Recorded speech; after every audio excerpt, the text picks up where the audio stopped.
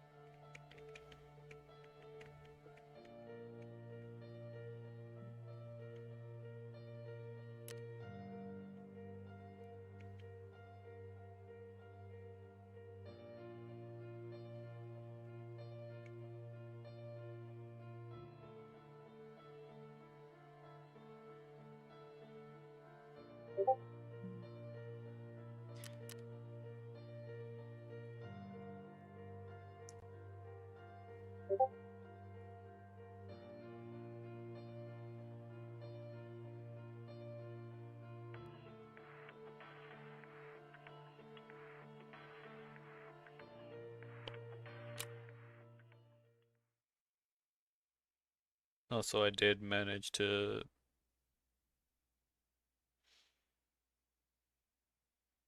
upgrade the workbench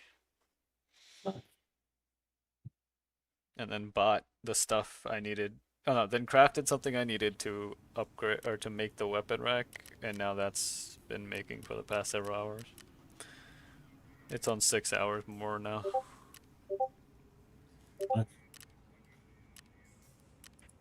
6 hours until the weapon rack is done. Also, workbench, I can finally see what else I can make.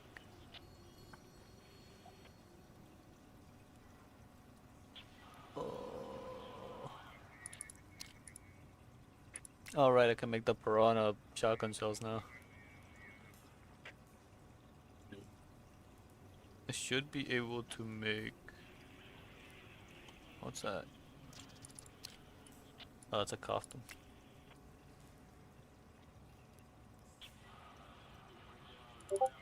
I can make sauced ammo. Oh, right, the working LCDs. I can finally make those, but I need those. PCB FMJ. L191. Wait, what did they nerf about L191? Was it the damage? It doesn't pen level 4. Oh.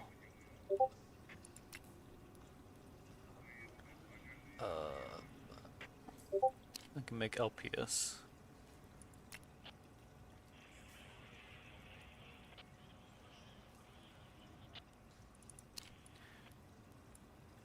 I mean, I can use 7.62 now or 7.6251 pretty reliably, because all it takes is one blue gunpowder to make it. To make a bunch of BCP FMJ.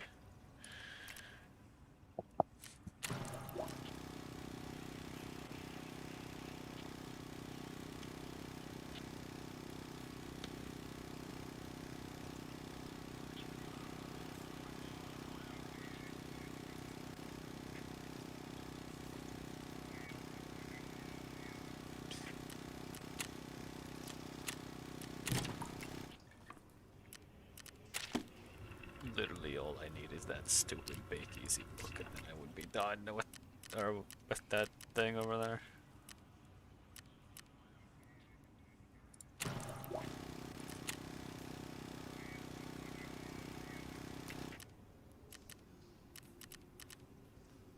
I want to get laboratory 3 because apparently you can just, if you get like a certain level 5 plate, you can constantly be crafting level 5 armor. Nice. Oh, the lever action counts as a bolt action. Yes, good.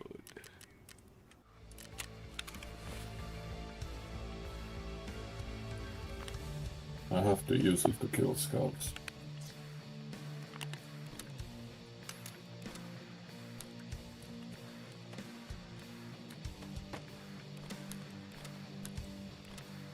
Kill scout.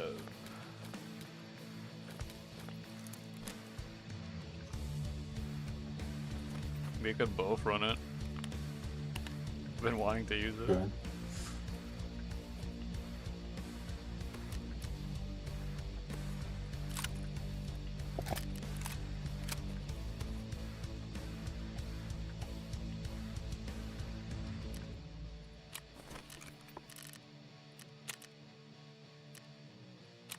Alright, do I have drops that are gonna expire? I do.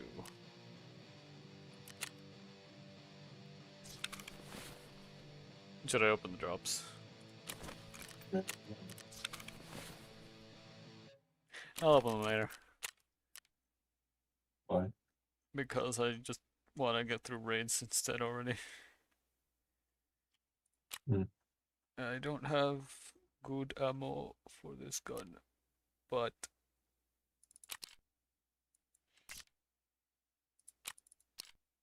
I mean 96 is still good damage.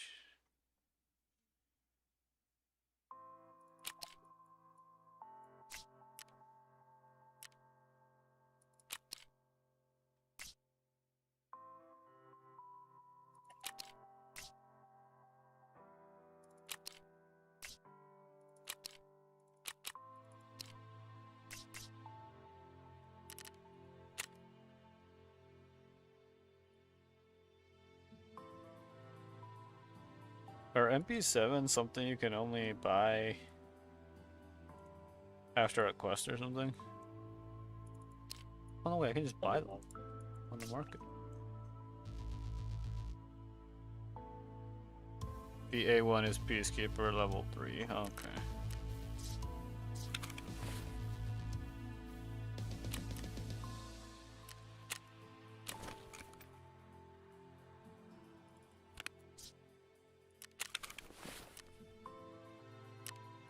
Let me just grab a bolt. I don't care. I'll just grab it and or the lever action.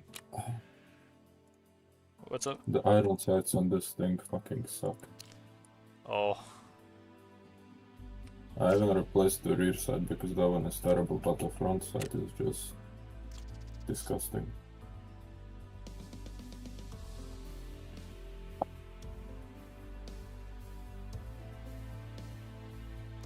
could put. What options do we have for scope?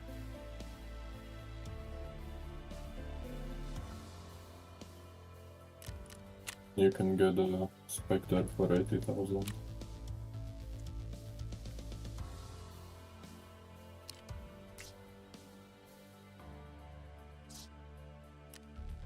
From who? Cause the one from Barter Peacekeeper for, I think, Peacekeeper for Crowbar. oh, okay, that's way better than the one mechanic has.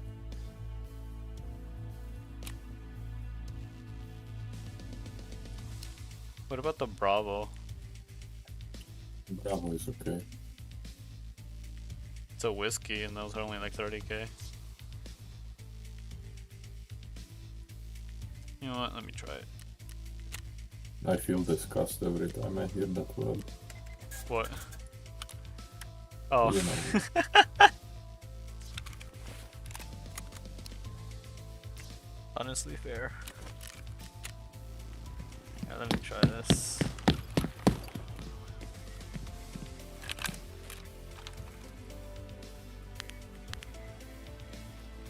Wait, can you not change the zoom on the Bravo? No, it's only 4 times. That's why you can put a red. You can put a red dot on top.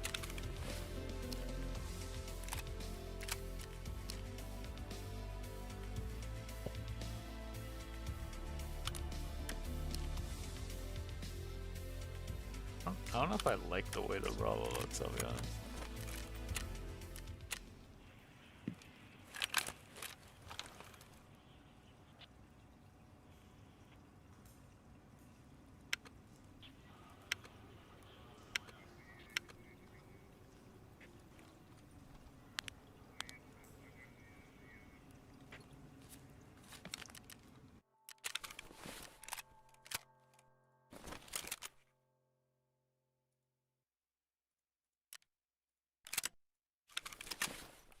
I don't remember how to switch between them though.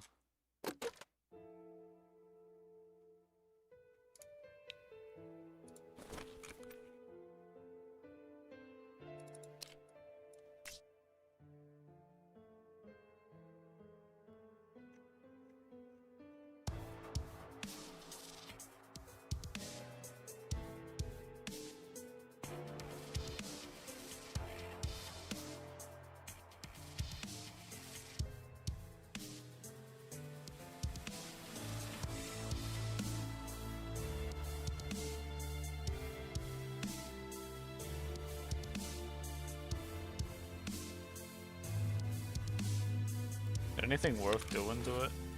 Or just leave it as is? I just put a grip on it and I'll just put different furniture on it, honestly.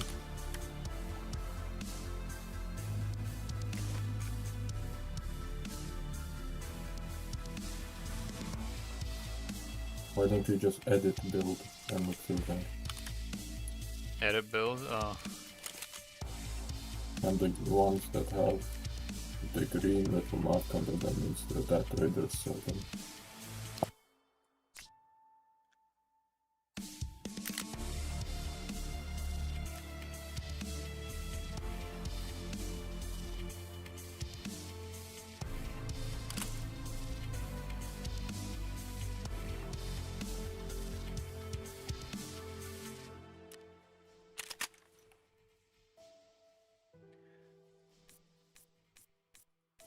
Forget how to do this where it doesn't try to buy every single piece. You exclude it, not you. I think that's good. Do you know how to turn it off or not? Hey, What's up? do you know how to turn it off? Like, in general? Yeah, it's wanting to buy everything.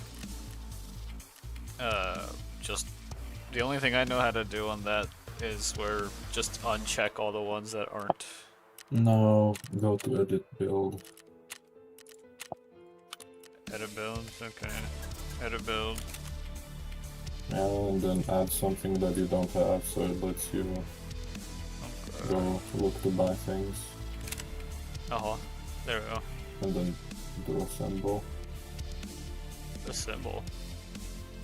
Yeah, click on assemble.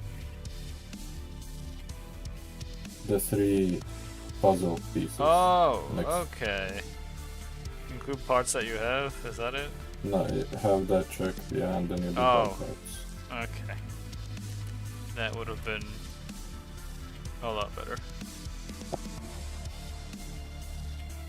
You're quite slow, I'm noticing.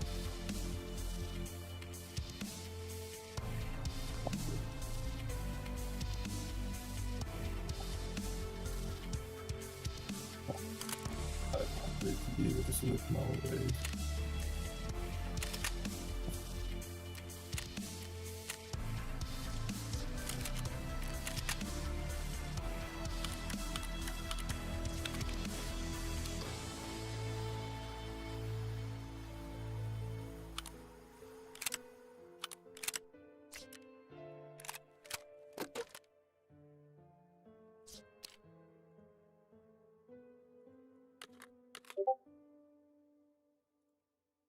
I guess I'm just using the cheap ammo, it's fine.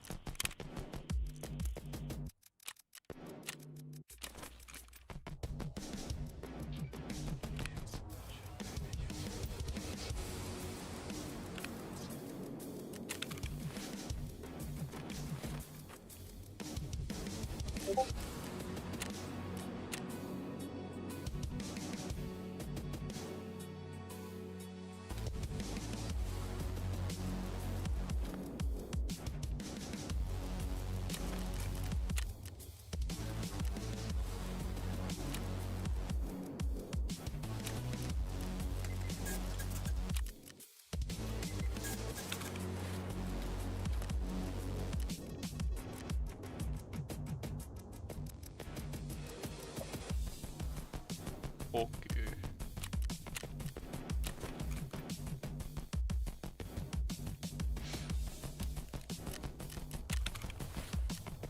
Probably the best I'm gonna get, so...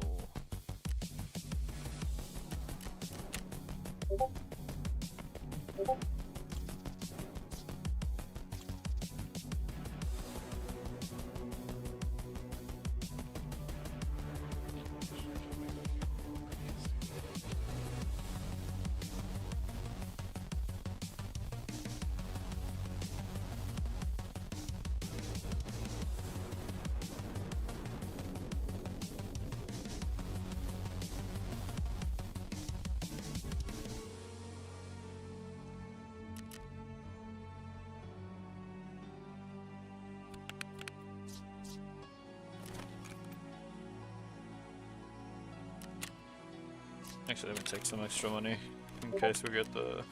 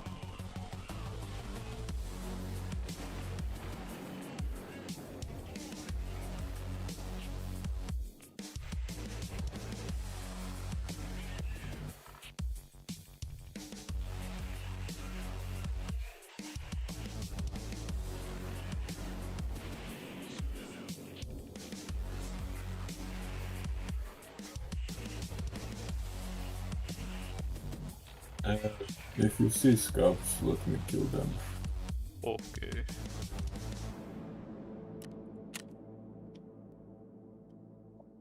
I want level 3 Jaeger so I can buy BCP FMJ.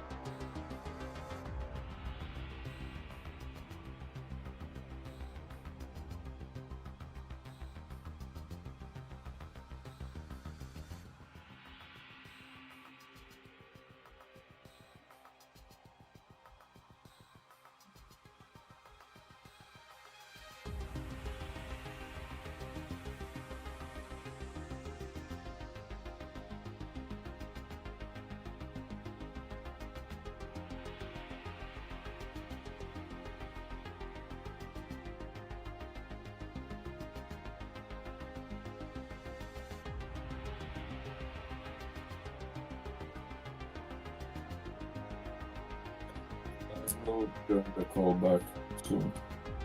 But I will join the call back soon. okay. He has died. I cannot believe it. He has been murdered. He was assimilated.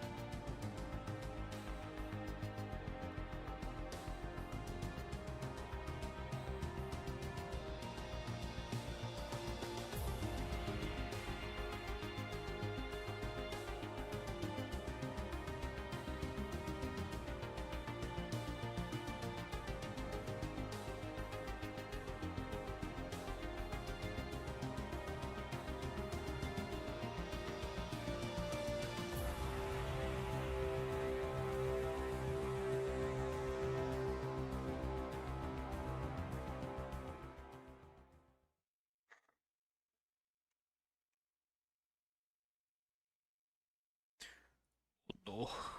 I need to come back.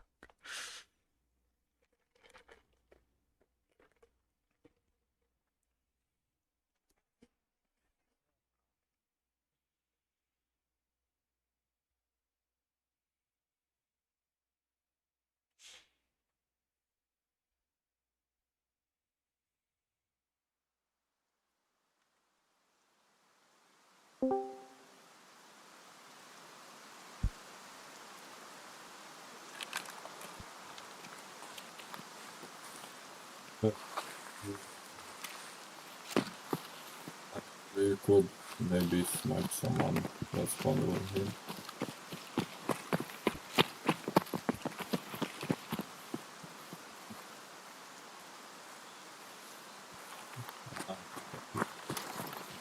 I'm not brave enough to do.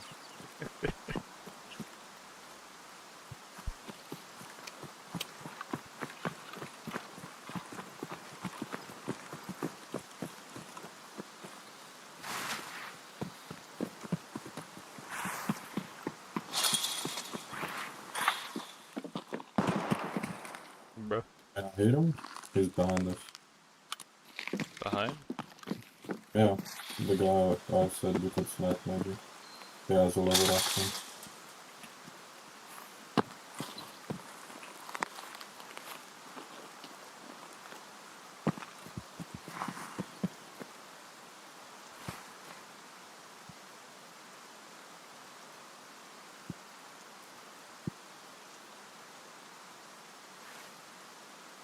You wanna wait for him or move? Oh,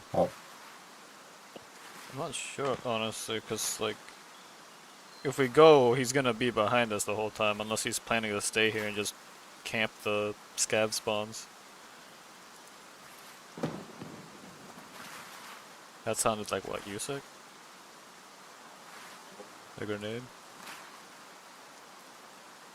it sounded somewhere behind us.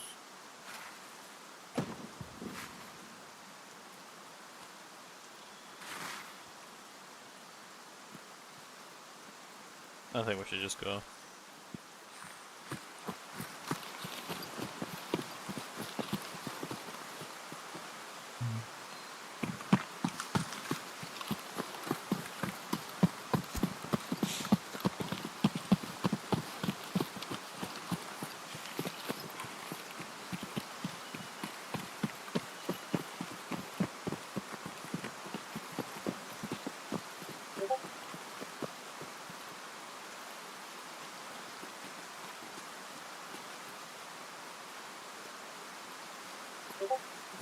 To kill scouts.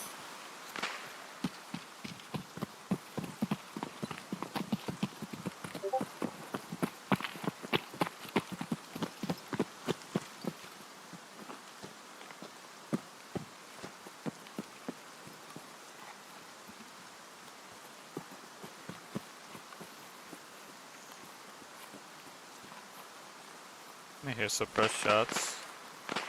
Oh, It's like another BBL.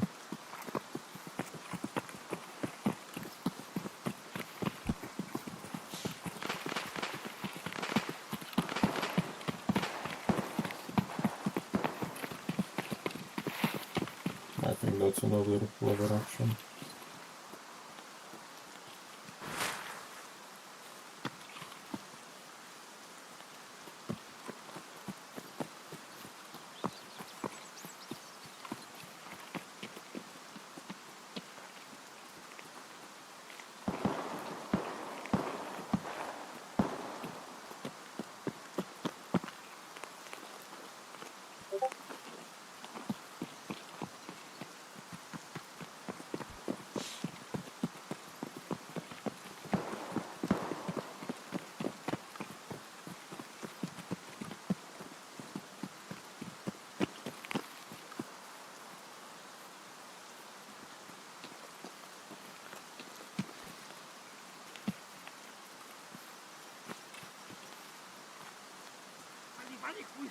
scav.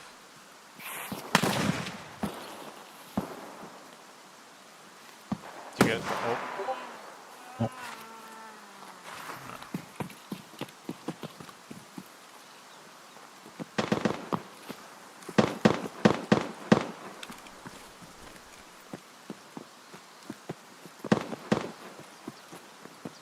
Oh, great, I'm rubber banding.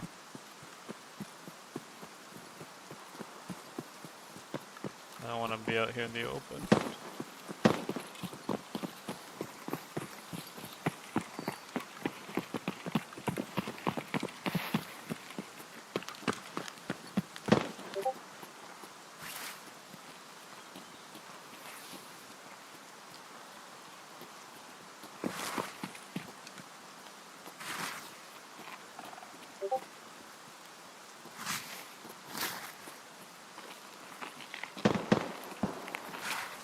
I see this guy.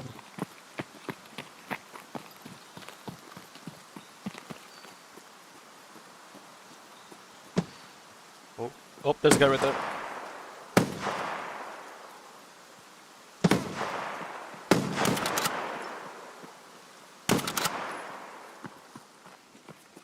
It was a scarf, but it's a guy. Thank God he hit my ass. Someone's He jumping didn't on have the. armor. Someone's jumping on top of the rocks. Okay. Honestly, I think we should just leave. If he's on the rocks, he's gonna see us.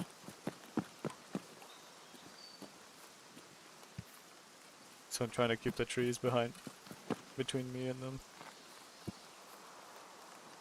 I'll just run towards the plane so you can get your thing. Okay. Oh my God! Stop rubber banding. I honestly don't know where you are.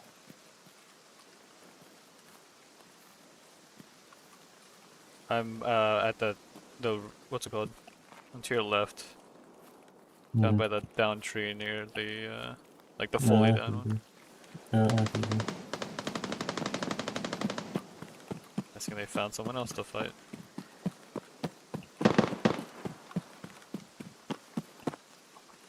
Don't do this to me, game.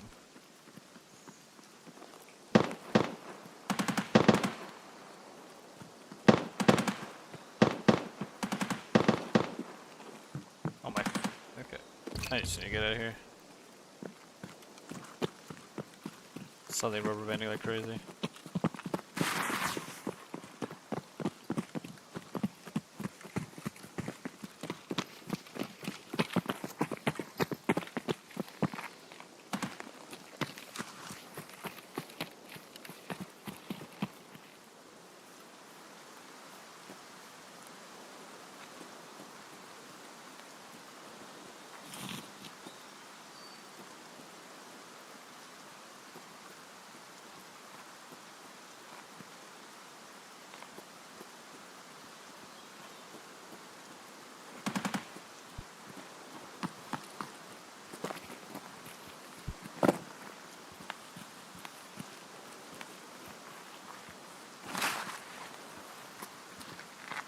I can get out through the bunker.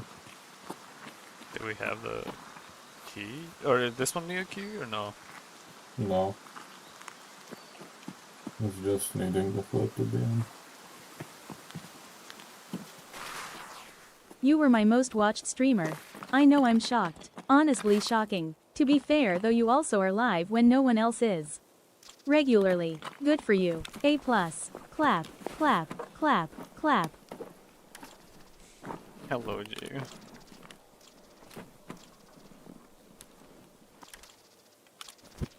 I'm gonna loot at least just in case I don't have enough XP.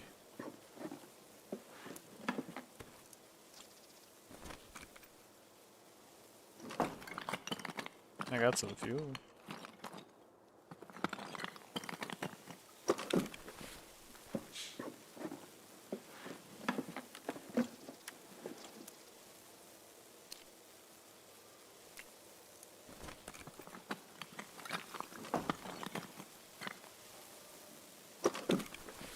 Oh, there's a motor, I need that.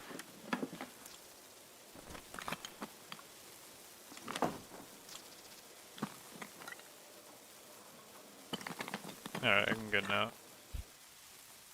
Yeah.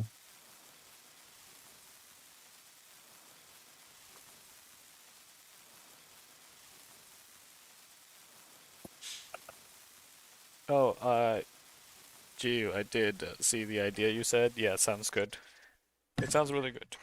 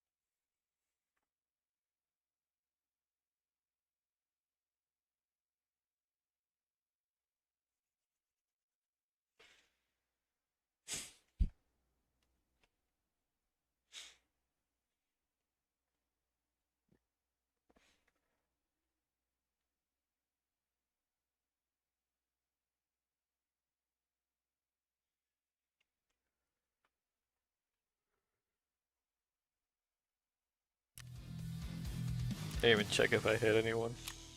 I don't think I did.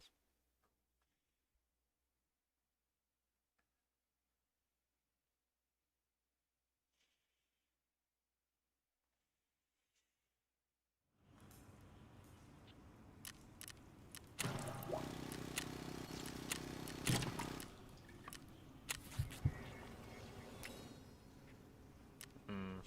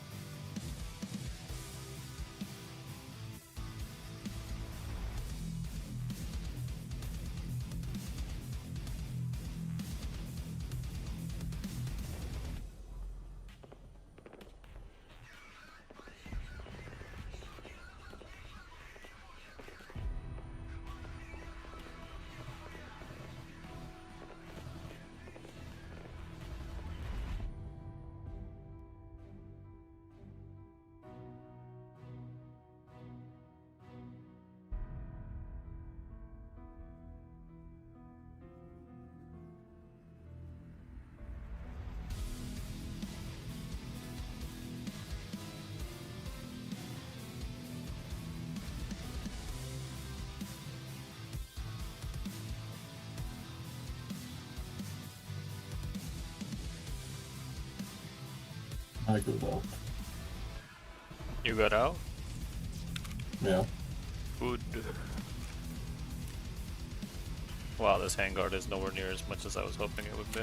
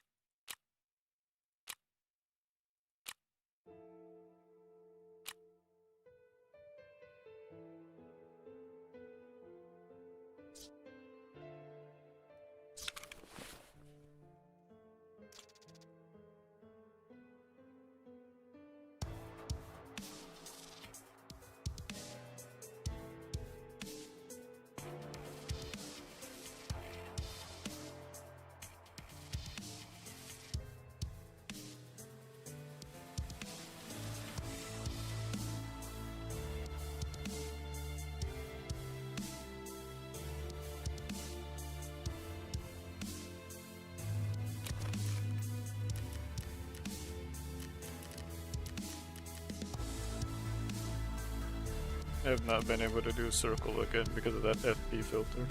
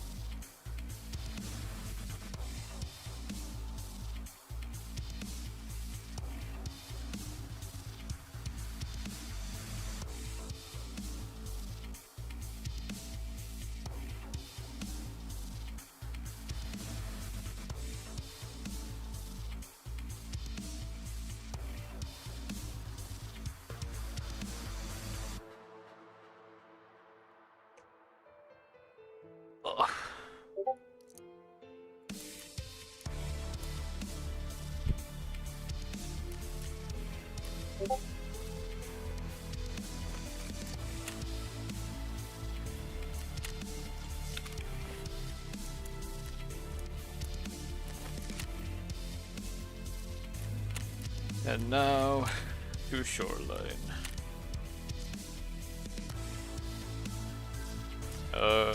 We could try night if you can get NVGs. I need to UN or use that. So I can't. So no. We can go all night. I'll just put my monitor settings up.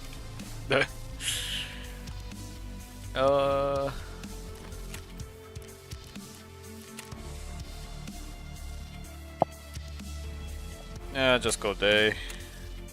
We can go all night.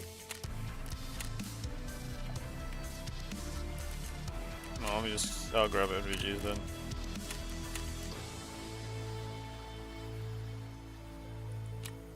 They made the N15 so much more expensive. What happened?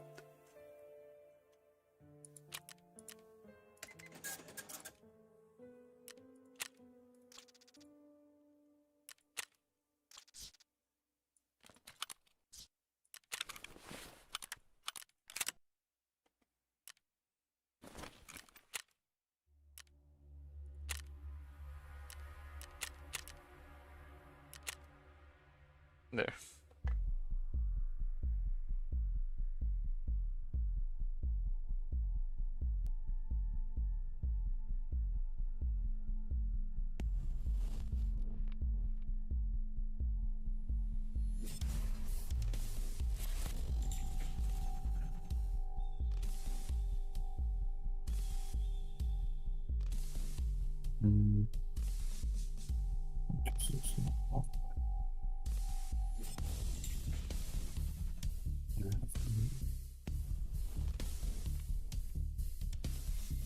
Well, I don't know, okay?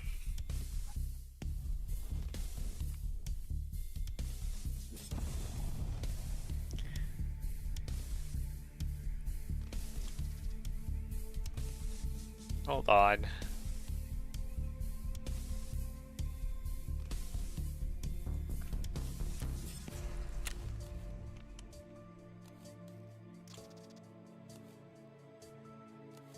How about this? How about this, Stu? Let me send you a link of the GFL2 index, and you can look up the ones that Linus mentioned.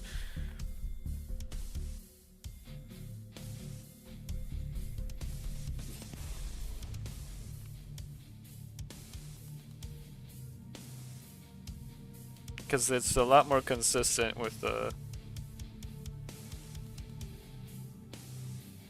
Oh wait, does this not show... No, it does.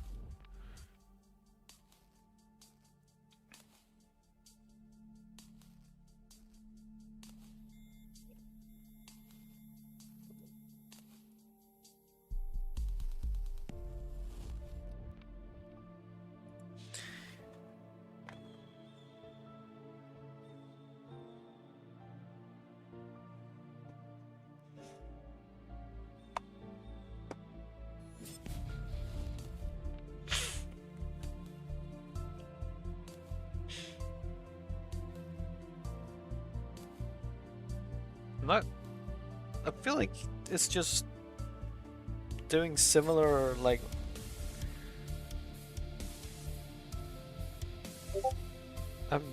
Hold on.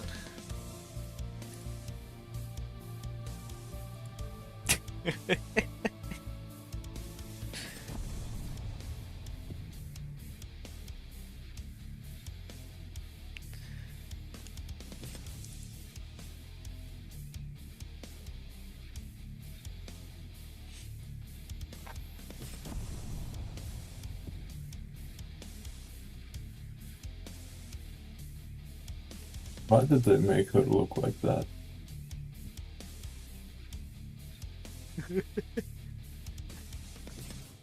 I don't know.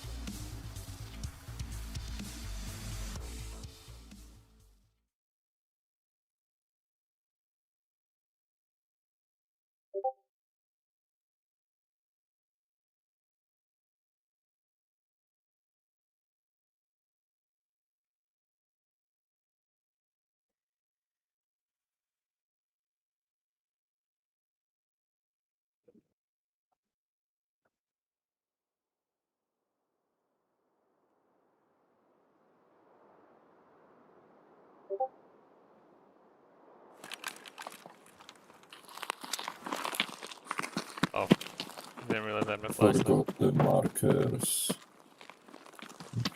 What? I forgot my markers. Oh.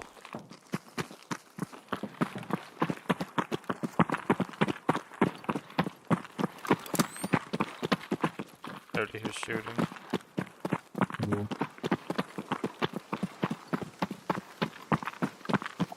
And I didn't repair the armor I'm wearing. What an awesome raid. I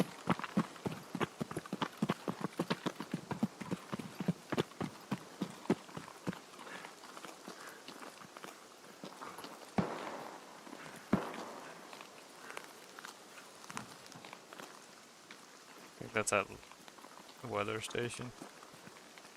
Yeah.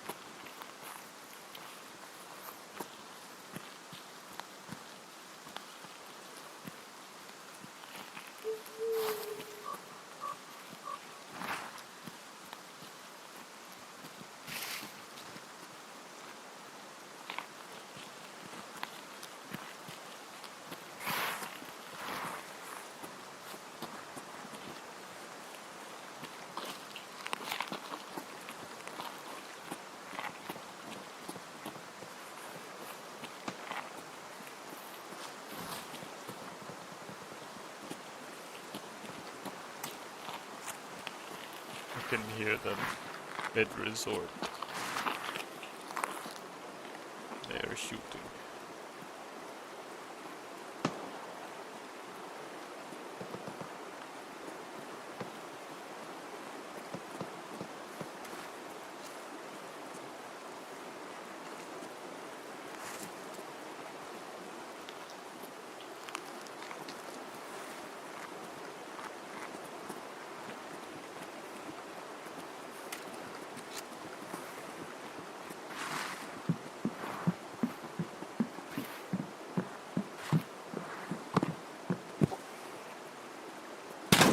Are you kidding me? Are you dead? Yep. I'm dead.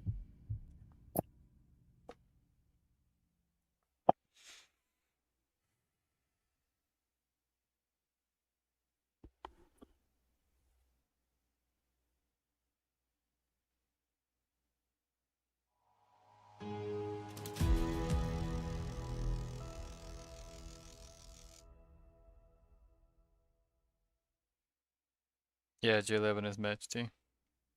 Thorax. Are you Of course. Of How course. did you say G11's name? HT. Mehdi. Everyone calls her that in the game. Mishti is how they say it in game.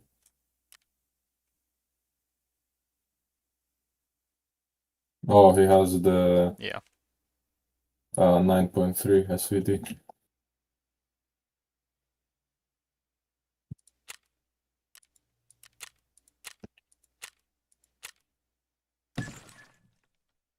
Because of course we run into the person who can one tap.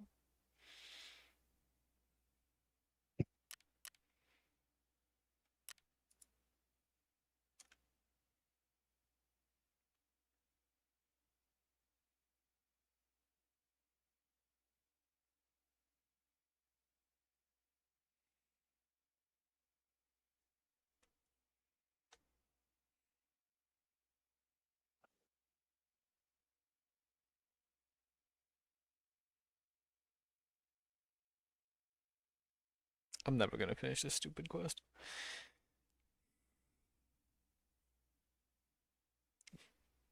Go at day, go at night, doesn't matter. It's just it keeps spawning us on the opposite side.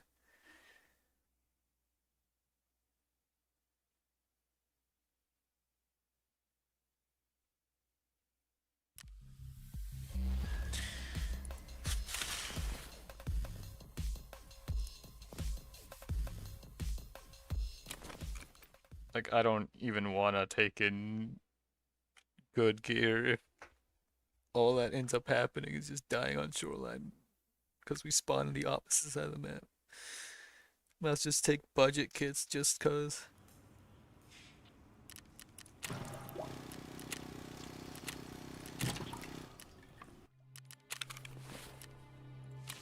What do I have back for insurance?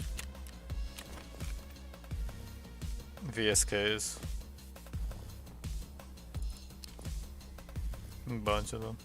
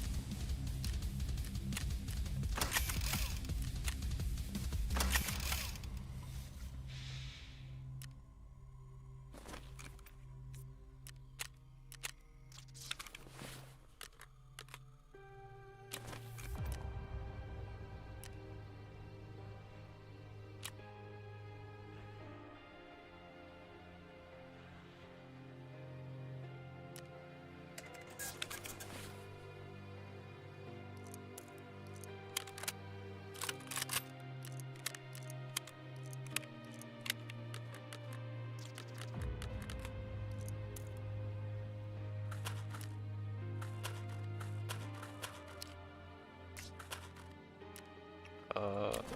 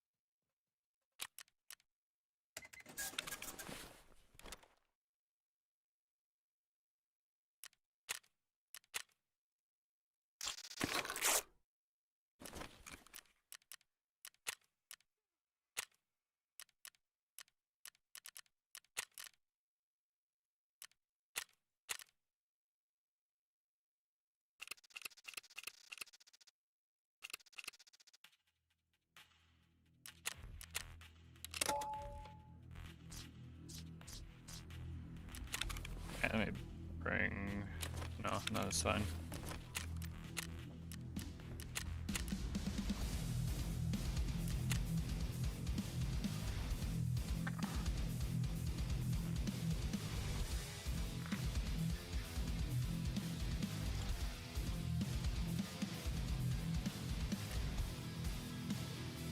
Why do you have a AK on your back? The quest. Oh wait, That's on. the shoreline, right? Hold on. So I just found Python. Her outfits sure are something. I'm angry though. They gave her a boa. Wow.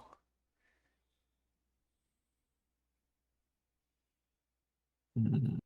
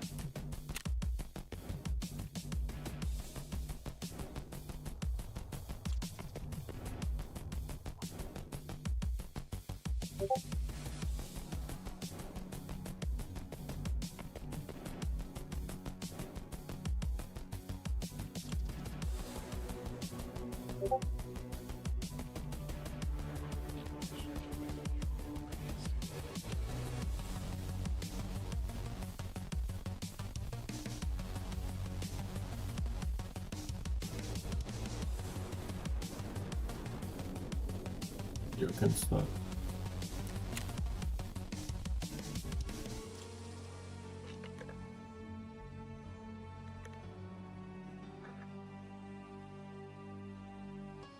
Did you know somebody escaped from Tarkov already? Yeah, I saw the video recommendation.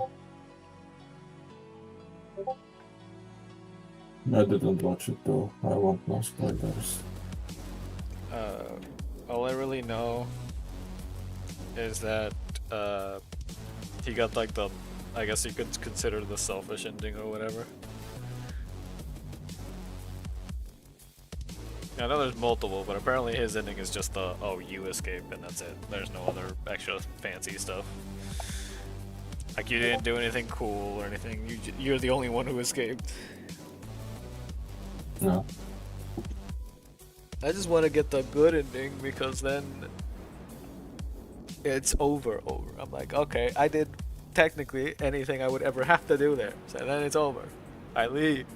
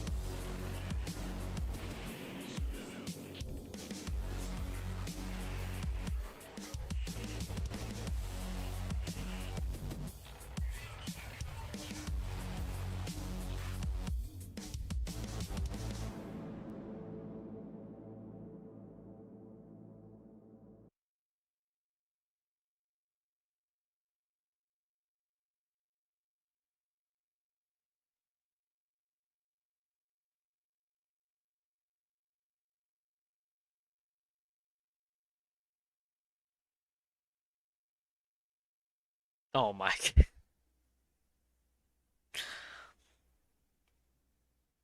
What? Because I asked her if A545 has bangs, and she said no, and then now she says that she lied to me.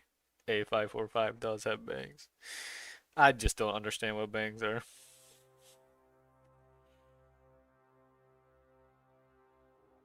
Hmm.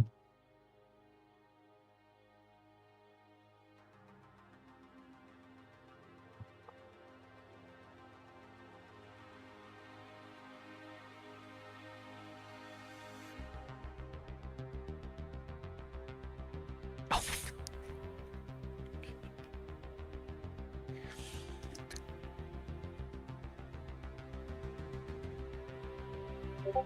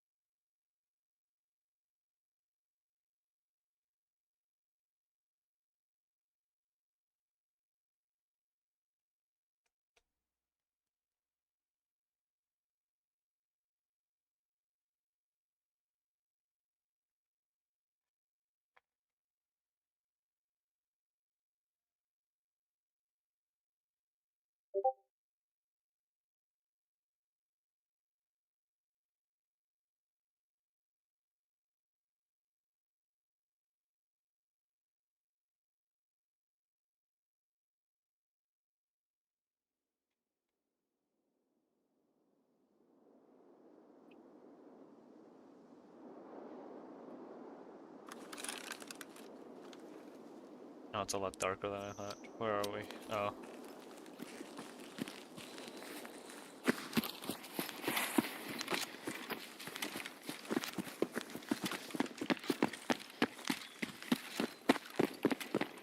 This is morning or night? Morning. Hmm. Like 5 something. 6 a.m.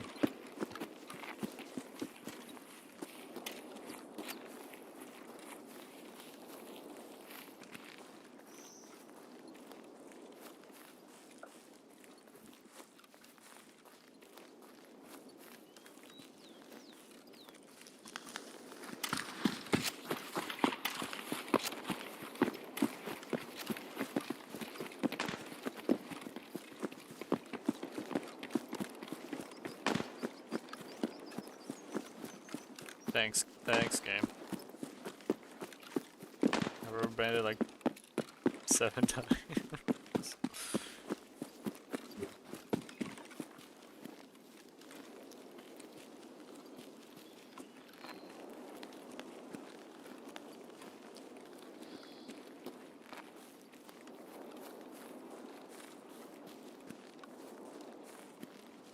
I need to go back. I need to plant the Russians in water. Are you fucking kidding me? He's far out. 2 of them, I Dead. think. Yeah, there's 2 of them. I'm fucked. Yeah, I'm done. I'm not playing anymore. Goodbye. They can't do anything. Everyone is always where we need to go. Everyone.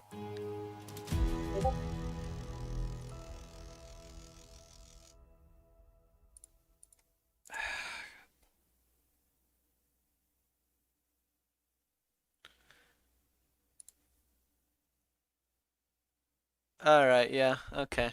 So we had the worst headset and didn't have any sort of visual, but apparently had insane aim.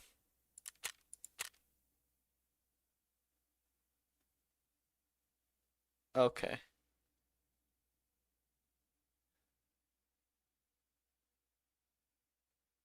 It doesn't matter if it's someone who's cheating or not at this point because it's just like no matter what we do, there's just always someone there.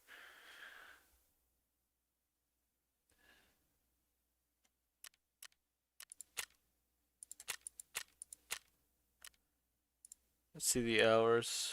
Okay, 2,000 hours. Pretty regular. The 12 survives in a row is kind of crazy, but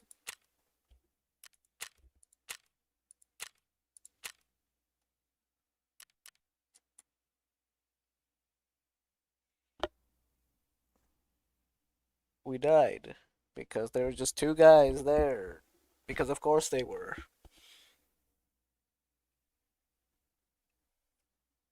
Out of the massive map, everywhere they could have been, they had to be right there.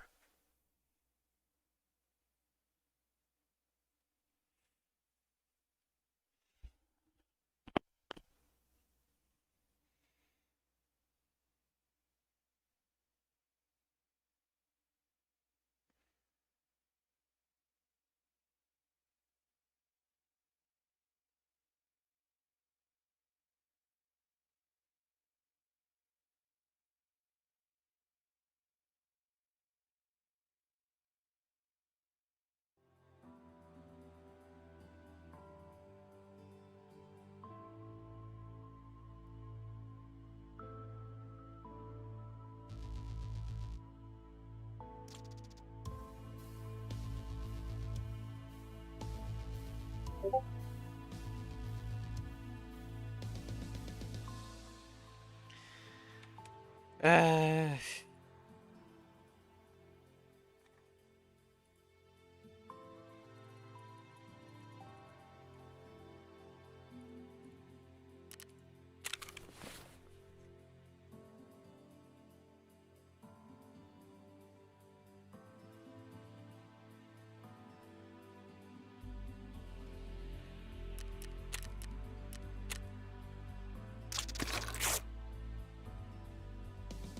no.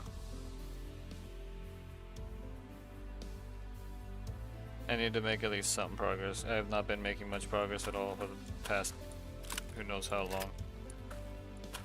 And I keep letting things get in the way. Like all that freaking DMV stuff. That really should have been done ages ago, but it wasn't.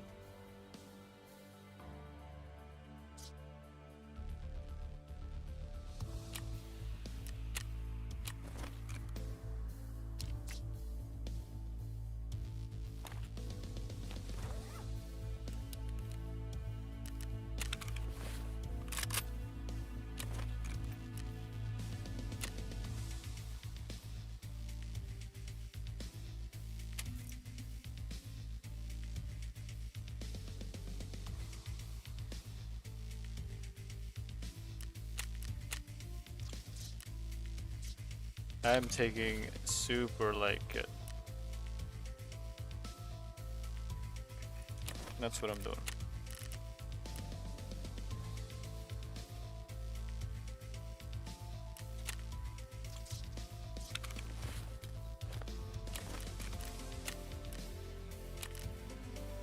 Can't buy these. No, of course not.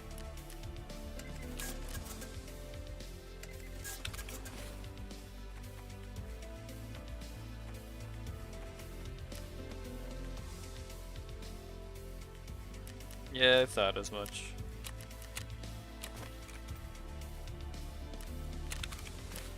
I didn't think they'd be dead, honestly.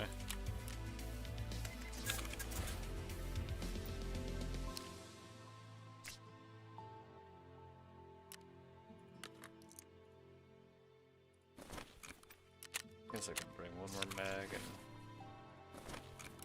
60 more rounds.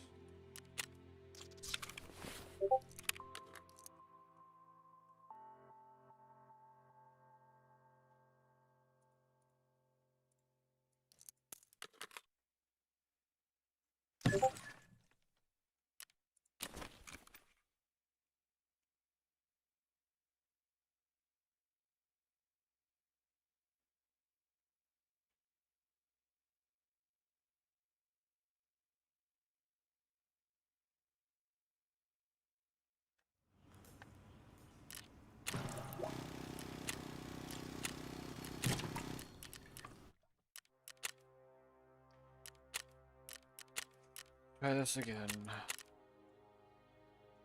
I don't care if I use that. It's whatever.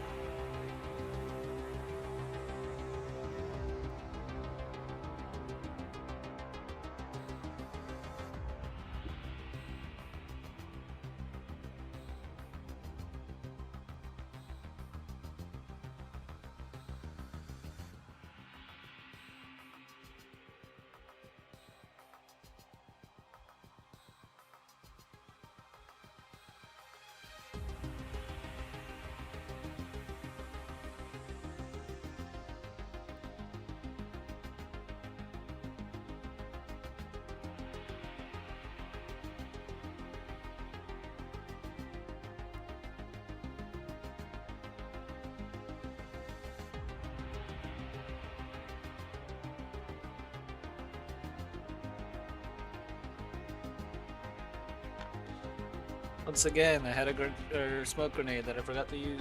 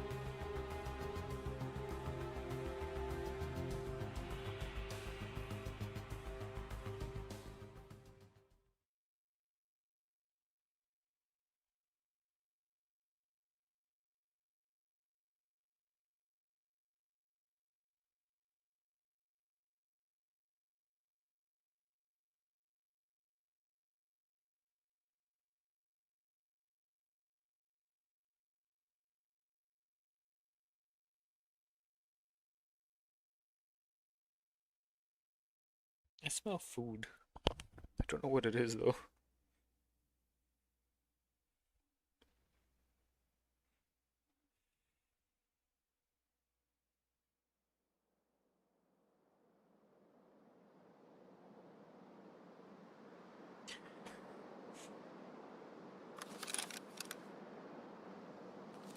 Yes, game.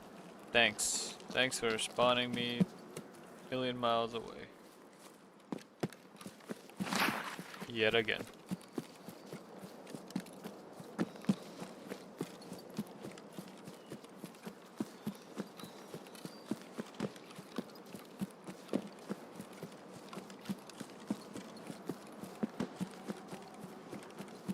Like, how simple is it for the game to just spawn me in one of the other sides of shoreline spawn points?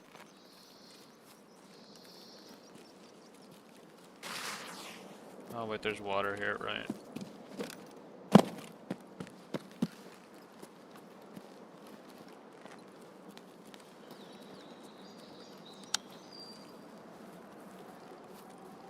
Can't get too close to the right, otherwise then I'll have to be dealing with Sherman.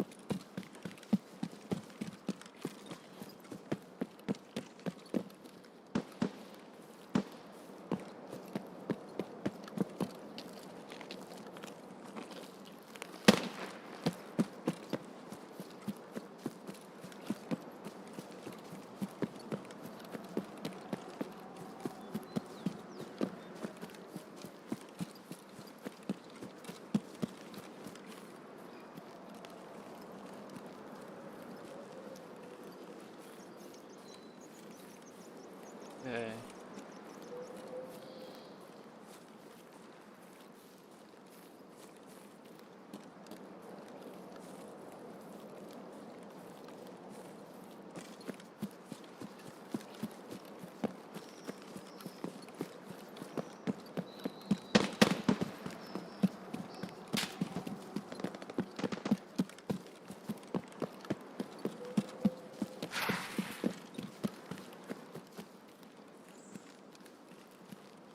I forgot to get my binds up to be better.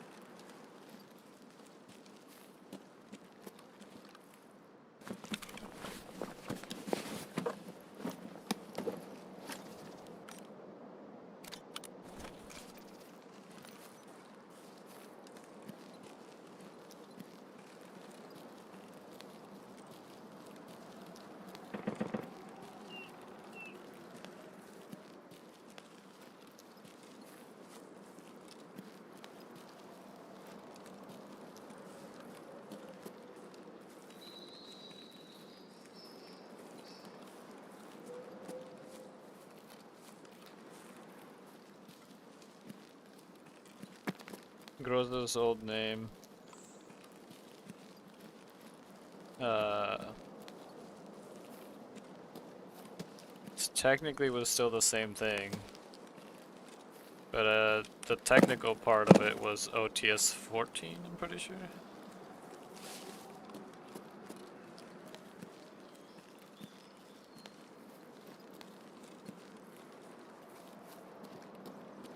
OTS 14 should have been the right one, if I'm remembering right.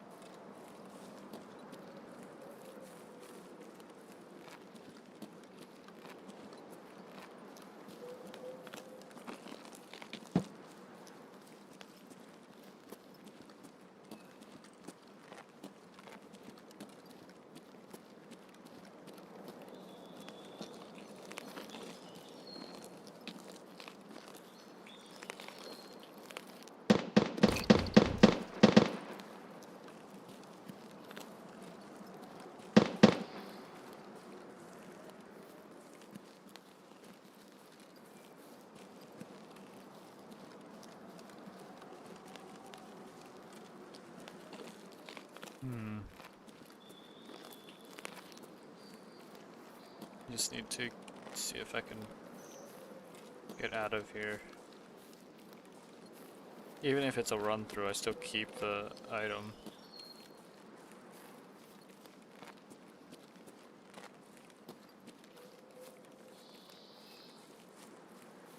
I don't think the bunker's open.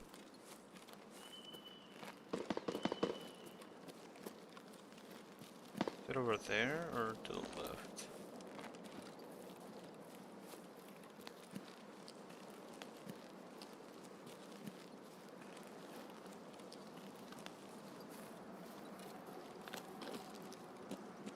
Yeah, it's not open.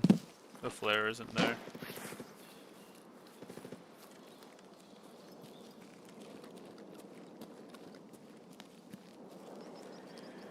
Okay.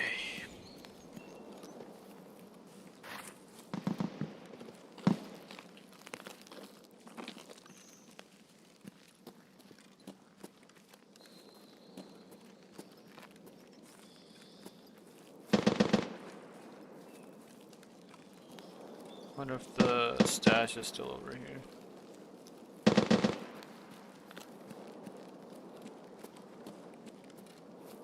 No, it has to have been long enough.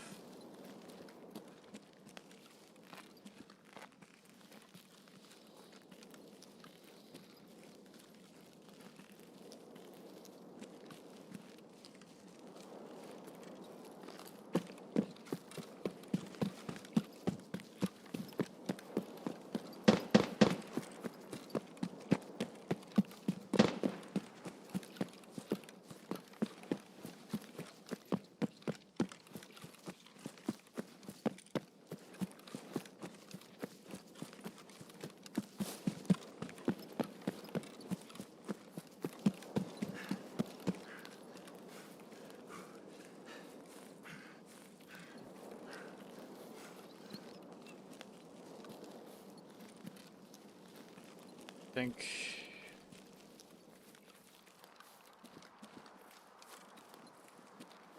Can I get in this container?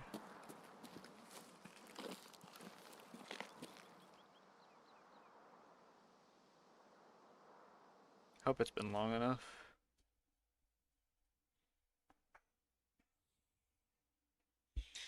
Now comes the hard part.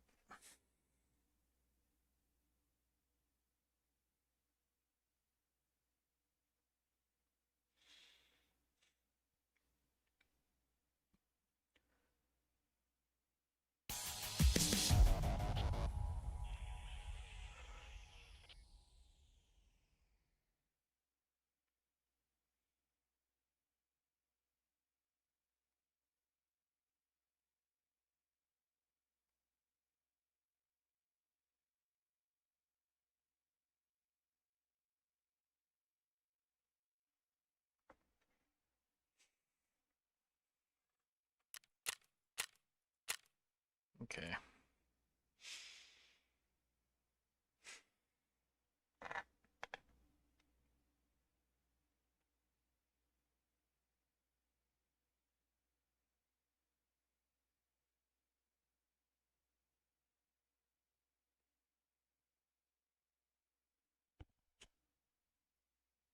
I still don't understand how I'm still quiet. You know, actually, hold on. Something I've been meaning to check.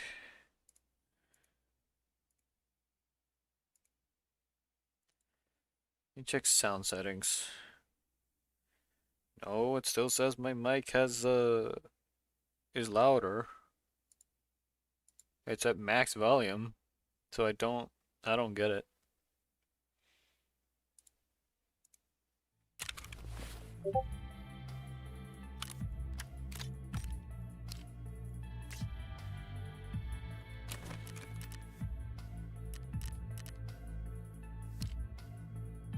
This the good one? No.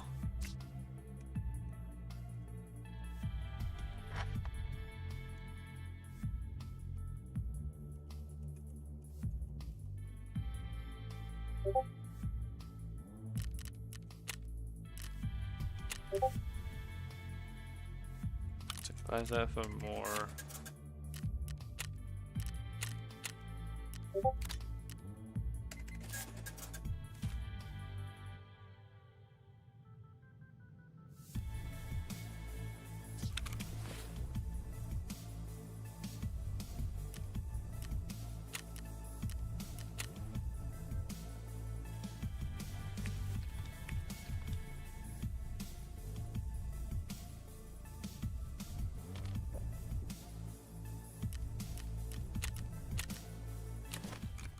Okay.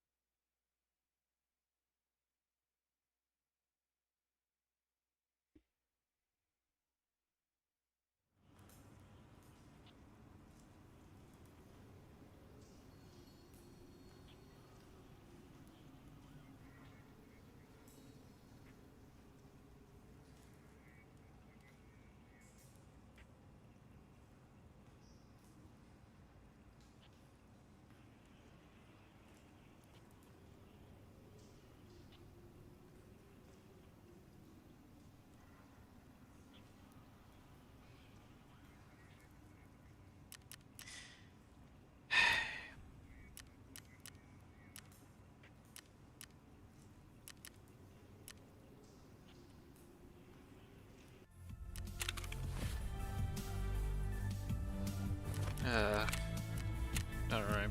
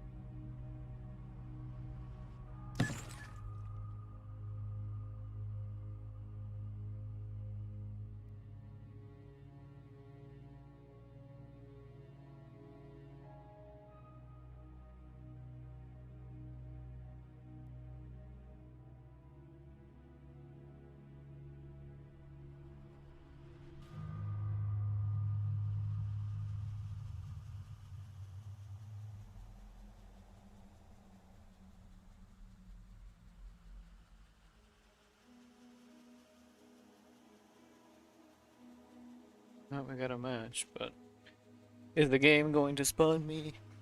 Like, is it gonna spawn me right up next to the spot that I need to be? Or is it gonna spawn me literally in the same spawn we've had for like every shoreline match since I got this thing?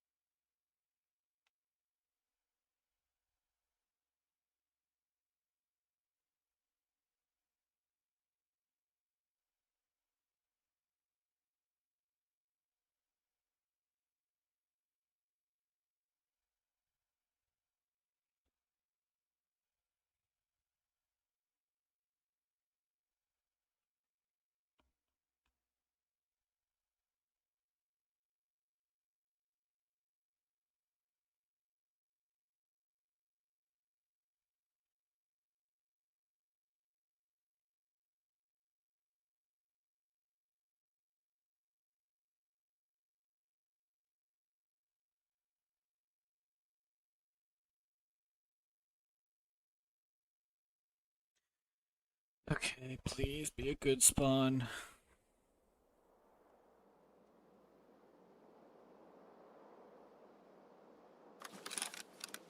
Or it can be the exact same spawn again. Every single time.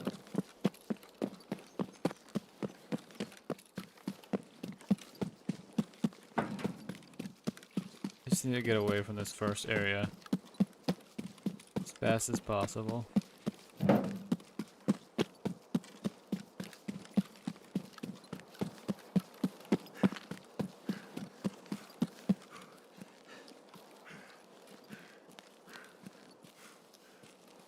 Don't know how high my head peeks out, but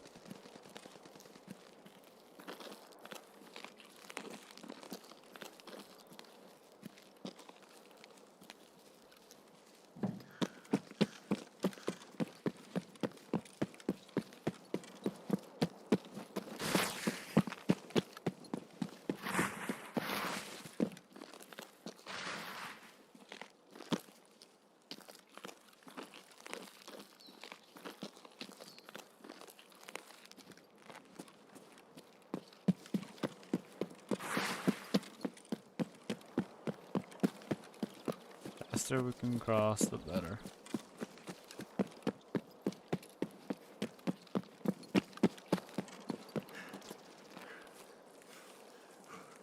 I could try to cross from there, but it's really exposed going down there.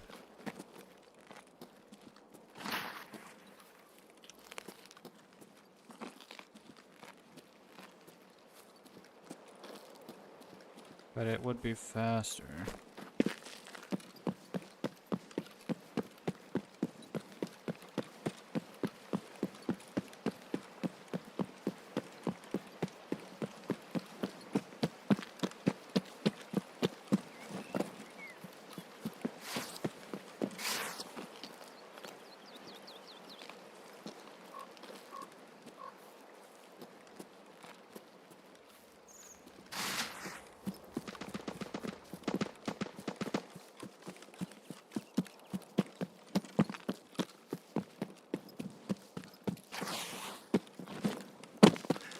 Game. Oh my god.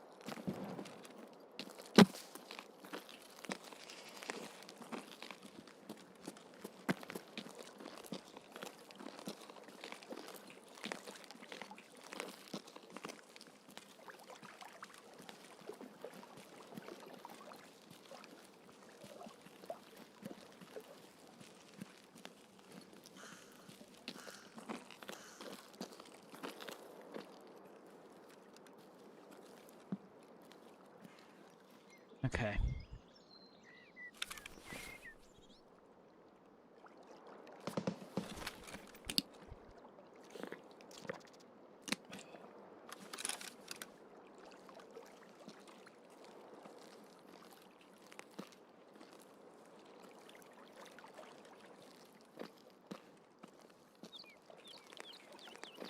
I'm gonna stay below the ridge.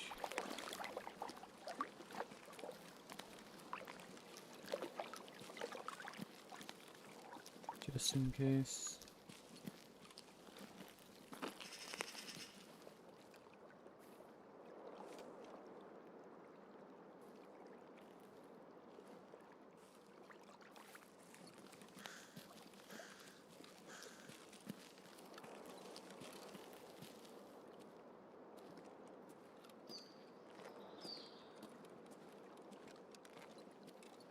Keep the head down.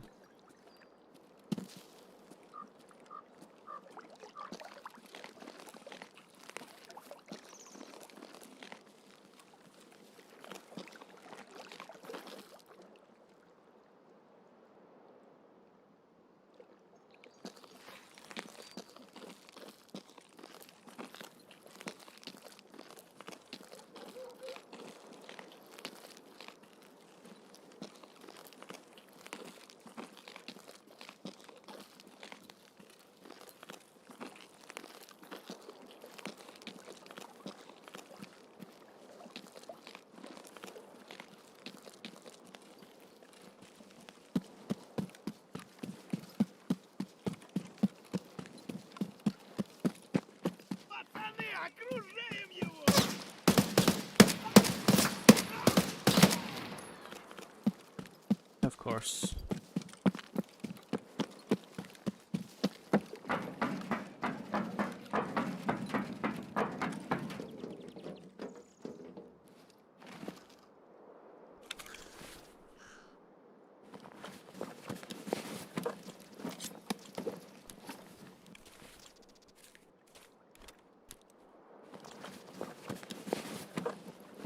Oh dang.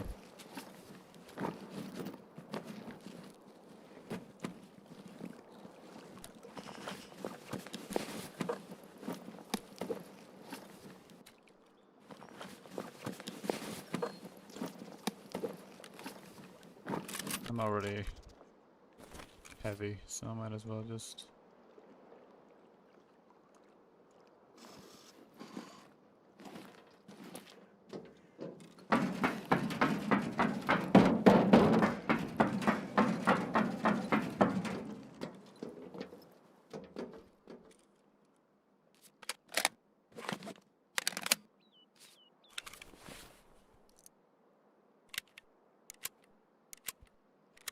Loda was part of an event.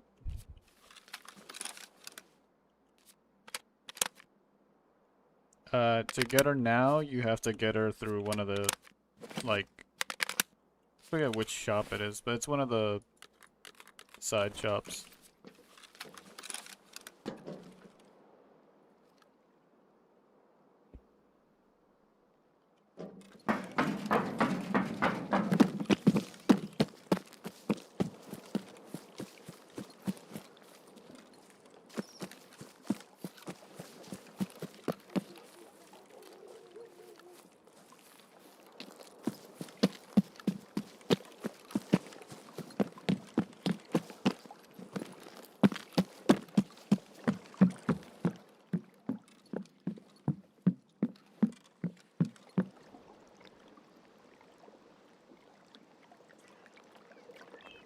Finally!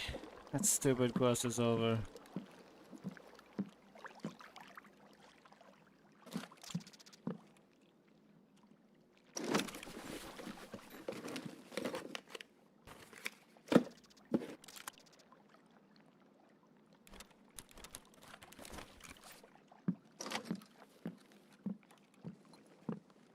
Might be worth looking around.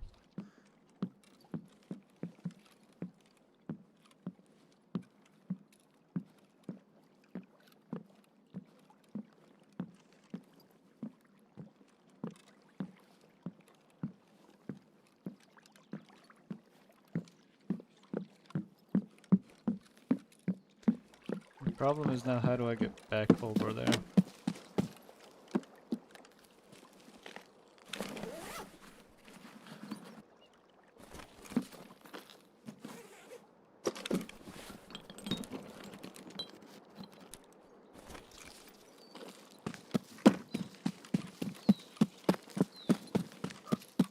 Oh my, this game's gonna get me killed.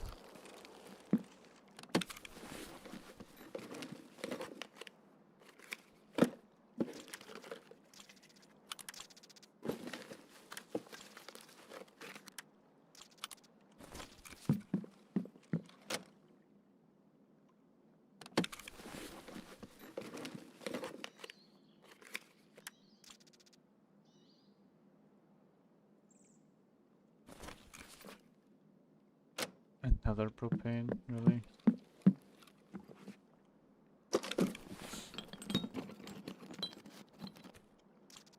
Sure, I'll take a red screwdriver. I'm pretty sure those are really expensive. I have a lot of Vaseline, so...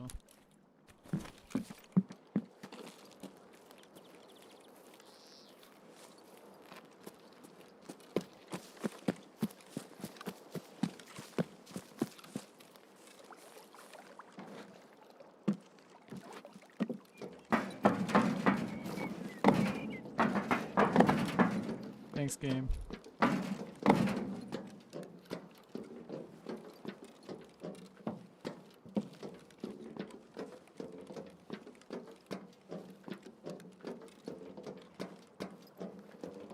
don't think I have to necessarily survive, but I'd like to.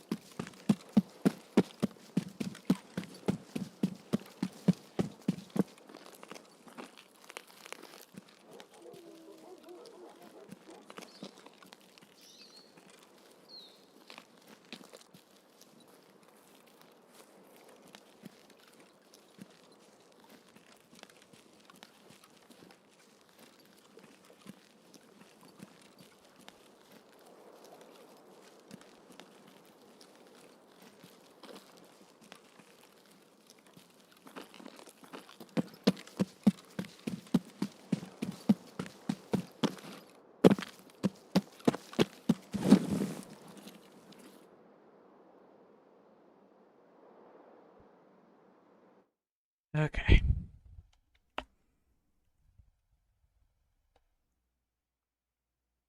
I'm gonna message Linus and tell him that I finally did that stupid thing, so we don't have to ever do that again.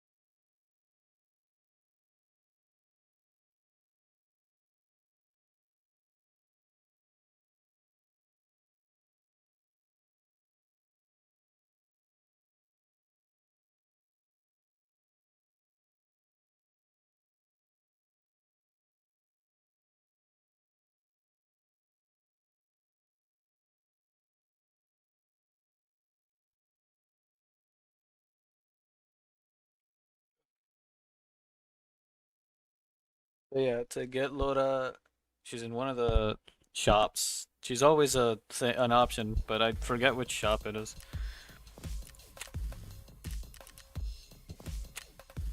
Let's talk to Prapor.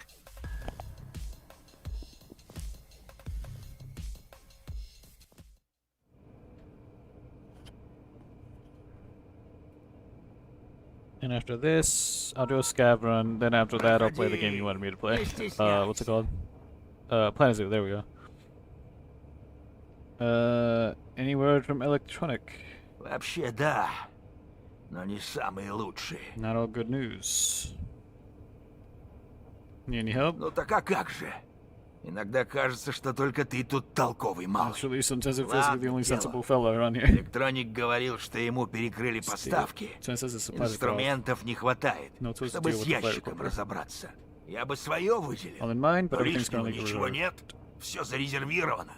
Придется тебе поискать всякое Electronic электронное parts in the добро, wild. Send так you a full сказать, list. в дикой природе. Список я тебе пришлю со своими ребятами. Как все найдешь, передай Everything мне. passes to me. Я I forward to отправлю electronic через to mechanic. механика электронику. No more dropouts В on the этот coast. раз Thank никаких you. комнат на берегу. И еще. Придется We'll wait a bit потом after this. I'll подождать contact you once немного. ready. Я свяжусь с тобой. Okay. Давай быстрее! Nearby electronics tools.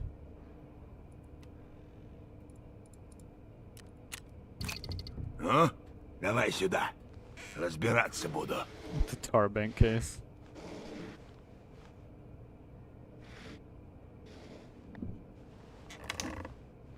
Those are just rechargeable batteries. You printed circuit boards now?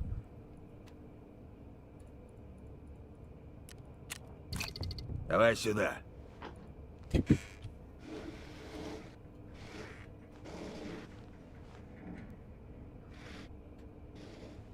I hope it was just those.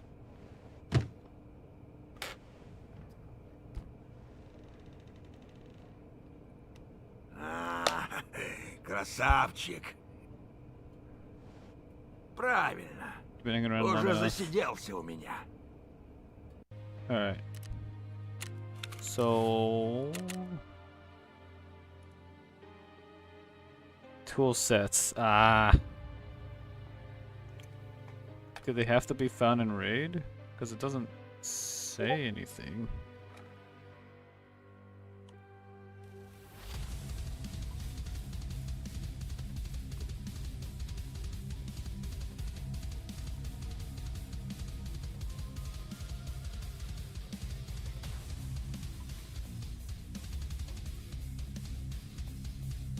Could I just buy these?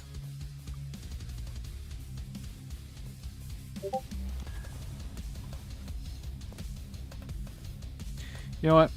I'll give it a shot. Apparently the website says no, according to Linus. He crafted them, but let me see if I can just buy them.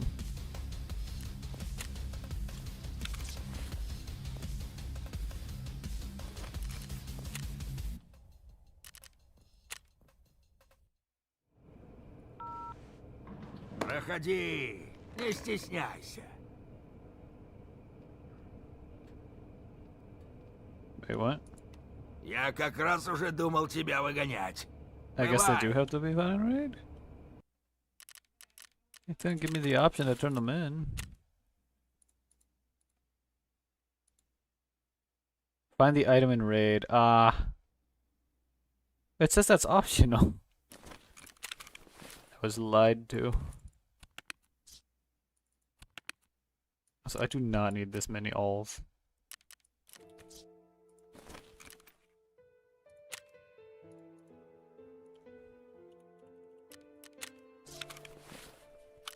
Sell that. Probably sell that. Keep this for the craft I can do. Keep that just in case.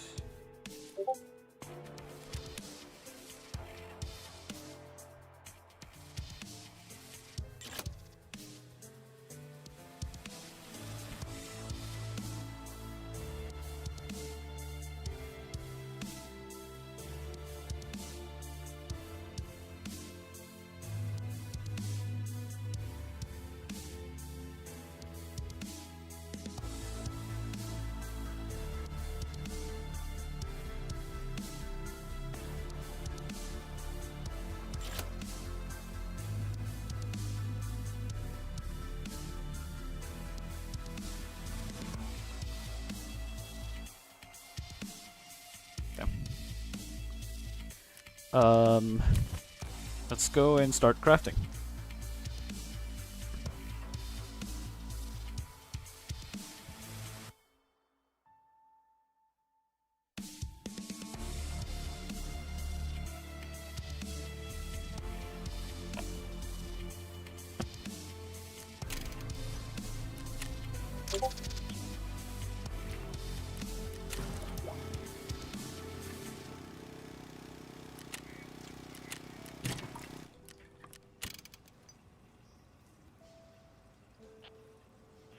Alright, so now it's a good thing that I made the ripstop.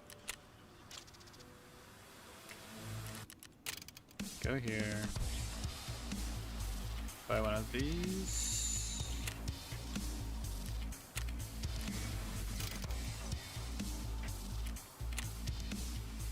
Make sure I don't use up anything that I only have one copy of. We have one wrench left over, and tape. Okay. That takes 7 minutes, thankfully. Excuse me.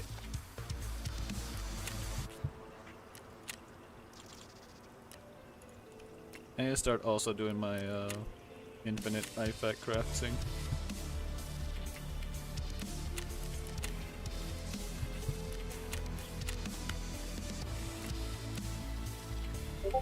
Alright, everything's going on.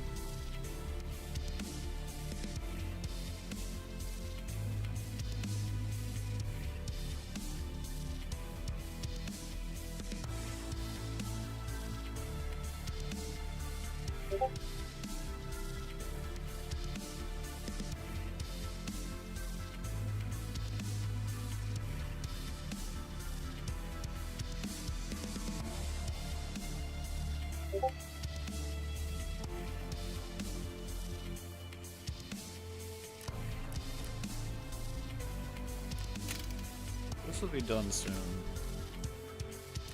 So in the meantime, I can use this time to start selling things.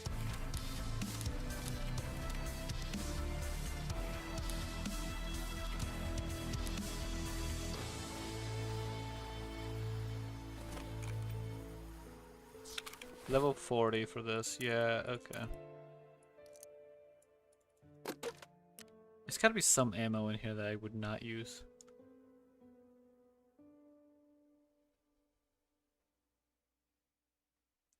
Uh,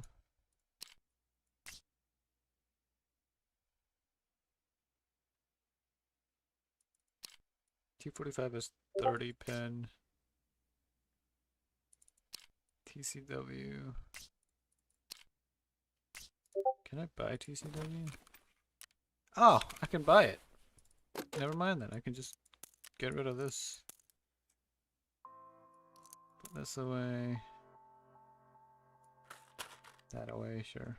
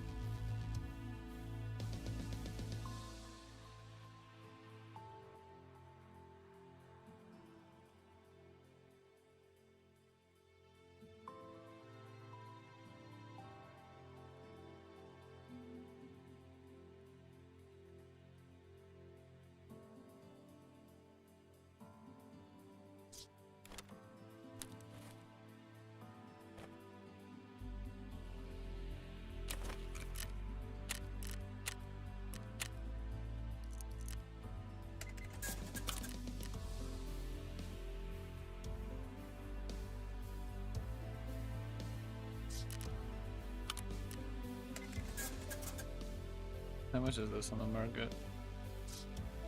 Can't sell it. Okay. How about this? Wonder what this is for.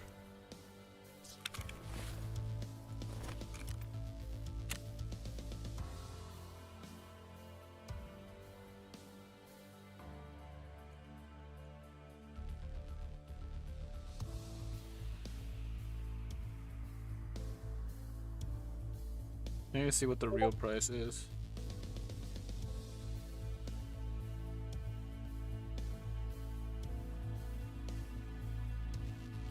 I think I like 24,500. I think it still sells.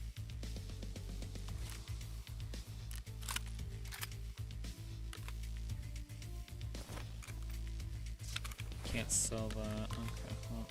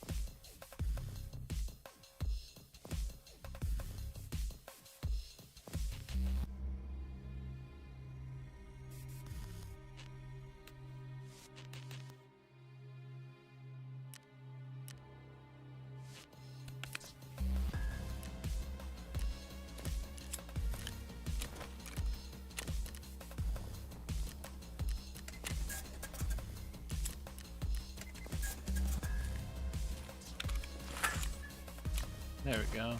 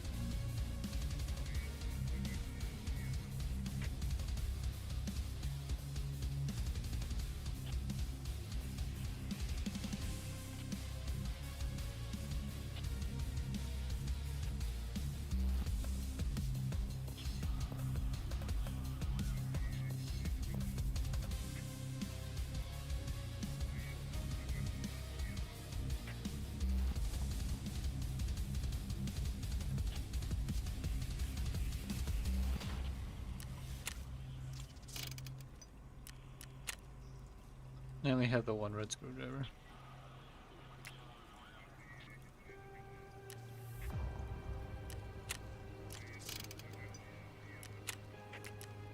Ah.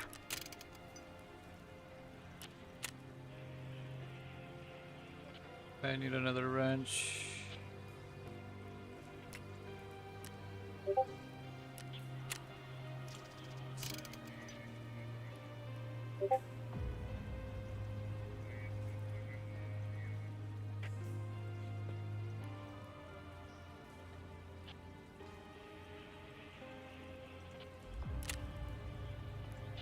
Okay, so let's see.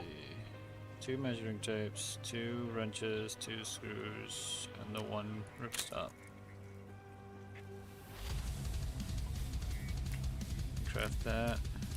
Buy a scab vest so I can craft that into more ripstop.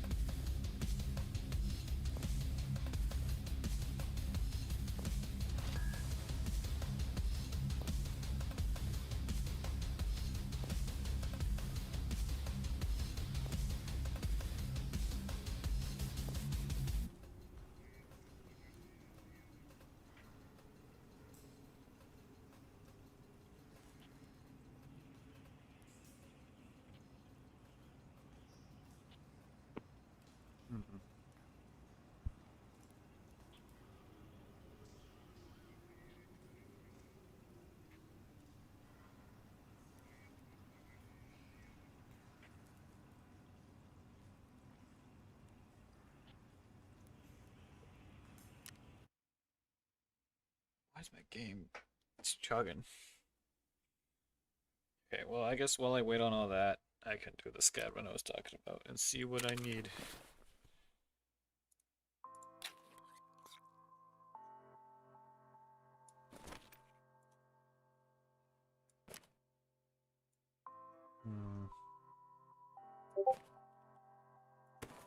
I think I could technically do this.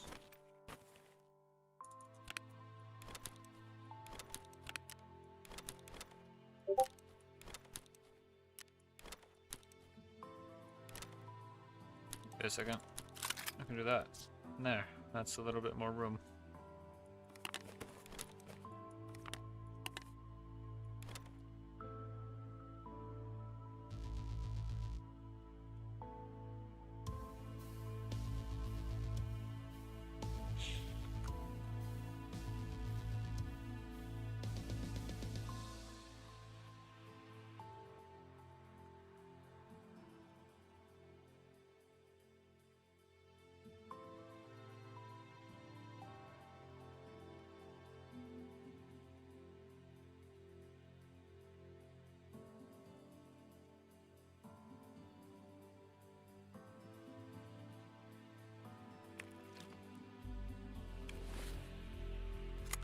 Say that's enough room for a scav room.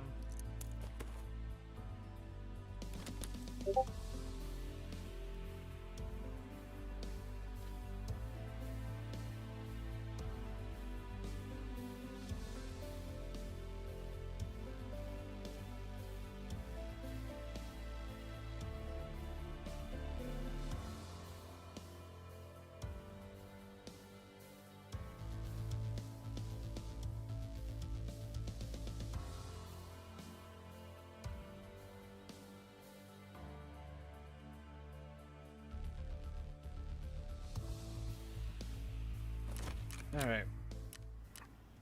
I think the primary thing I want to get, just because it would help me level up faster on PMC, is the stupid Bake Easy book, which I'm gonna double check online.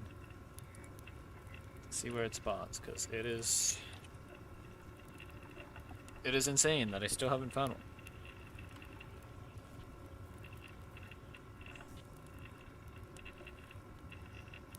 Drawers, safes, dead scavs, common fund stash.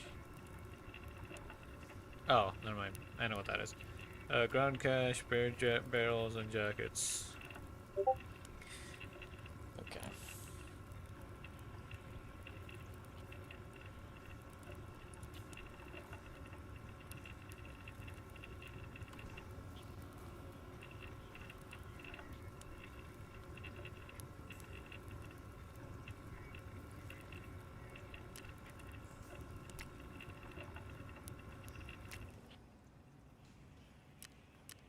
A lot of these other ones are like...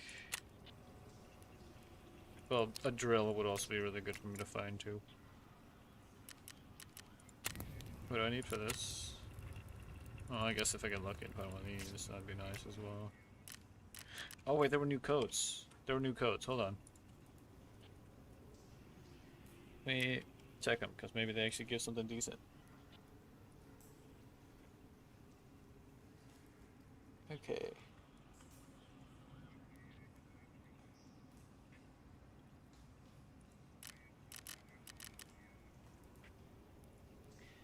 There's a smell of napalm.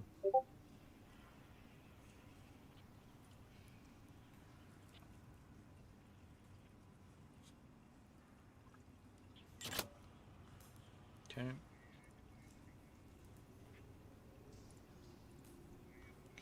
Server man. I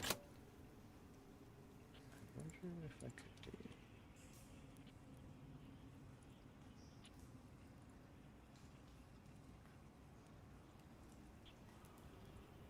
Oh, that sucks.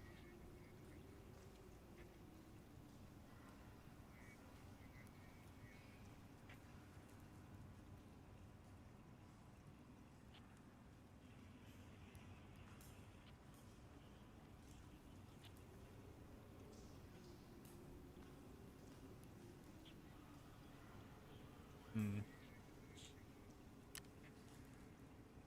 Is there anything that I missed?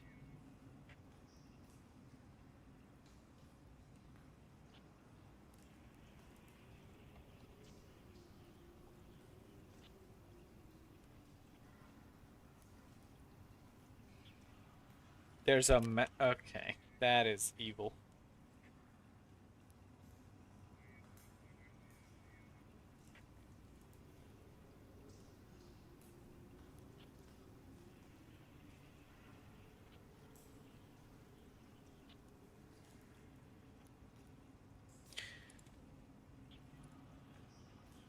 There's an actual like limit of attempts, which doesn't make any sense. But alright, game.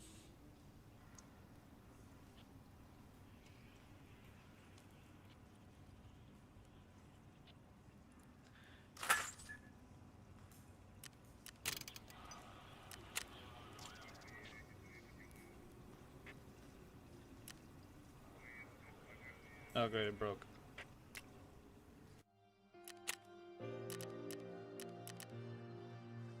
So can I just turn these in?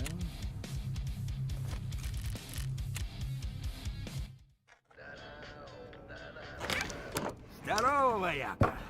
Проходи.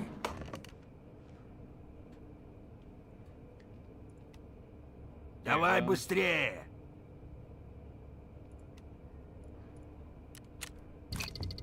Принес? Молодец.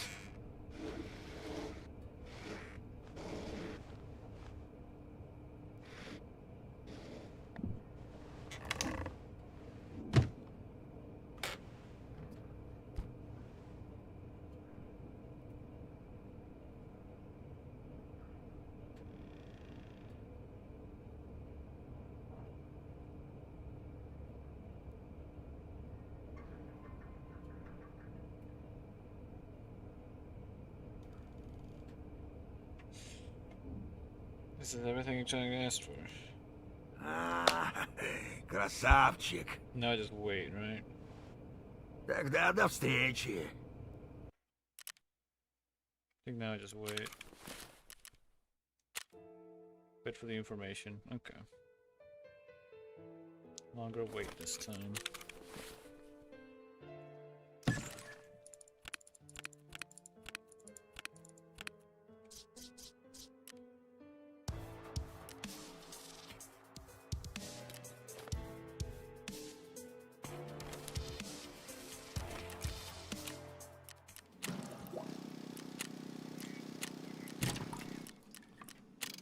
Figure out what I want to do in here.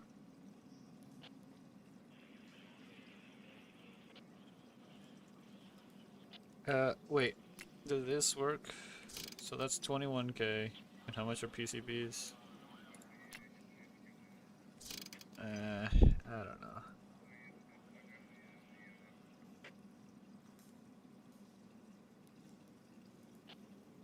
Oh wait, I should go for the where is it? This thing.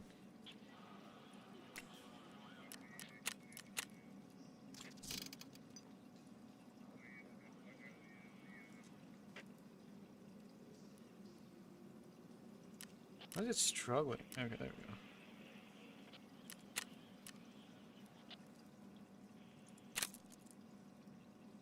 That way I can then upgrade security.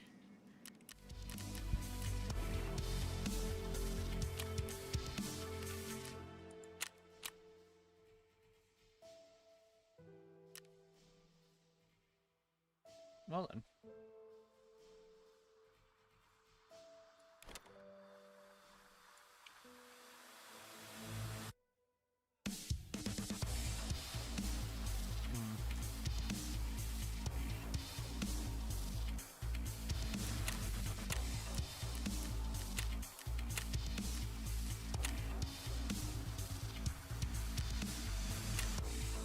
Give streets a try again.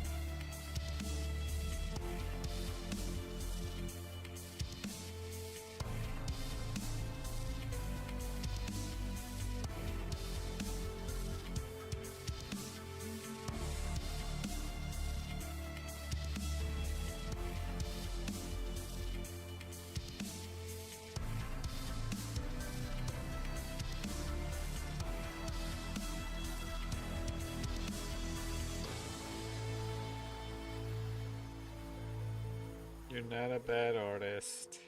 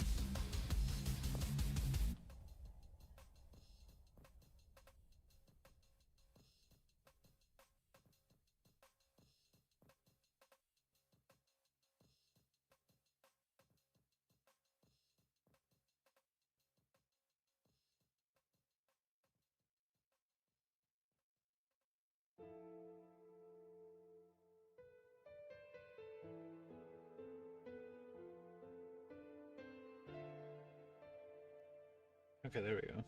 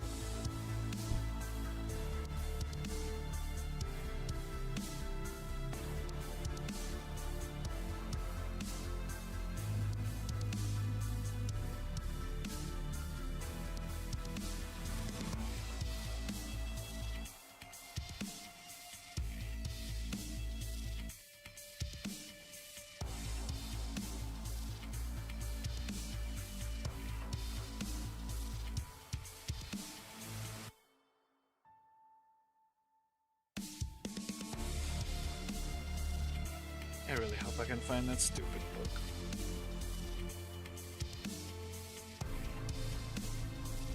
It's all I need. Just that. Then I'm good.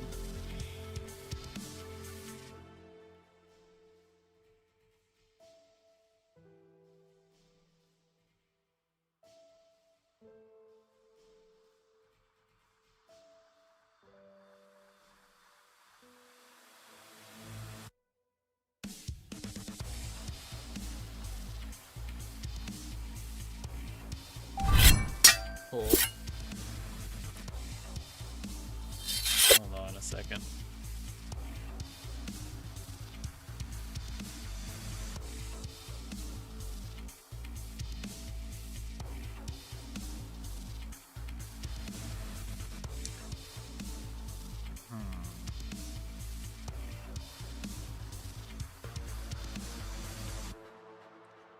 I... Oh, yep, that's a bot.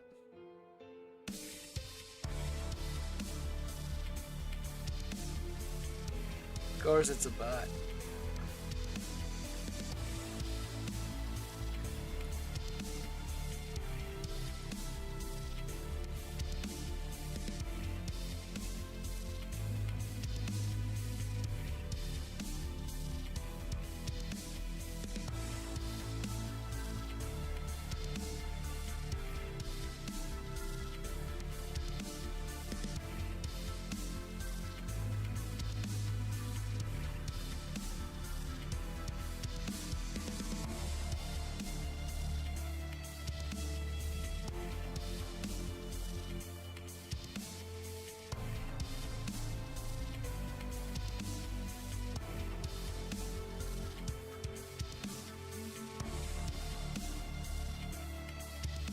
Okay, there we go.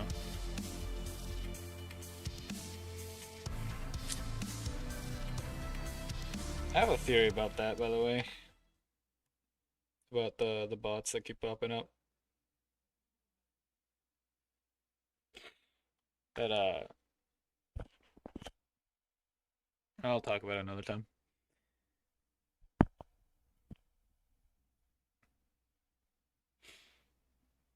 It's gonna be the last thing we do with Tarkov is Scabra. Hopefully we can get the thing I need. Even just the drill would honestly be fine too. But it'd be very much prefer. You're kidding. You're kidding me. The game just crashed. The game just... Right when I got a match. Okay.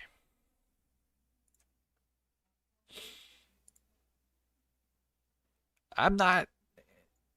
Like... I don't care what people say about like, oh, that I might be whine or that I complain or that whatever. There's no way that I'm crazy when this stuff keeps happening. Like, there's no way.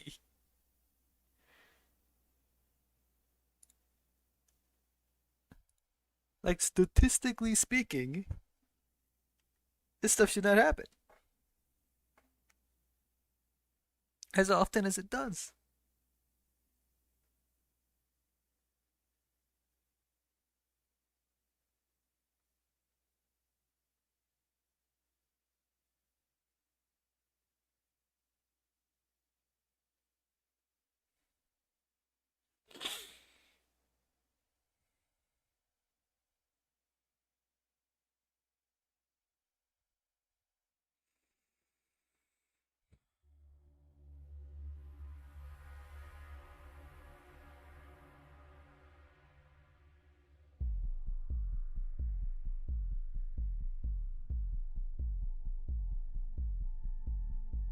We only just got her confirmed over on CN.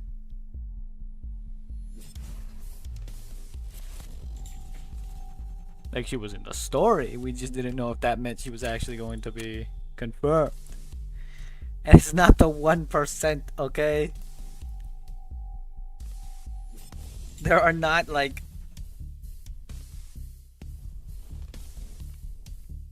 Let's say. I'd have to do the count, but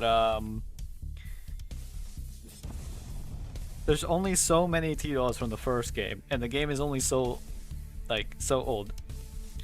The problem was about how like we didn't really have any sort of confirmation on what happened, so we didn't even know. Because a lot of let me put it this way: the last event we've had in the first game, a lot of stuff happened. A lot of really bad stuff happened to the point that we don't know who did and didn't survive. Until now. Now, when we know a couple things. I mean, I know CN knows more probably, but still.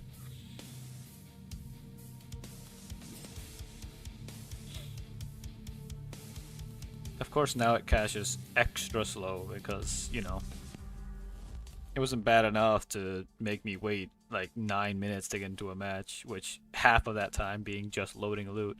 Nah, it had to crash too.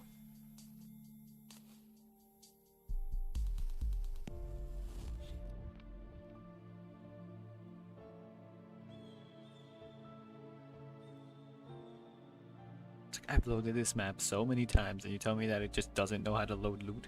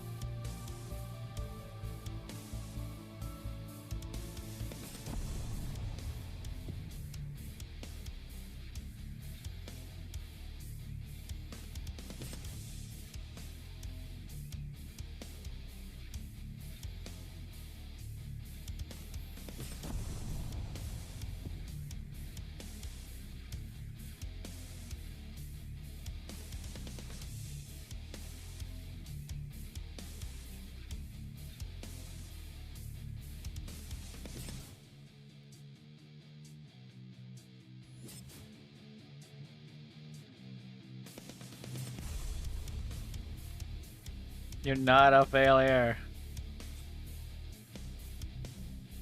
Also, what do you mean if I stop playing? Were you not listening to what I said? I just told you what I was gonna do! And you're not a failure. Again. You're not a failure.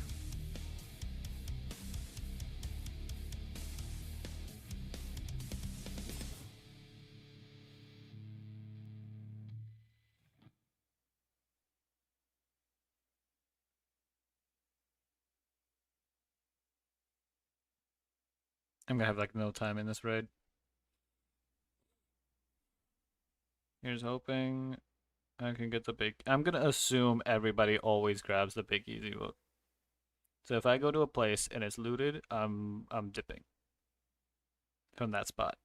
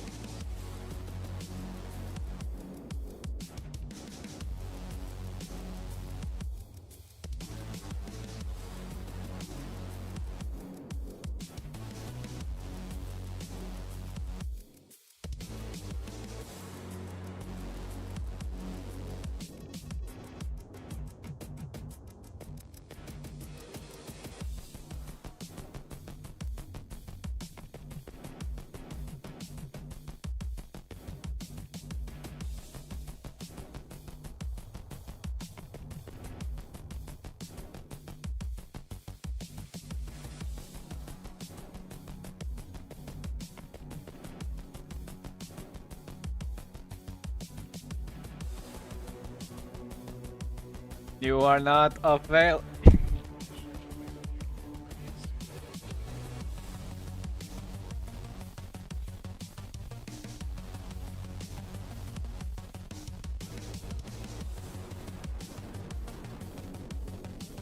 Do. Do.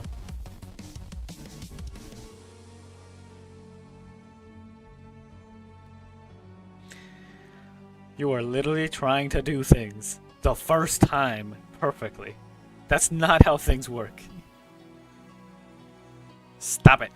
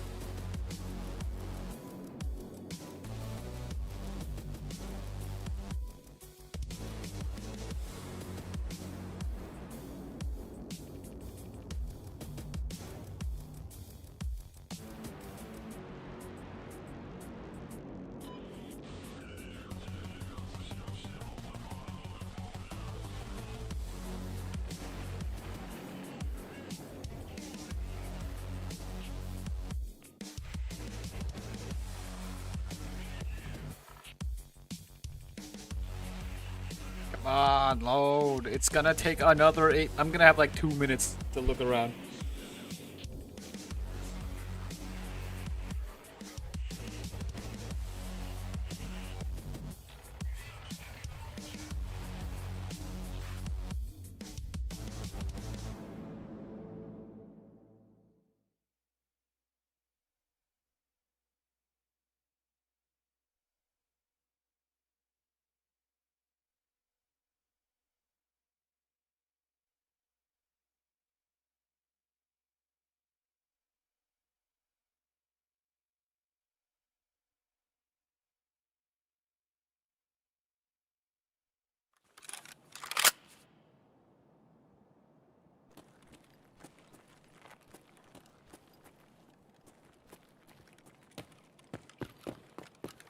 Yep.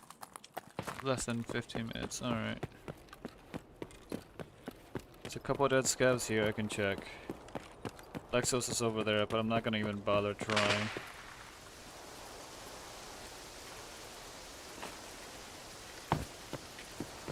Is this a player?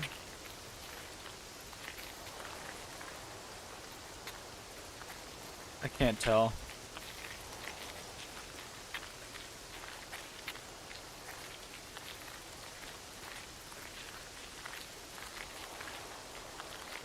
I don't think a player would be running around with that. I think it's a player scav. This server, oh, this server's bad.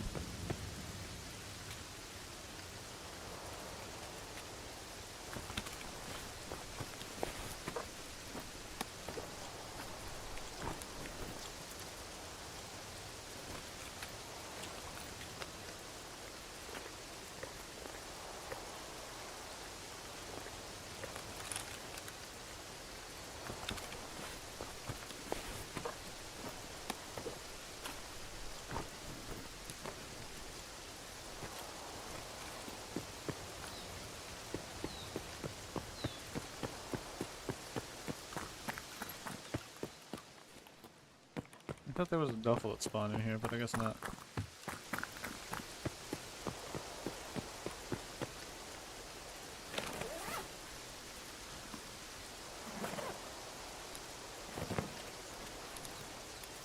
I did need that horse.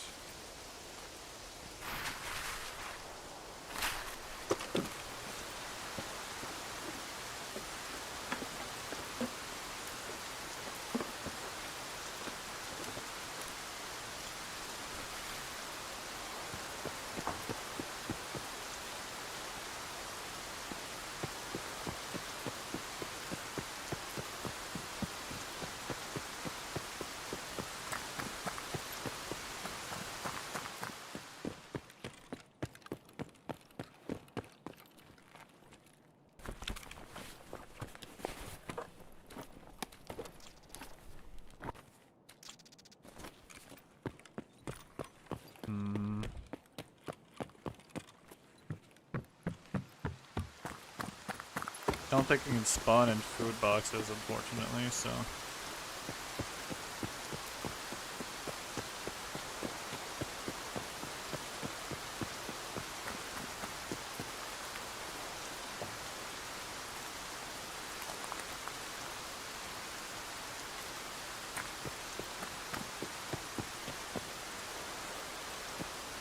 Had a plan.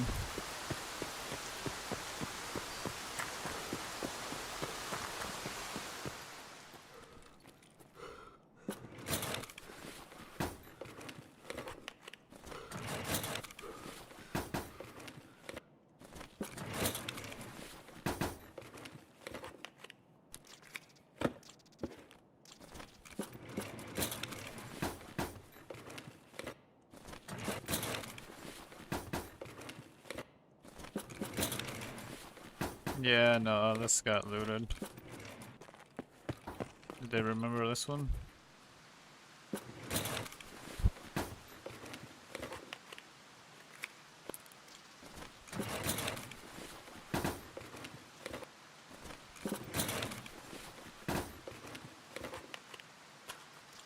Oh wait, I was gonna do a ground zero one because there's in ground zero there's a lot of things that could spawn it. There's a lot of these pink suitcases and I think duffels and bodies, and all those can have a chance to spawn it.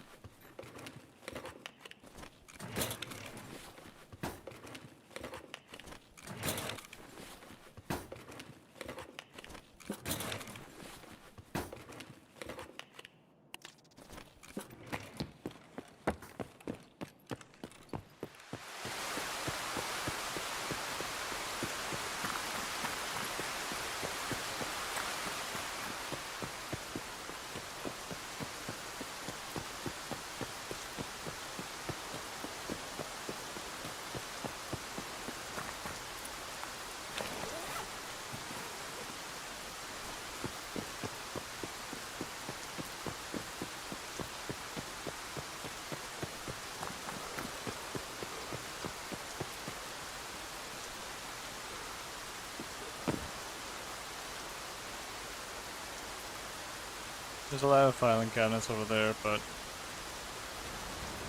getting in there is the problem.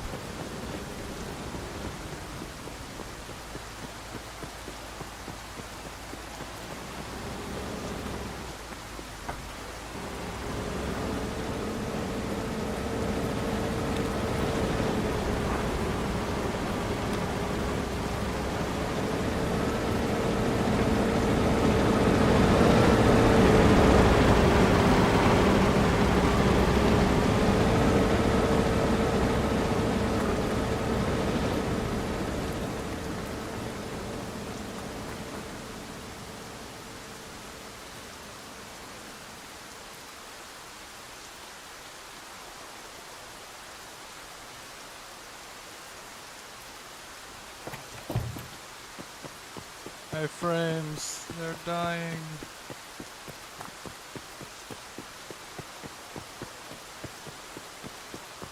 Oh, that door's open. Maybe they only went in for a quest or something.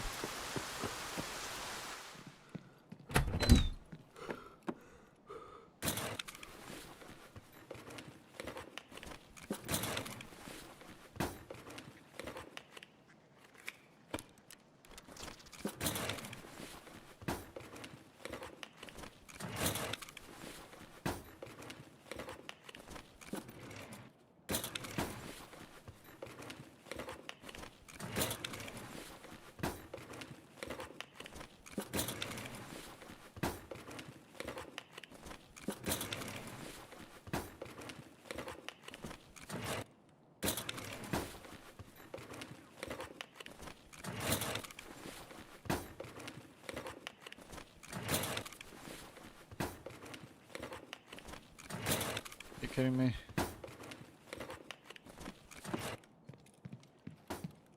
There's another one in here somewhere.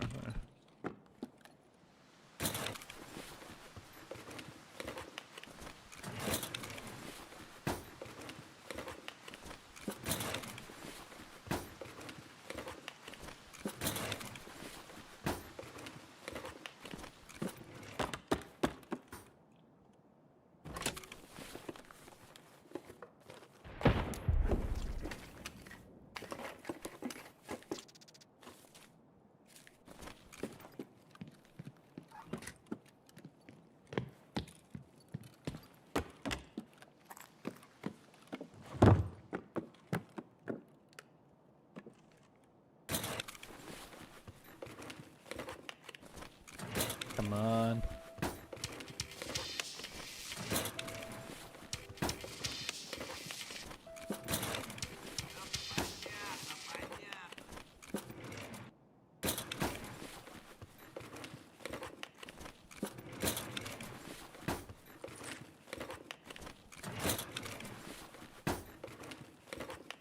This is insane.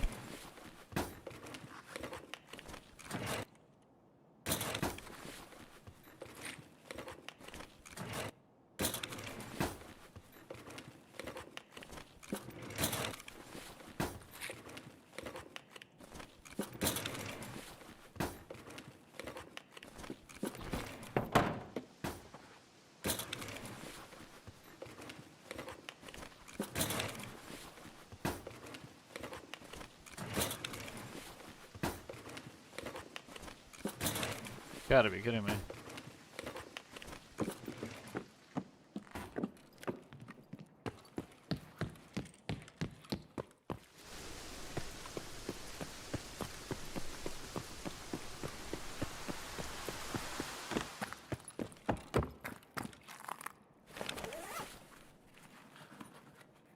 Oh wait, that could be it.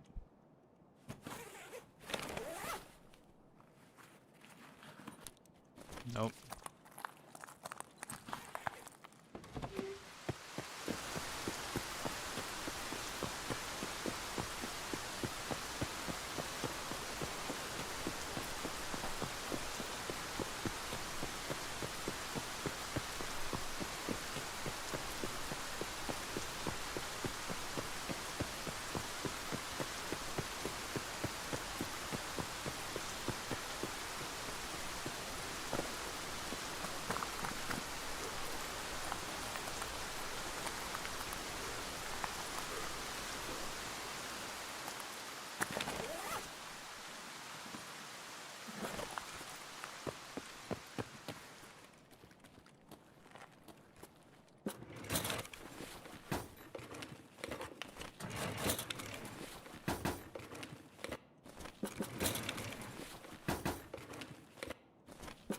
I think this got looted.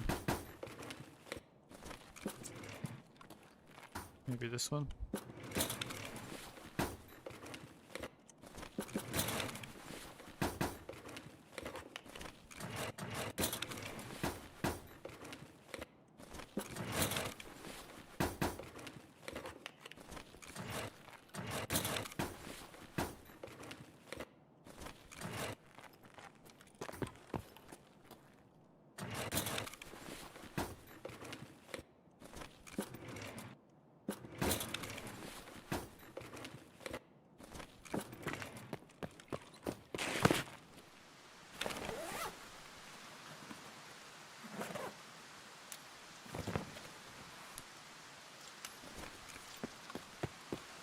If that one that wasn't, maybe this one?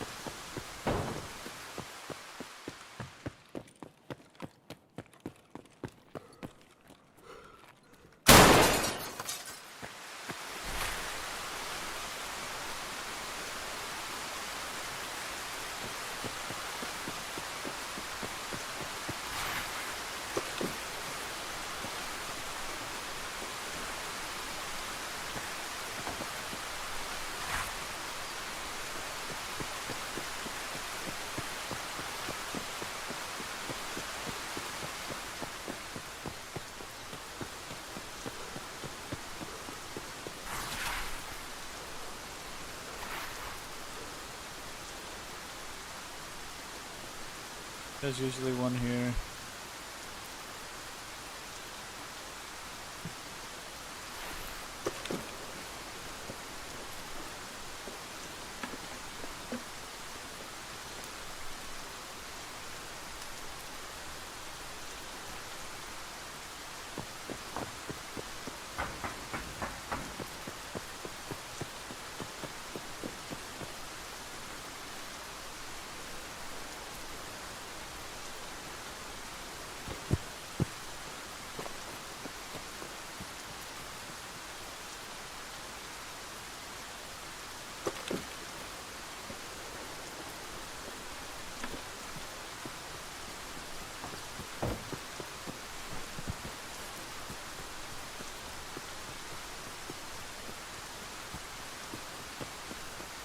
Well, I didn't get lucky. Alright, it's gonna be break time, and I'm gonna switch to a game I've never played before.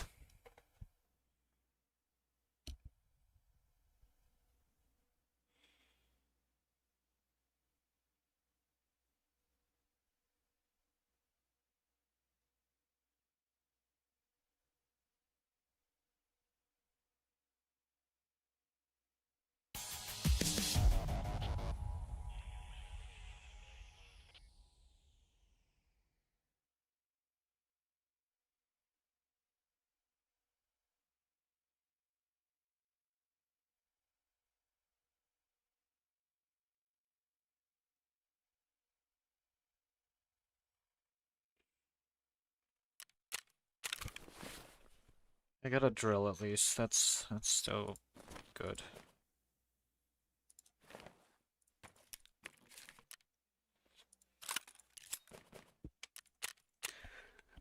Excuse me.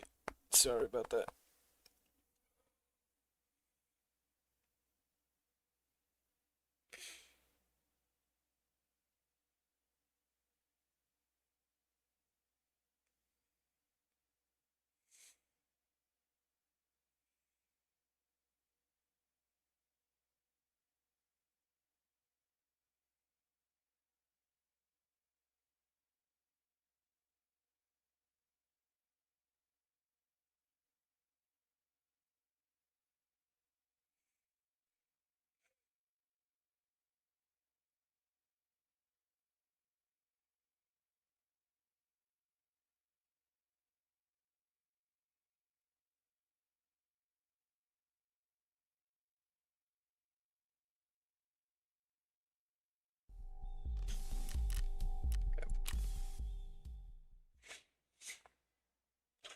Let me just do a couple things here to set to go,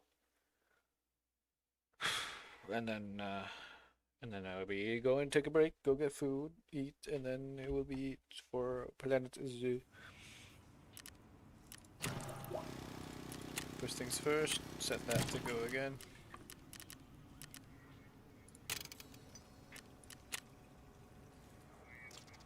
Oh wait, okay, hold on.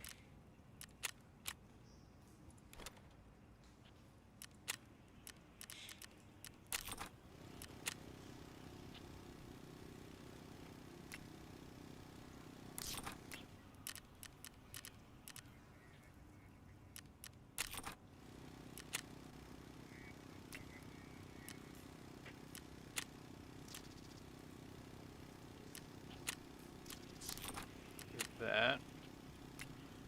And I gotta buy 6 of these.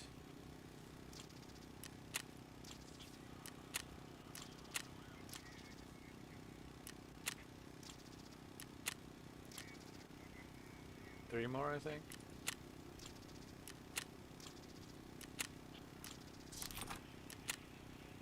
Two more.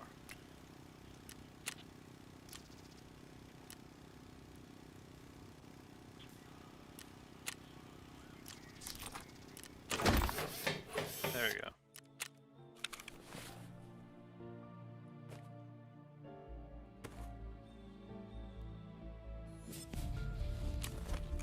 I guess I could buy 2 cords.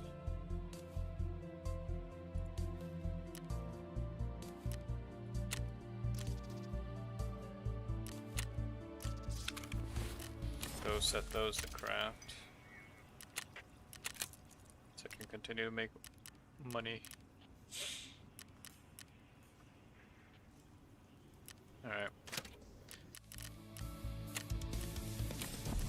Oh, wait, right, hold on. I do have to take care of some things here, actually.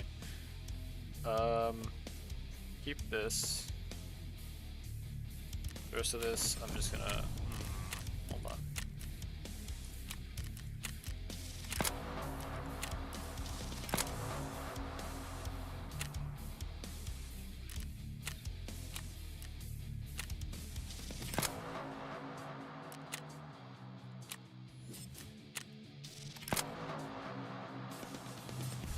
It's not that bad.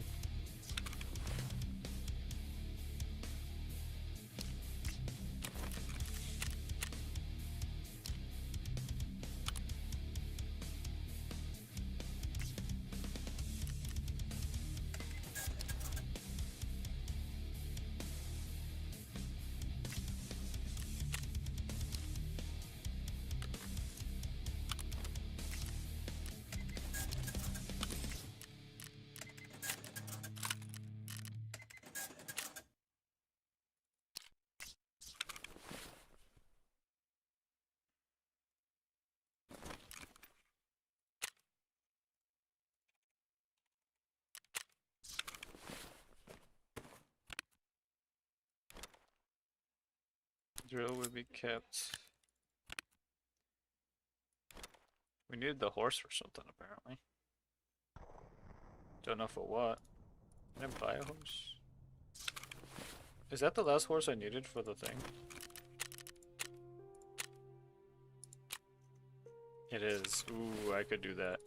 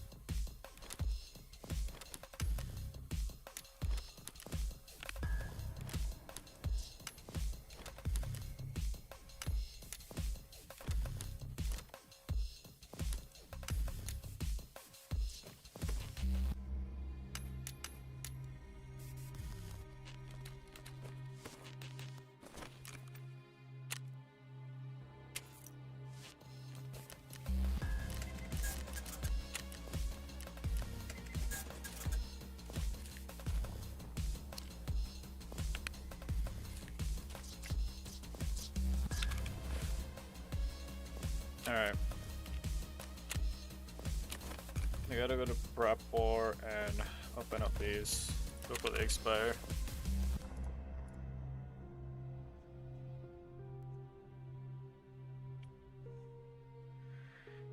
That was unfortunate.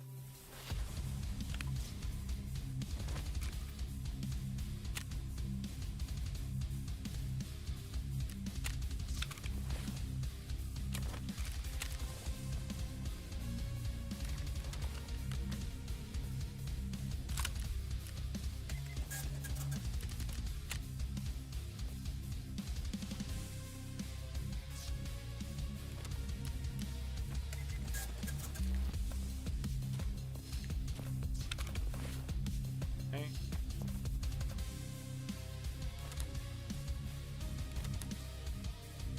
Wow.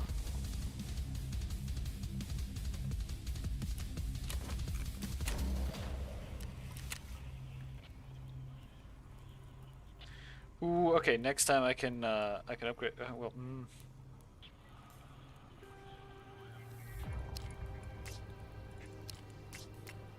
You know what? I'll be able to upgrade that. That was definitely like hideout related stuff, so that's really nice.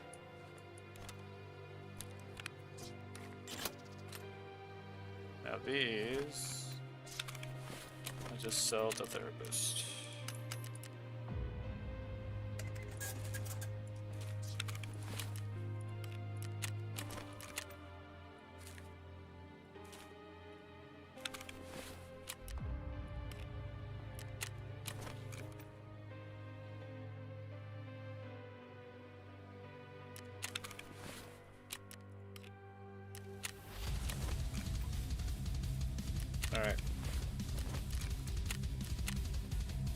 gonna go on break.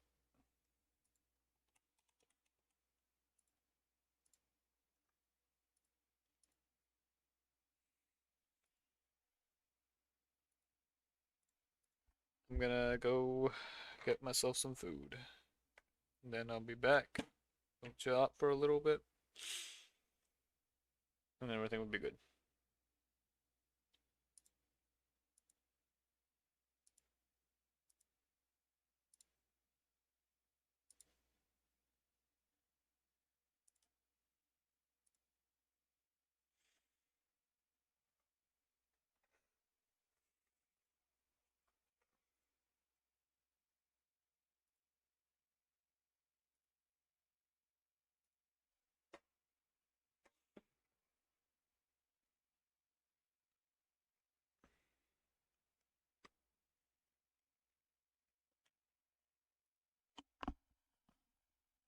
I'll be back.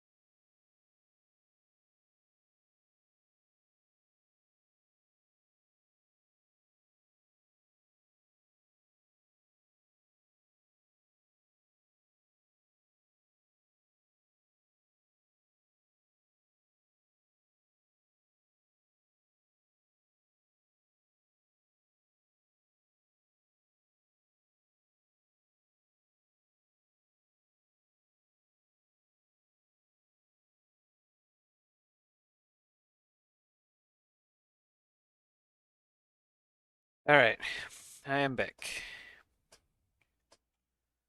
Hey G, are you there? By the way,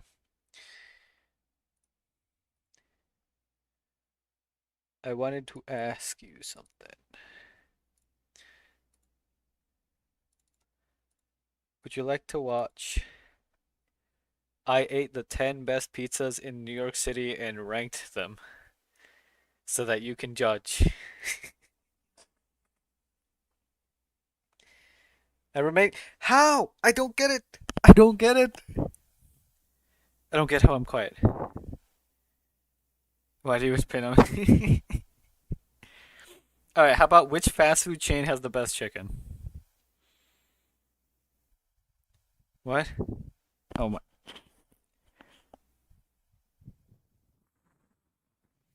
A lot of air? What do you mean a lot of air?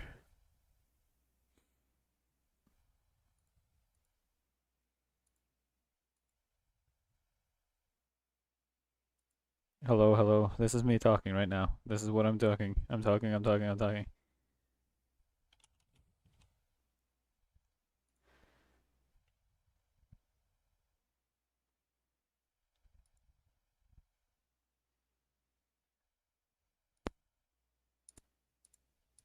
How about if I do. Oh, apparently I can't. That doesn't work. Okay. You tell me it's fixed, but I feel like it's not.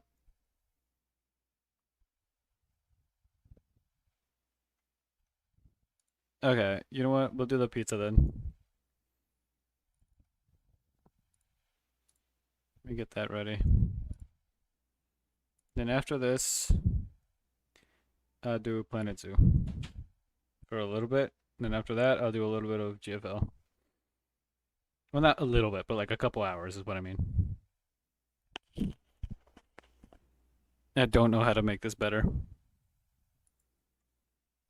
Anyway, New York City is known for many things, including being one of the greatest cities in the world and having this smoke that always comes out of the sewers that nobody knows what it is. But they are also known for some of the best pizza that money can buy. And as a professional dumbass who was always curiously hungry, I had to go live on the scene to test it for myself. So today I'm going into the 10 highest rated pizza shops in the Big Apple, eating their pizza, rating their pizza, and seeing which pizza is the best pizza. Finally, a video where I'm not eating myself to death. Hey everyone, it's me here from the future. Not true at all. So you might have a few questions right now, like what makes New York style pizza so special? What are the judging criteria for this competition? How did you choose the 10 best pizza spots? And where is your sock that mysteriously vanished in the laundry the other day? Well, first, a New York style pizza is a large thin crust pie that's crispy on the edges and foldable in the center. The crust has a slight char to make the pizza sturdy enough to fold in half while eating. Maybe this will Tomato work better? sauce is sweet and has minimal herbs, and there is a generous amount of mozzarella cheese. Second, what are the judging criteria for the pizzas you're about to delete? I'm glad you asked that question that I asked you. There are 7 judging criteria for this pizza competition for a score out of 100 possible points. Taste will be 25% of the total score because I got to like what I eat. Crust is arguably the most important component of New York style pizza, so that will also be 25%. Sauce and cheese will both be 15%. Quality of the pizza is going to be 10%. And a pizza spot can squeak up to 5 more points each for how good it looks and how authentic it is. And lastly, there are over 1,900 pizza places in New York City, and choosing the 10 wasn't very easy. So to get the very best 10, I sourced information from countless articles. Okay, I read like 3, but that's a lot of articles for me. Reviews from food experts, and Dave Portnoy's One Bite, where he scores how good pizzas are all over the country. I also asked some friends in the city what they thought of my list, and they said I didn't do so bad for a little small town canoe. And I'll reveal the 10 best pizza spots as we go along in the video, you know, for the plot. Bill came with me on this trip to help film me engorging pizza and also to act as my on-site medical supervisor and babysitter. And we flew from Cleveland to New York. Oh, whoa, what's that? Where's your sock that mysteriously vanished in the laundry the other day? Check your pillowcase. You're welcome. And we flew from Cleveland to New York. The biggest city in America now has the biggest idiot in it for the next 3 days.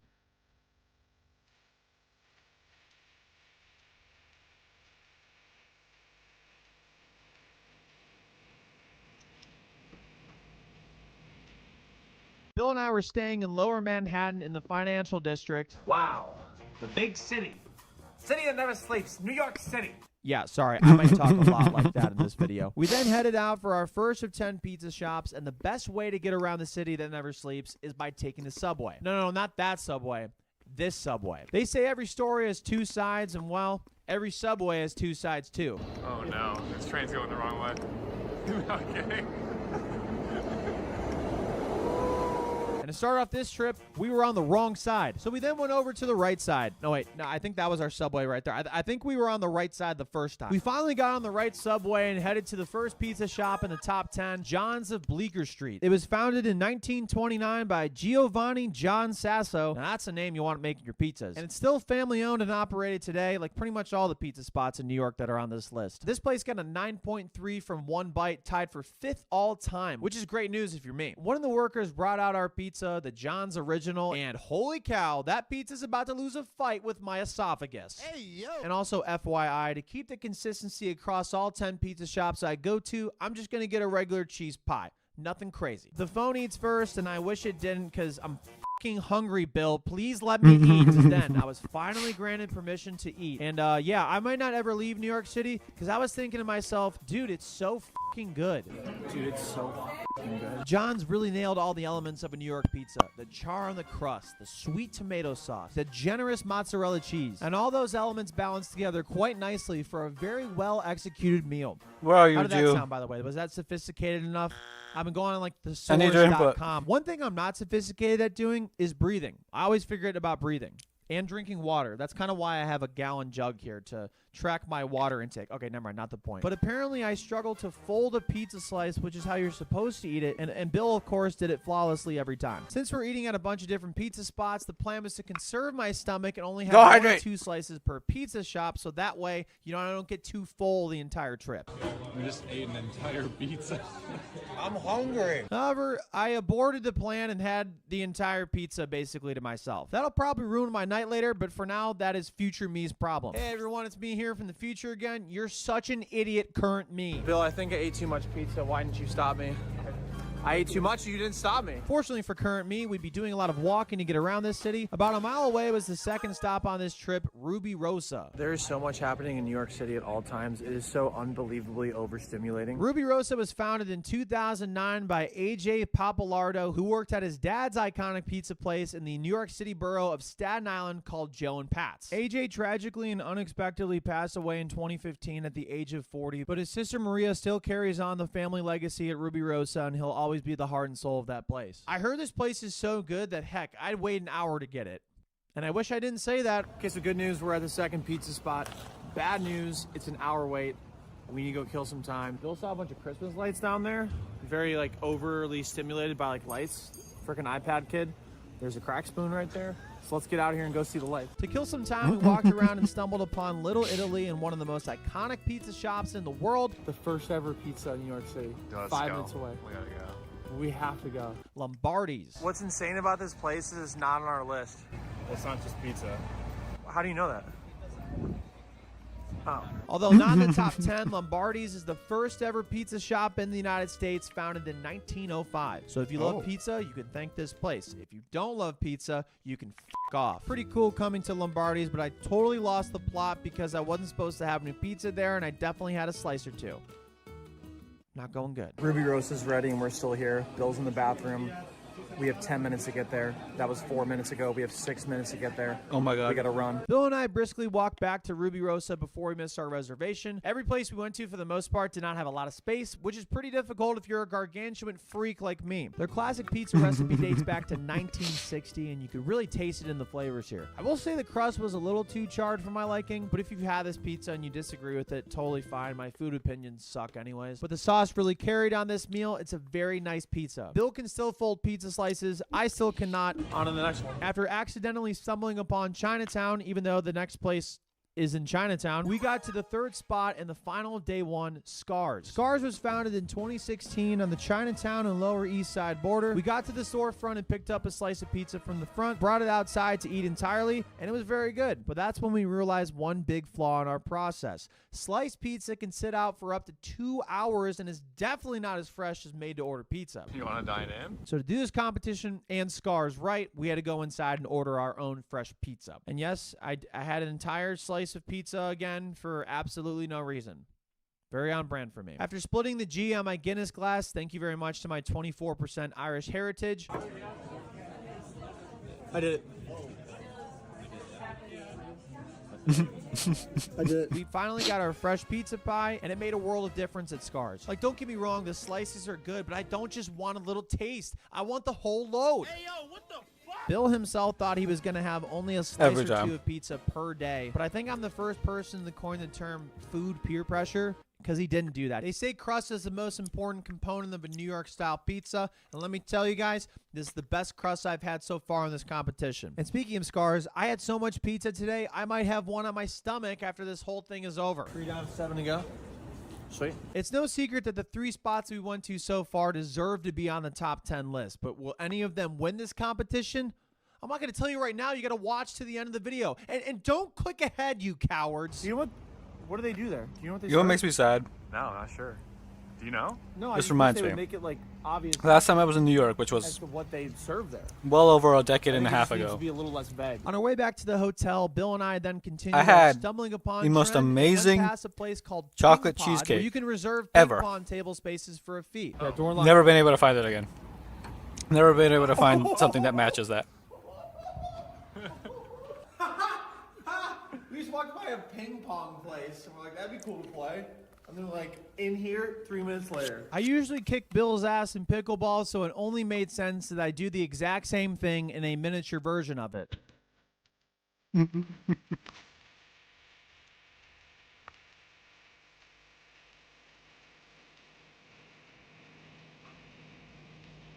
Oh. Oh, it's an animation for it. And also, please don't comment that Bill's ping pong game looks like this in the comments, the trash. He's going to be very upset if you call it trash.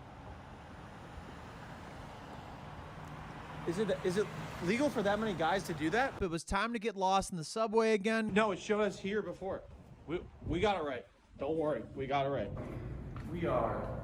We'll get this wrong. Go to the iconic New York City bar O'Hara's for a nightcap and get some good sleeps before going to 5 pizza shops in Brooklyn tomorrow for day 2 of this incredibly pointless competition. We woke up the next day at the ass crack of 9:35 a.m. to the entire city already moving for the past 5 hours, probably.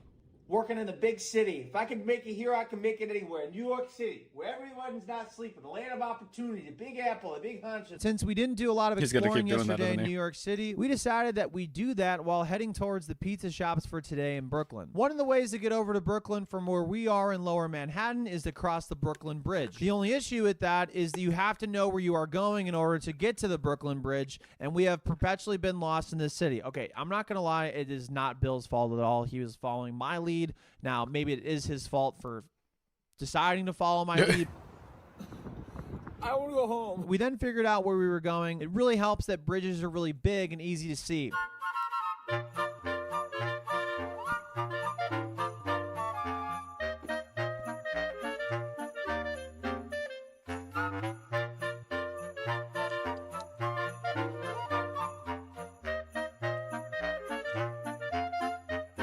After getting distracted by the previous montage, we found ourselves across the bridge in the Brooklyn neighborhood of Dumbo. Professional dumbass takes on Dumbo. Speaking of which, Brooklyn is way bigger than Manhattan is, so we caught the subway to go to our first pizza spot of the day, and we were on our way in the wrong direction.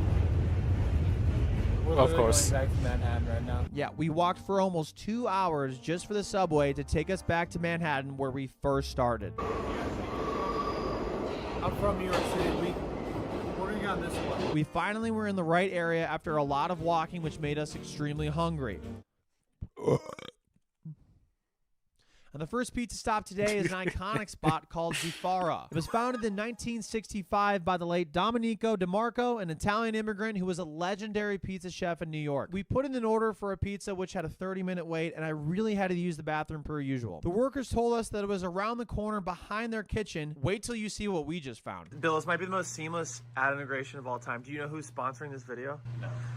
Gold Belly. Have you ever wanted gourmet lobster mac and cheese, but you just so happen to not live in Maine? Or what about a decadent cheesecake from the legendary Junior's Cheesecake in New York City, but you just so happen to not be in New York City? Also, for this part, pretend that I'm not currently in New York City and could have just got myself a cheesecake. Well, Gold Belly can make that happen for you. They're an amazing site where you can get the most iconic, famous foods from restaurants all across the United States, and they will ship it right to your door anywhere this in is the an ad. country. It is Oh, it perfect is for an ad. gifting and hosting to loved ones this holiday season. And since I was on a show for 2 seasons, score of all time on One Bite and is considered by DeFora is tied for the second best score of all time on One Bite and is considered by many as the best slice in the city. So I'm guessing it's going to be a good slice of pizza. Unless my taste buds suck. They do. They might. Combining my lack of patience with the temperature of the just-made pizza really was a bad decision for the roof of my mouth. So once the pizza cooled down, I was able to taste it. This is definitely one of, if not the best-looking pizza I've had so far. And there's good reason for those keeping score at home that this pizza might win the entire thing. The crunch of the crust was superb, and the cheese was so good I forgot what manners are. Just kidding, I never learned them. Also, today, Bill was taking a much more measured approach and only had 1 slice. I cannot say the same thing as Bill. All right, 1 down, 4 Brooklyn pizza spots to go. That's gonna be a tough one to beat. That was really freaking good. We then took a lift to the second pizza spot of the day, another iconic Brooklyn staple, Luigi's. Founded in 1973 by Luigi Lanzo and run today by his son Giovanni. And if your name is Giovanni and your dad's why name is cry? Luigi and I you're in the checked. pizza I'm business, messaging I would right love now. to have your pizza. This, like John's of Bleecker, is tied for 5th all time on One Bite, and with good reason, because look at how aesthetically pleasing that pizza making is.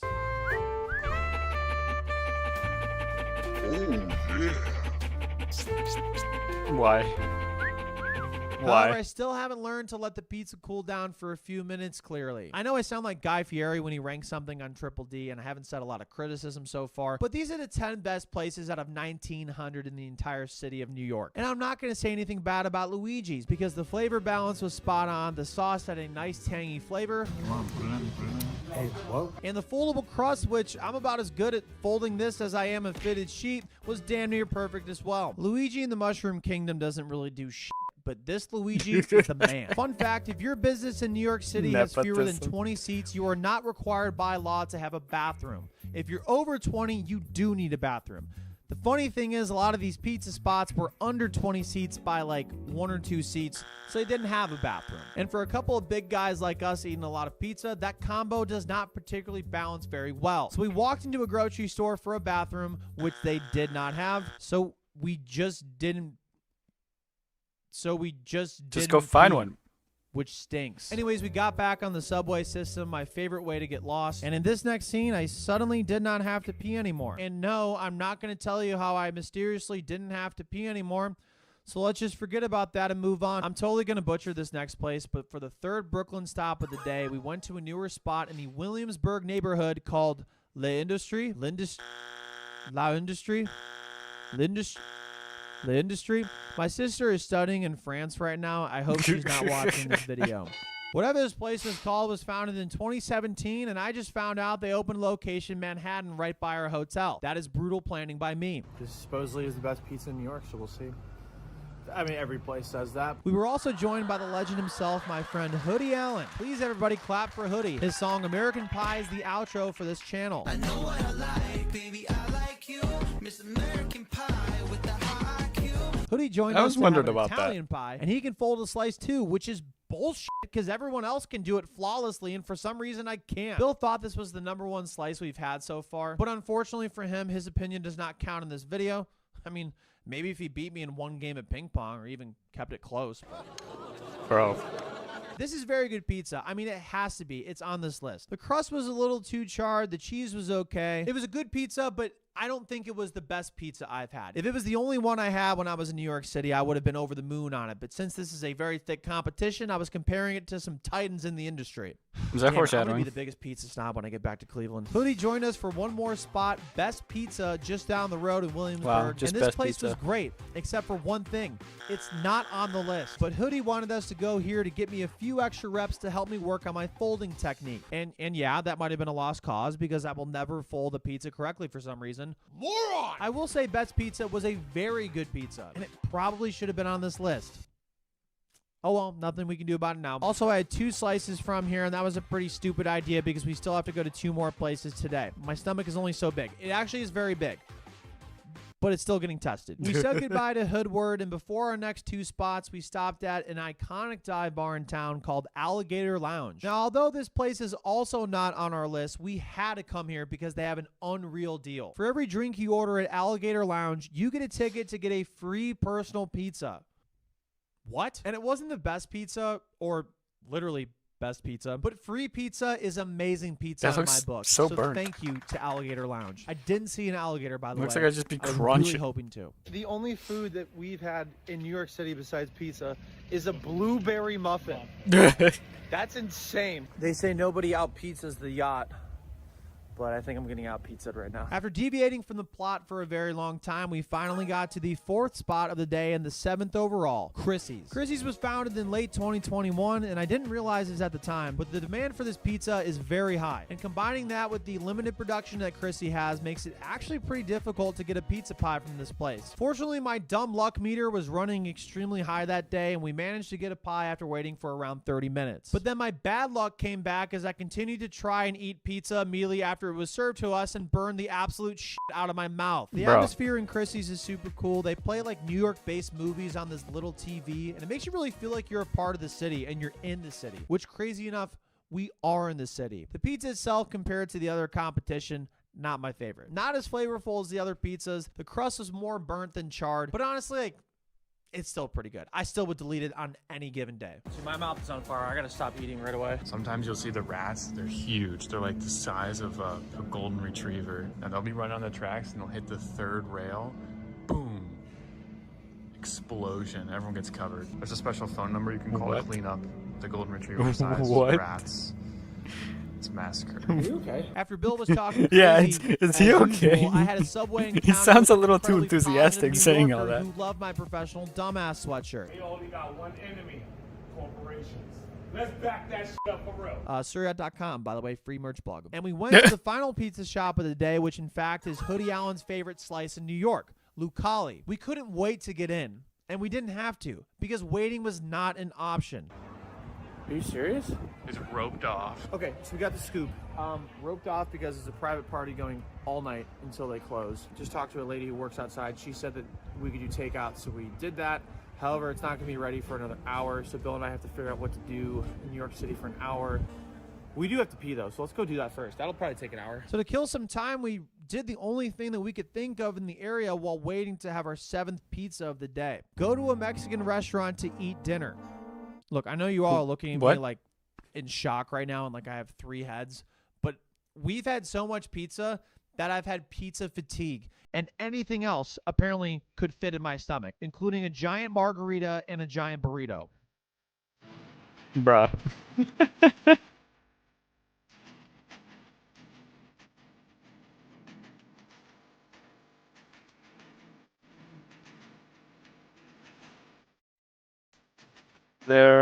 This is definitely literally anything else. Why And finally, after Mexican New negligently York eating is Mexican food for kinda- over an hour, it I is had a- to try it is a Lucali's choice. pizza.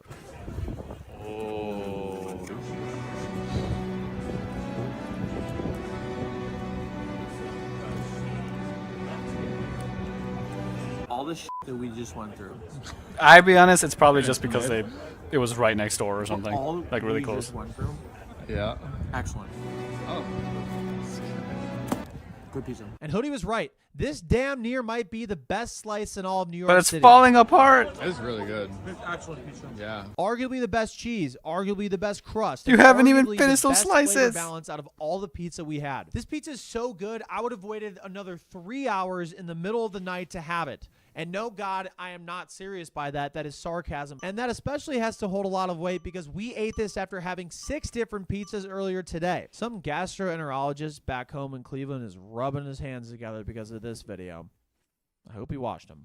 Sorry, that was weird. I made it weird. Bill and I went back to our hotel, got another nightcap at O'Hara's before going to our 2 final pizza shops on the list and heading back home to Cleveland, Ohio tomorrow. If you've been pooping along to this video, you probably noticed that I haven't talked a lot about that. Poop. And that's because we're clogged. My stomach had more dough than Bambi on Tinder. I thought that was a pretty good joke. Plus, we were exhausted from all the walking we've done in the past 2 days. We had to do something about it. Ah, yes. New York City. City never sleeps. Land of opportunity. Everybody's busy. Everybody's working. Nobody's doing nothing. So after doing another monologue and checking out of the hotel, Bill and I got another breakfast nearby, and that very well might have been the best damn omelet I've ever had. What? Oh, you thought that was going to solve my indigestion I don't think I've ever had problems? anything with egg No, it and didn't. ketchup at the same time. More bread. Anyways, we went down to the subway on the correct side. Can we get it right this time? Probably not. Don't you think we want to go down? And now we're on the right side. Ow.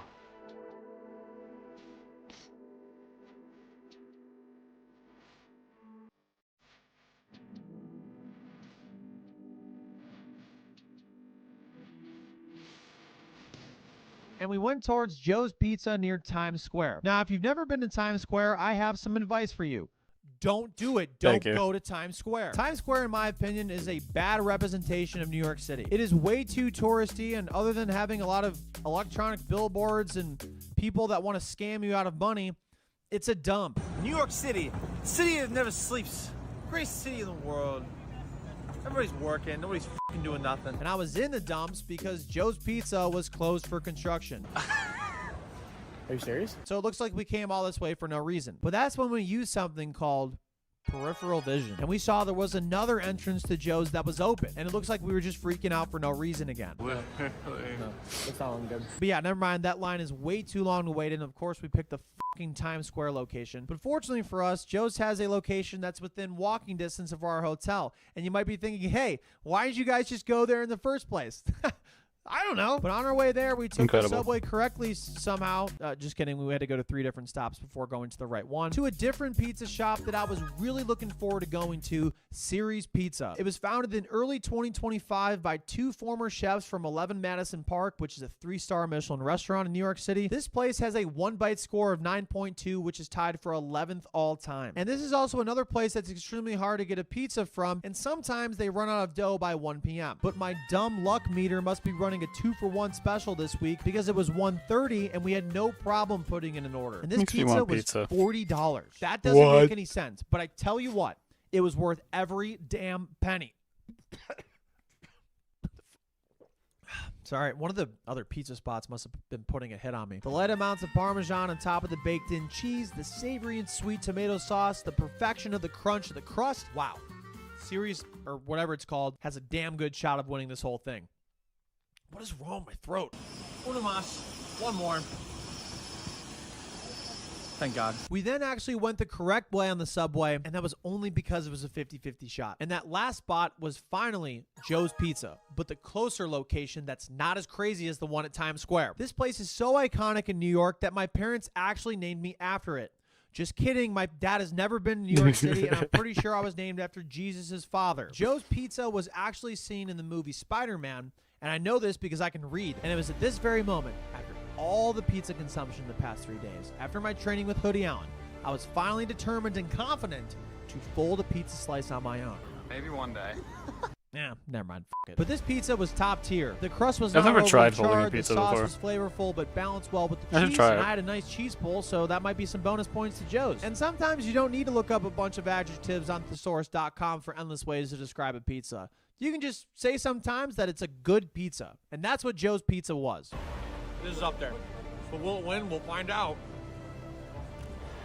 Want a slice? And after eating and judging the 10 best pizza shops in New York City, What? it's finally time to decide who's winning this whole thing. And also, just remember, these are the 10 best out of 1,900 possible in New York City. So if your favorite spot got 10th place, it's not because I hate it. There's just 10 and I have to choose one. Okay, anyways, let's do it. In 10th place with a score of 87.15 out of 100 is Chrissy's Pizza. In 9th with a score of 89 is Ruby Rosa. In 8th with a score of 90.75 is, however you say that, Laundry. Sorry. 7th place goes Luigi's with a score of 91.6. And to round off the first 5 and 6th place is Scars with a score of 92.45. And now here are the top 5 best pizza shops in New York City according to me. And oh my goodness, It was real close. In fifth, with a score of 92.85, barely edging out Scars, is Joe's. Barely edging out Joe's with a score of 92.9. In fourth place is Defara. In third place, right above Defara, is Series with a score of 93.95. And now for the top two. The second best Heartburn and pizza in stress. New York City, according to this professional dumbass, goes to John's on Bleecker Street, meaning the best pizza slice in New York City is the one I waited the longest for, but damn it, it was so worth it. Lucali. God, that pizza was so good. And if you disagree with any of these takes, like most of you typically do in all of these videos, make sure to voice your opinions and tell me how wrong I am. I can handle it, I promise. And also shout out to New York City. You know, I'm going to be honest, I didn't really have the greatest perception of it before really spending a lot of time there. And I tell you what, I really enjoyed the city. I cannot wait to get back. It is kind of be a lesson to everybody to not judge a book by its Can cover. I say something about New York? Not judge New York a City pizza by its specifically, I mean. box. Hey. I know what I like, baby, I like you. Miss American Pie with I think. you. Oh my, I do. Just fly right through. What? Huh? Eyes the kind in the afternoon. And I'll leave you with one What? final thought. What do you mean? Is the New York What? City subway system hard to get around, or am I just stupid? What is that supposed to mean? Probably just stupid. All right, but this is a good scene right here. Okay, so as iconic and such as this look is for New York, and as much as I like it, because there is just something. There's something about this, you know. I think it's time for change, and by change I mean I think we need to go more futuristic. Not futuristic enough. It still looks like 2010. We need more. I want New York to look like Night City. You want to be in the YouTube video? Yeah. Okay, here you go. Hello, YouTube. Hey, YouTube. Yeah. Yep. I'm saying that it still looks the same. Because I wanted to say earlier, but I realized. Yes, but no, there's a couple of differences, Gio. There's a couple of very key differences that I am not going to get into right now.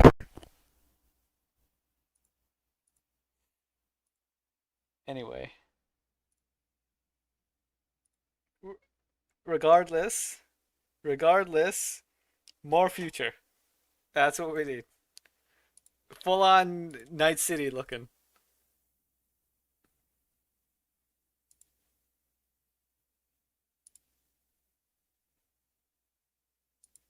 Why are you yelling at me? Why? What did I do? Why are you yelling at me?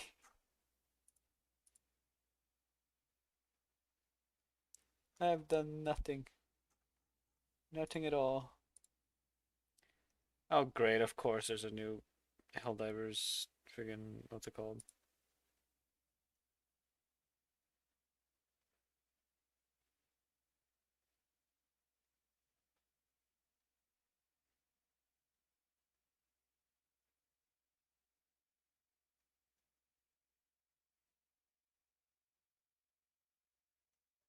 Okay. Let me do something.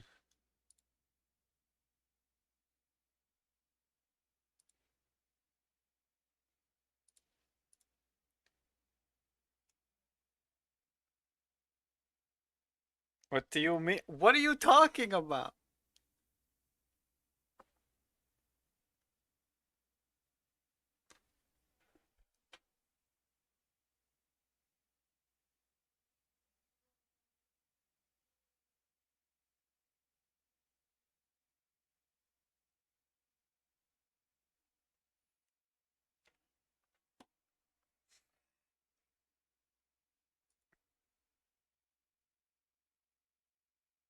Oh, this might take a while.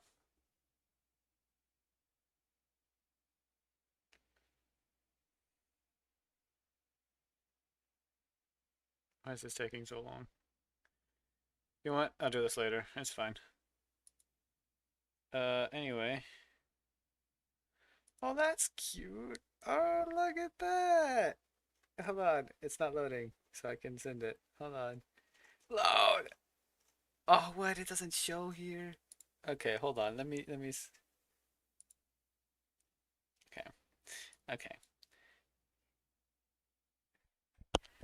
Okay. I want you to listen very carefully. It's bad for a lot of reasons, yes. But it is arguably better than the dystopia we are in now. We are in a dystopia right now, but it's not even the cool kind. My Cyberpunk's dystopia is at least cool. Meanwhile, all of our technological advancements are in how do we make everything worse for everybody who isn't the 0.01%. Also here. This is the Steam. Let's go.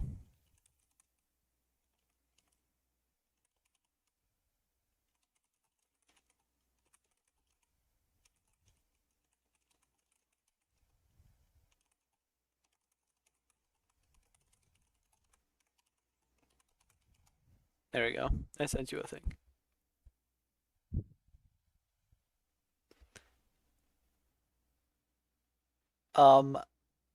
What do you mean?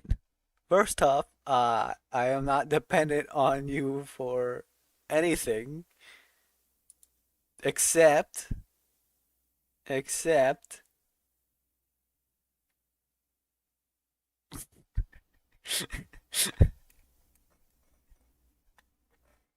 No, I'm not dependent on you for food. What do you mean?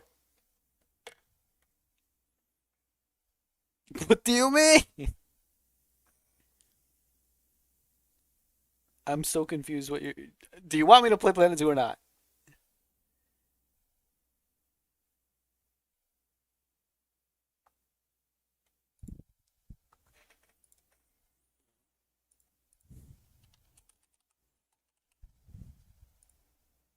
Planet Zoo.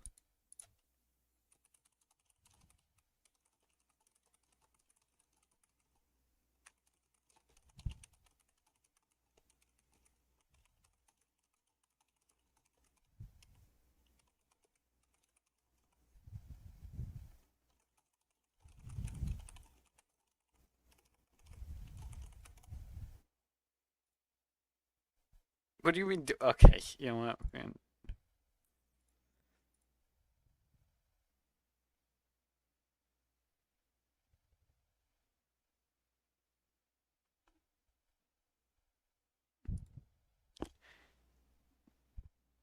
Gee, what did I tell you?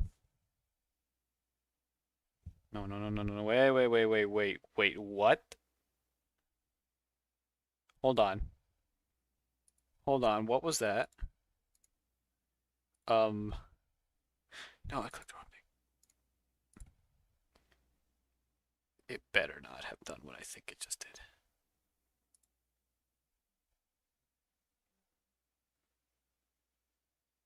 Okay, that's off. That's off.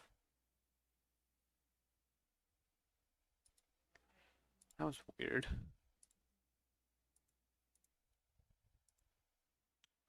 So the game's not loading. Spray bottles, spray bottles, spray bottles, spray bottles. Are you okay? It is stuck. Like, oh, there we go.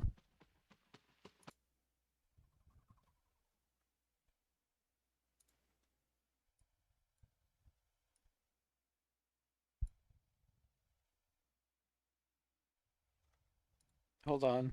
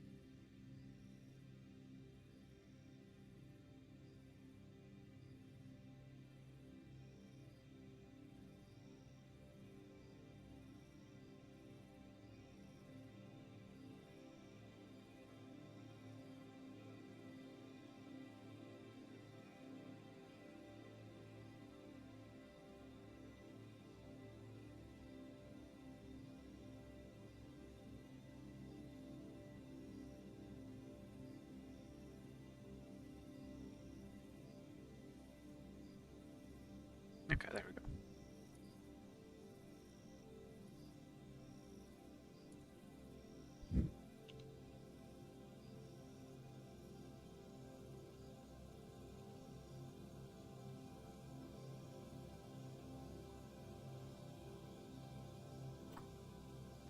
Create an avatar of yourself to represent your amazing creations among the plans you could. I don't think I really necessarily need to do that, but sure. Ah.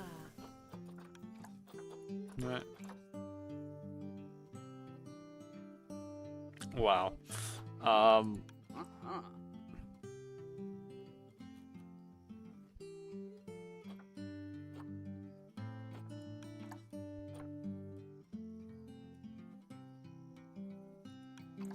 Not many options, huh?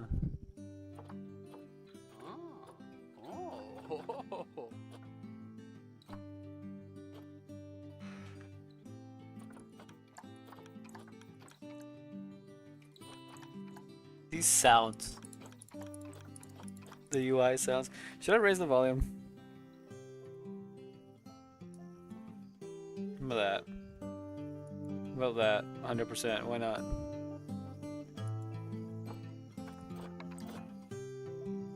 Sure. Incredible. There's some incredible options.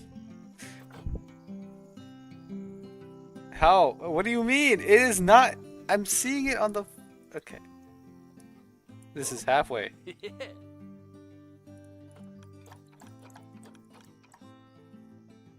This is halfway.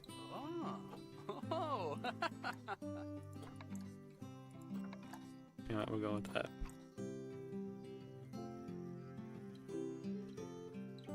What is this? Huh? Wow. Why are you so happy? Huh? Oh.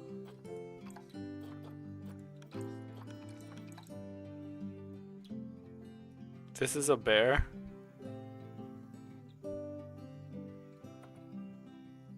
What? I'm going... Okay. I'm going to fight this. I'm leaving it on. We have some incredible options here. Oh. I think we're just gonna stick with nothing. Yeah. Yep. Excuse me. What? What you? What frog hat? Yeah. Just throw myself into the ocean. This. Oh. But then there's no hair. You know what? No, we're sticking. We're sticking with what we got. And flying off and being an absolute menace to the earth. I'm gonna overshadow. You know.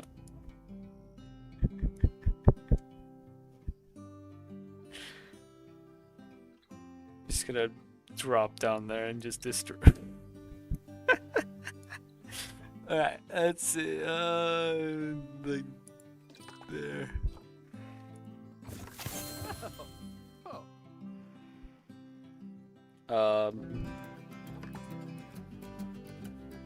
Sure.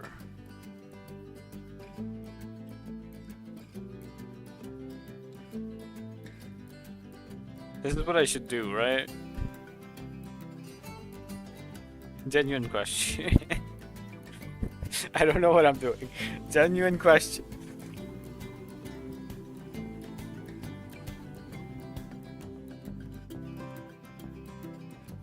Dude, you need to be helping me.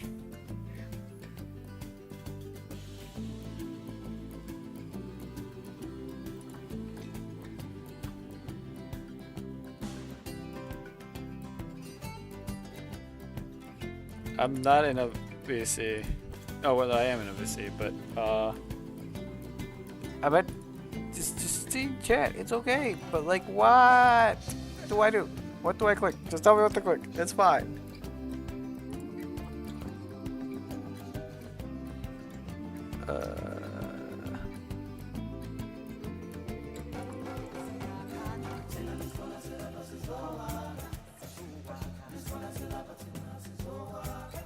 No,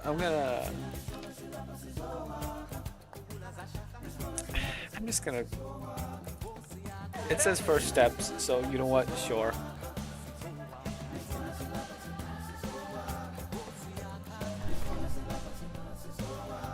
Can I? Okay, I don't expect to be any good at this, but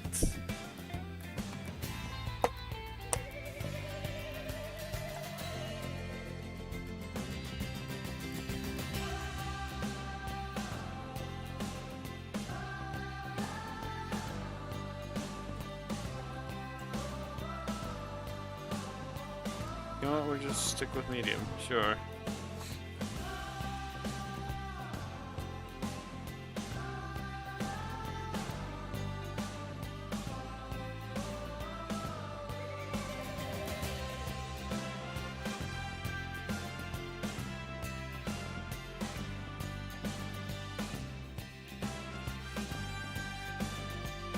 I will bonk you. Oh no. Uh-oh. Oh no.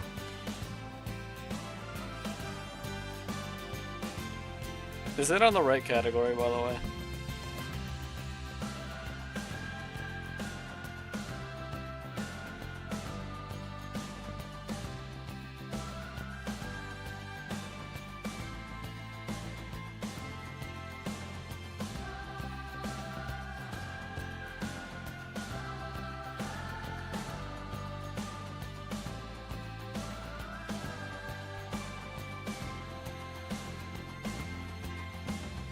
What? I didn't do anything. What do you mean? I got an achievement, but I didn't do anything.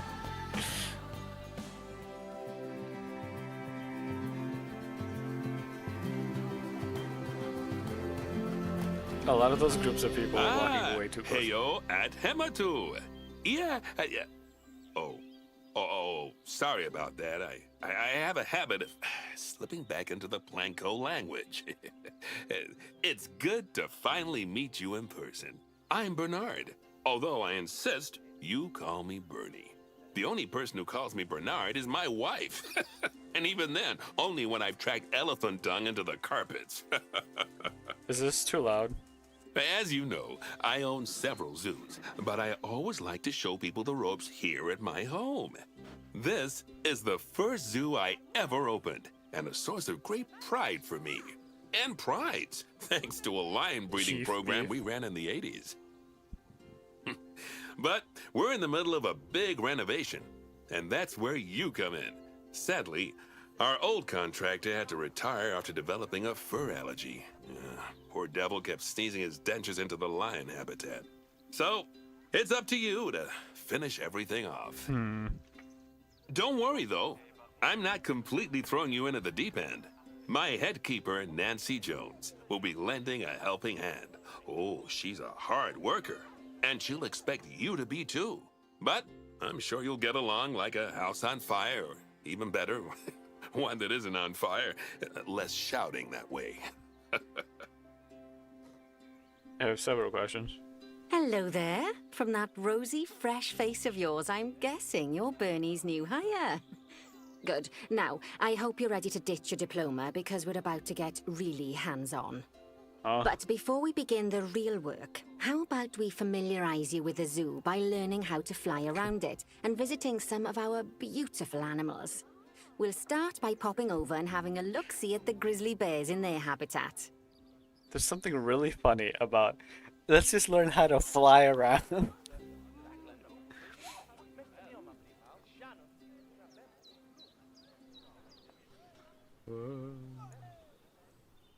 Oh. Don't know how to get lower. Did you know that grizzly bears, also known as Ursus arctos horribilis, can hibernate for up to 7 months a year? Oops. Oh, but then again, given the chance, I think a lot of people would do that too. Select one of the bears and you'll bring up its information panel. Bear. This is where you can find out all kinds of information about your animal. The most important thing being its overall welfare. You'll learn more about animal welfare today as we go through your objectives. But for now, let's enjoy this magnificent animal. Why don't you select the camera at the bottom of its information panel?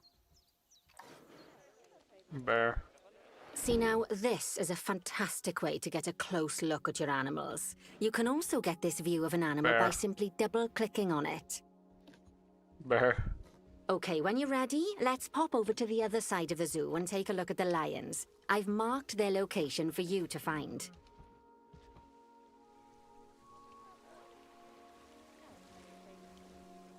Wait, why can't I go?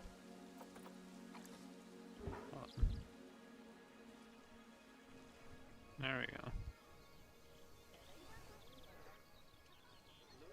The camera feels a little off. I feel like I can't really.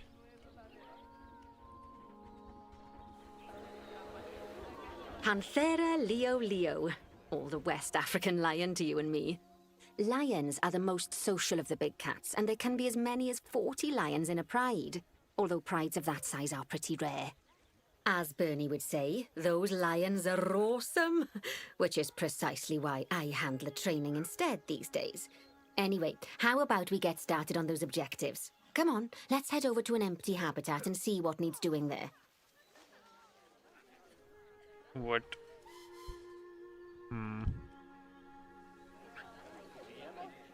As you can see, it's a lovely space for animals, but it's missing a certain something. Well, two somethings. Warthogs. So I'd like you to adopt a pair of them. To adopt animals, we need to open the animal market, which is in the animal trading section. There we are, a pair of perfectly splendid warthogs for our zoo. Just click on them and select Adopt from the side menu. Normally the animal exchange would be full of animals, but I've emptied out the market while you learn how it works. The last thing I need is you accidentally ordering a dozen elephants. Well, why not? When you adopt an animal, it's automatically placed in the trade centre, where they're held until you're ready to move them into their habitat, which, as it happens, you are. So how about you move them into their new home?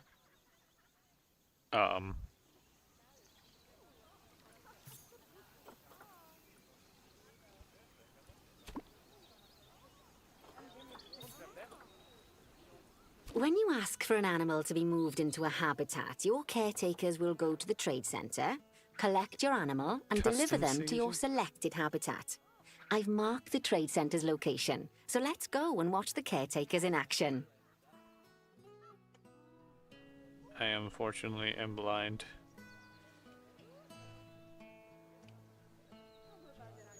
I'm very blind. Oh. Well, as you can see, those caretakers don't hang about. They'll move those animals to their destination as fast as possible. Of course, normally we'd have to place the animals into quarantine before moving them into a habitat. But I am assured by a person of good standing that these warthogs are in the very rudest of health. Right, let's get the warthog's habitat finished up so we can keep them nice and happy. You see, each animal in the zoo has an overall welfare statistic, basically how happy they are. And that overall welfare statistic is itself comprised of 4 different areas: nutrition, social health, habitat, and enrichment.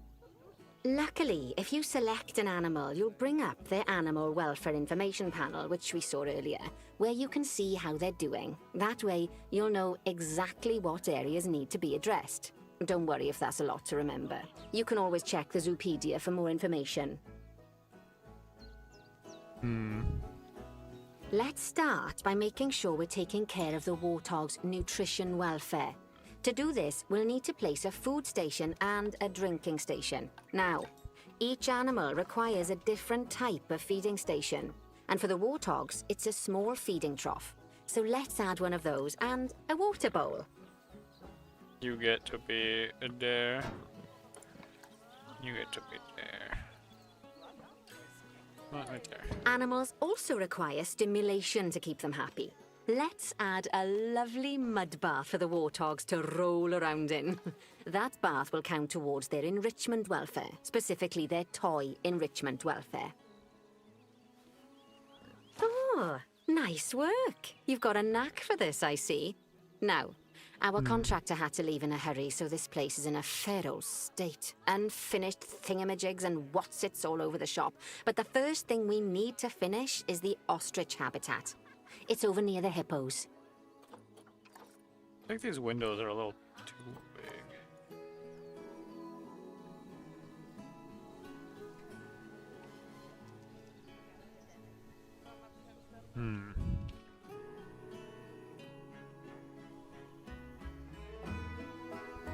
Oh, before we actually start building our ostrich habitat, let's pause the game. Just click the pause button in the bottom right corner. Ah, that's more like it. A quick break. Sometimes it's a good idea to pause the game whilst you're doing something which requires your concentration, because it'll stop the zoo spinning out of control while you're looking the other way. Let's keep the game paused while we get this ostrich habitat built. Okay, job number 1 here is to add a habitat gate before we complete the barrier. Every habitat needs a habitat gate. After all, how else would the keepers get in and out? Just make sure it's hooked up to the path so the keepers can reach it.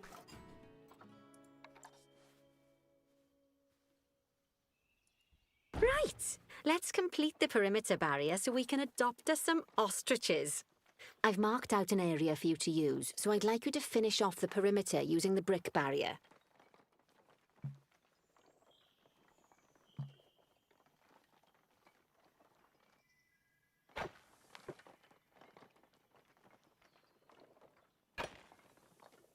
I think I messed that up, but you know what? That's fine.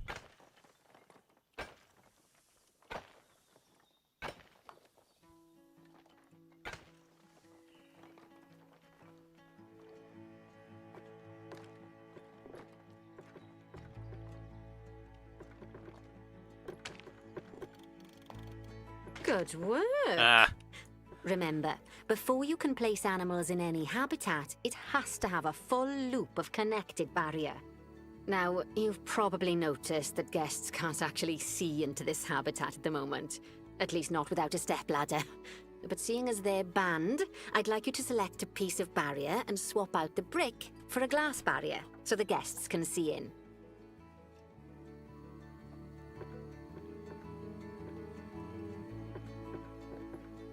What? No, no, no, no, no.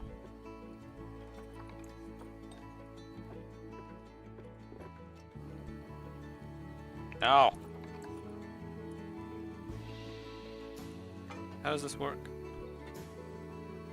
How does this... Glass. Slice a bear, then click the glass bear. Oh, wait. Okay.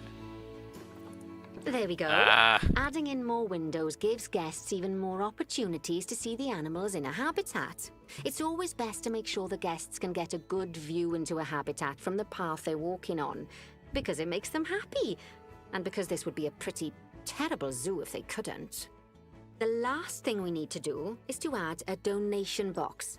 You see, when guests enjoy the view of an animal, they'll make a donation.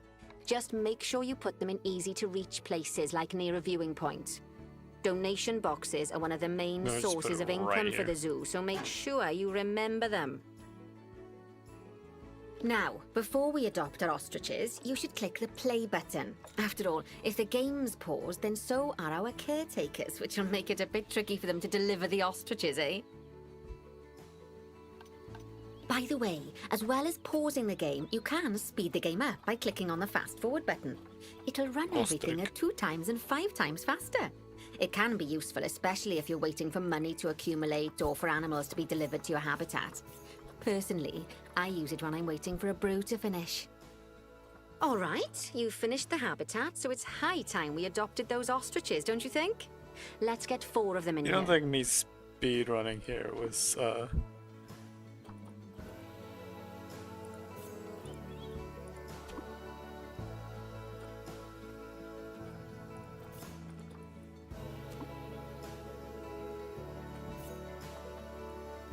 While we wait for them to be collected by the caretakers and brought to the habitat, you should get it ready for them. Add a suitable feeding station, water station, and an appropriate food enrichment item. It's often best to place things like enrichments and feeding stations near to the habitat perimeter, so guests can get a really good view of the animals.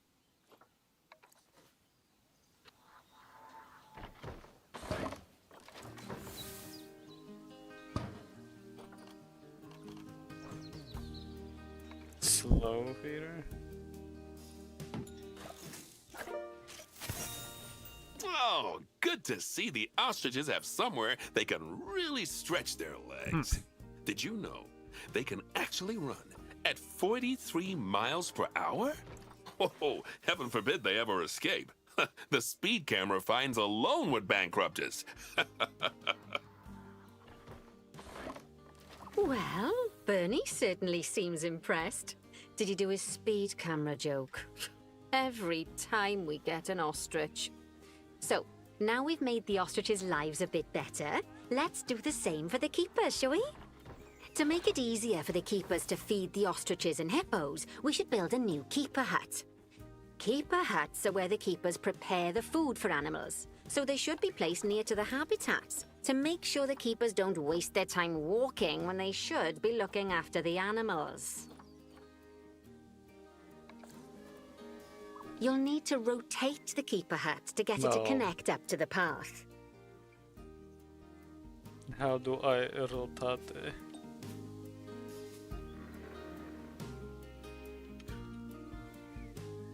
You want to rotate without?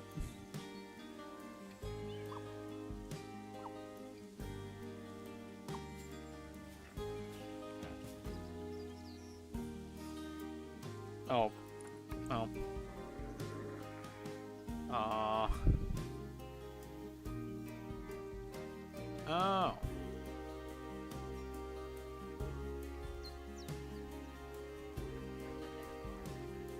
Sure.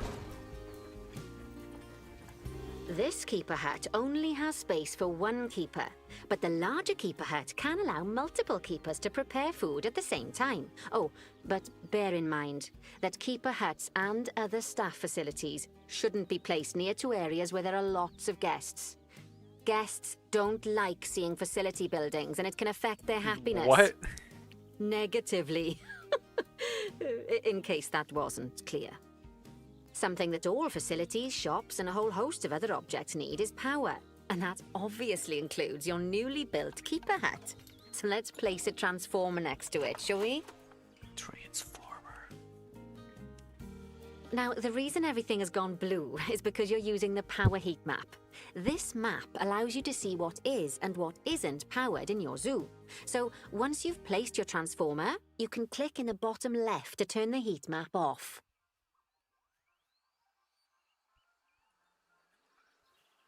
Invalid rotation. Okay, that makes sense. Lovely work. Now the keepers can start using the hut to prepare food, and thanks to where you've put it, they won't need to walk very far to deliver it to the ostriches and hippos. Let's get on to your next objective then.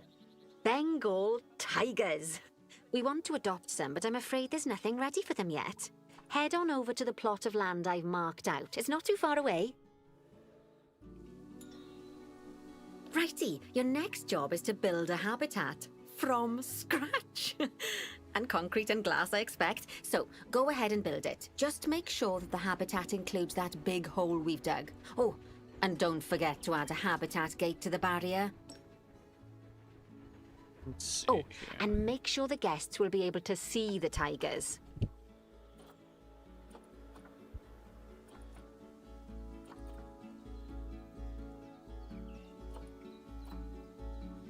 Yep.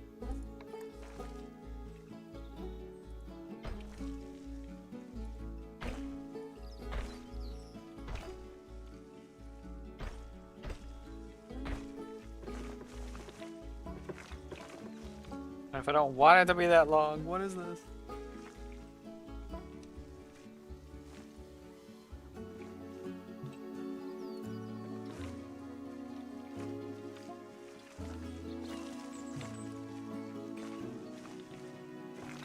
I'm gonna make it.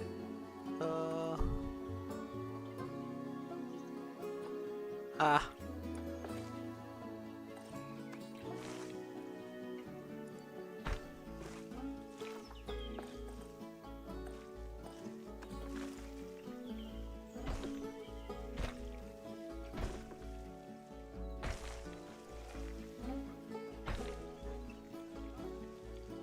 You know what?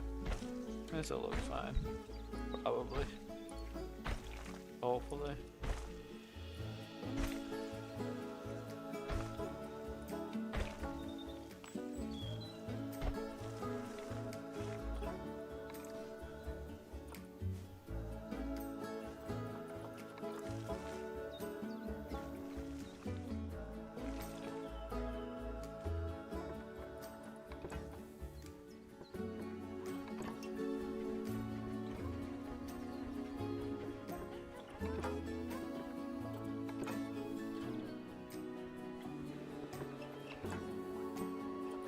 Not enough guests show up on this side, but there.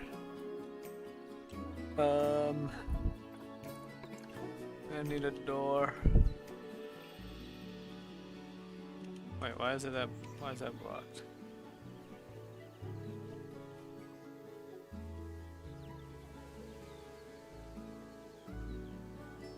Ah, that's why.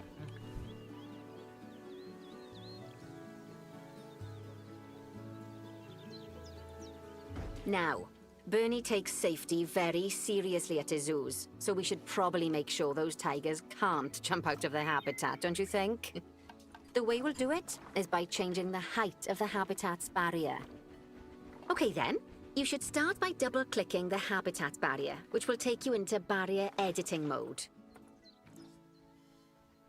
Great. Now highlight the entire perimeter of the habitat. You can do that by clicking and dragging the barrier selection tool. So this? Now you've got all of the perimeter selected, you can increase the height of it by clicking and dragging the barrier height tool upwards. You'll want to make sure it reaches a height of at least 3.7 meters. You know what? We get 4.3. Now that the habitat is in place, don't forget to put down a donation box near to your viewing areas. We need every dollar we can get. Especially as these tigers aren't exactly eating instant noodles for lunch. Why not? Why can't they have instant noodles? Why are you keeping them away? Okay, that's the habitat boundary complete, the habitat gate in place, and most importantly, the tigers won't be able to jump out of it anymore. I think it's time we adopted those tigers. Sure.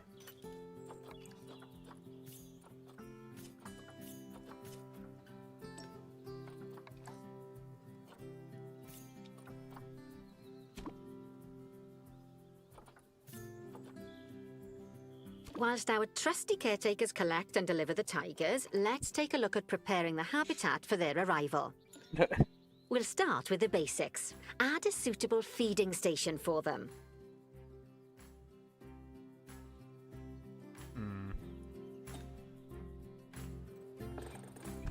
Oh wait, right. It'll just do it automatically, right? Big food. This time, instead of adding a water bowl, let's try something different. Some animals need a pool in their habitat so they can go for a swim, but they can also use it to drink from. All you have to do is make sure the banks of the pool have a gentle slope so they can easily get a nice, refreshing drink. There's already a pool excavated, but you still need to fill it with water. You should do that by going into Terrain and selecting the water tool. I'm assuming it's just... Yes, that'll do nicely. Of course, just like the warthogs and ostriches, these tigers will also need some enrichment. Why don't you add some suitable toy and food enrichment items into their habitat? Did I just kill the tiger? Never mind, the tiger's there.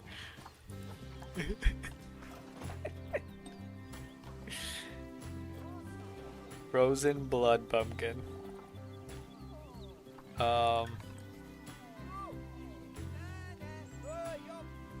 have a frozen bud pumpkin will be right over here.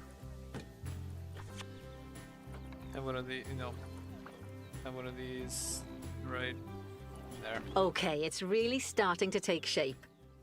Now, the tigers will need a shelter in their habitat so they can hide from the guests, or more likely, the bad weather. Although, given that we're in England, you might want to think of that just as normal weather. Oh. Go on, add a We're shelter in to their habitat. England. You can either build one from various suitable bits This and place bobs, looks or if you too, like, just like, pop down the blueprint bright. that I've already built for you. Oh my. Okay. But.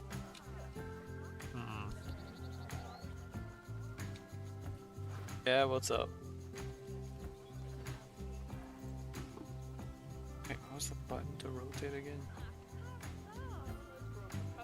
I already forgot. Is it C? Ah, there we go.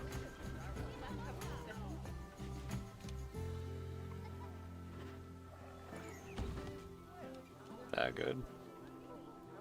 Did I click the wrong thing? Poor Dabs. I'm sure it can't have escaped your attention that the tigers look a bit miffed. That's because they aren't too keen on the type of terrain in their habitat. Select a tiger and bring up its information panel. Uh-huh. Rightio. Click on the terrain tab. That way you can view the terrain information and see how they More feel about the grass. different types of terrain. That'll tell you what the tigers need more of or less of in this habitat. Okay then, open the terrain editing tool, select painting, and give them some more soil. Yes, that should help with the habitat part of their welfare.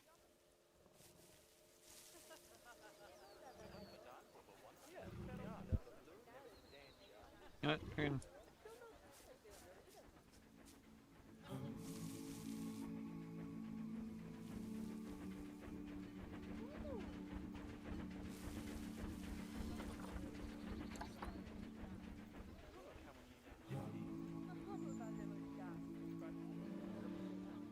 I don't hear it working with this one.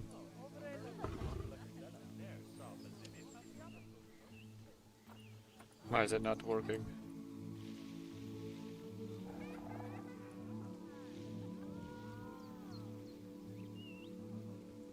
Why do not work?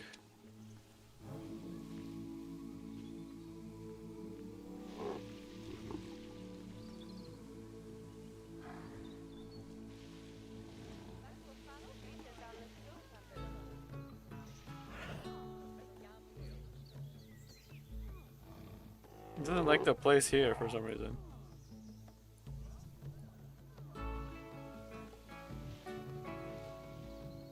Ah!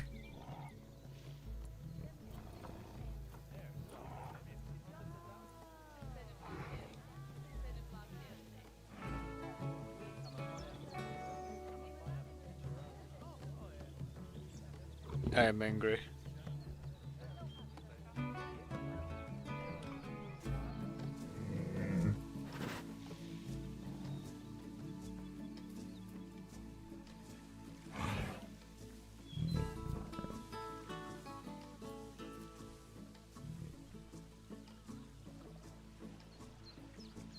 Doesn't seem to be going up.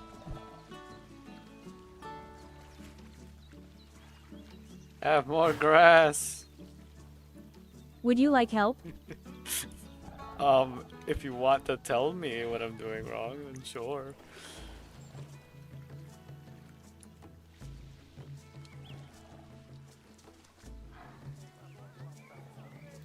It says right there. Oh.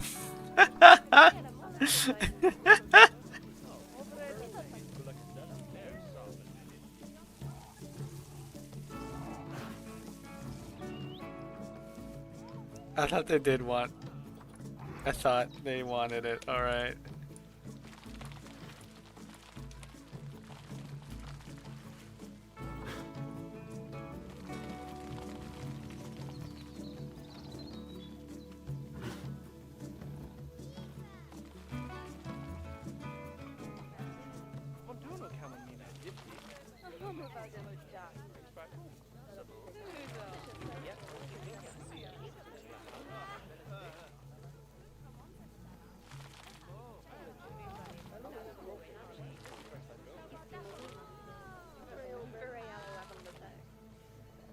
Maybe put a lot of grass like over here, right?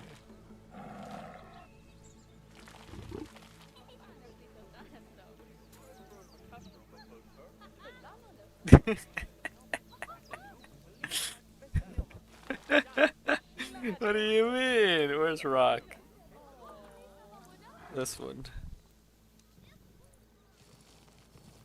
Oh wait, that would affect the soil too, wouldn't it? Right then. All animals need plants and trees from their own biome or continent. You know, deserts, savannas, or Asia, Europe, that sort of thing. It looks like these tigers need a few more plants in their habitat. Bruh. To get a perfect fit, use plants from the rainforest and temperate biomes that are native to Asia. Although if you have to, you can get away with using just one or the other. The tigers will also want a certain amount of their habitat to be covered by those plants. To find out which plants to use and how many, select a tiger and go to the Environment tab. So should I just kill the ones? Now, as you can see, some of the plants currently in the habitat aren't quite right for the tiger, like the wattle bushes. You can remove them if you want. You can find all of the plants you need in the nature section, and you can use the filters to only show the types of plants you want to see. In this case, that's plants from the rainforest or temperate biomes. Okay. You know what? They get to keep those.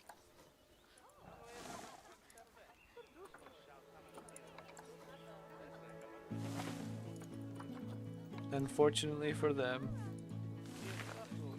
they're gonna have to deal with it.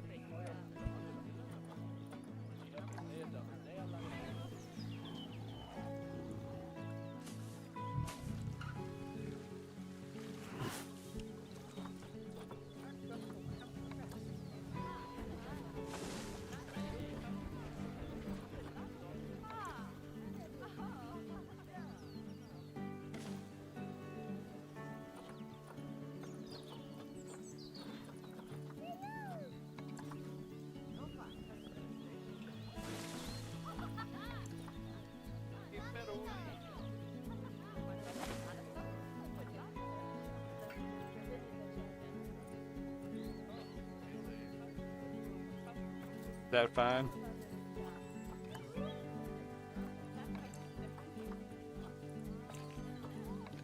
Where do I see the... These plants will for the 90%. Oh. Nature. Add some smaller plants.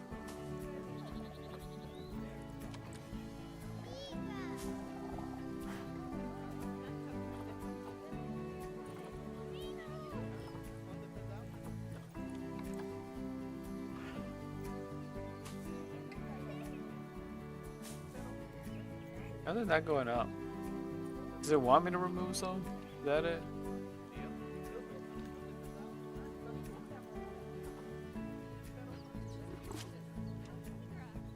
Did that help?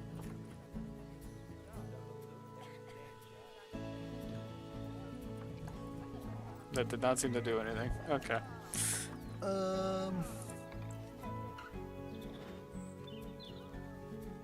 Really get some bamboo. I am not doing. This is not looking nice. What was the button again? There we go.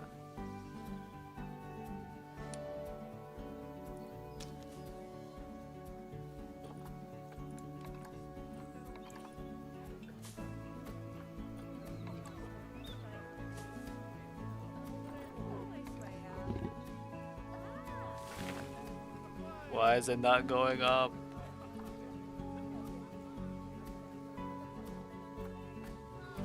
Should I get rid of...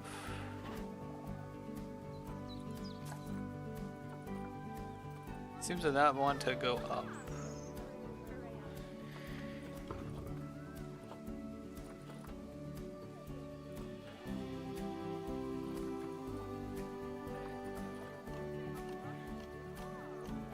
No.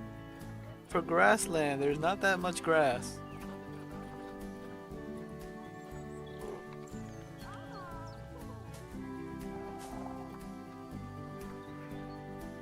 And I don't think I'm making much of a dent in this.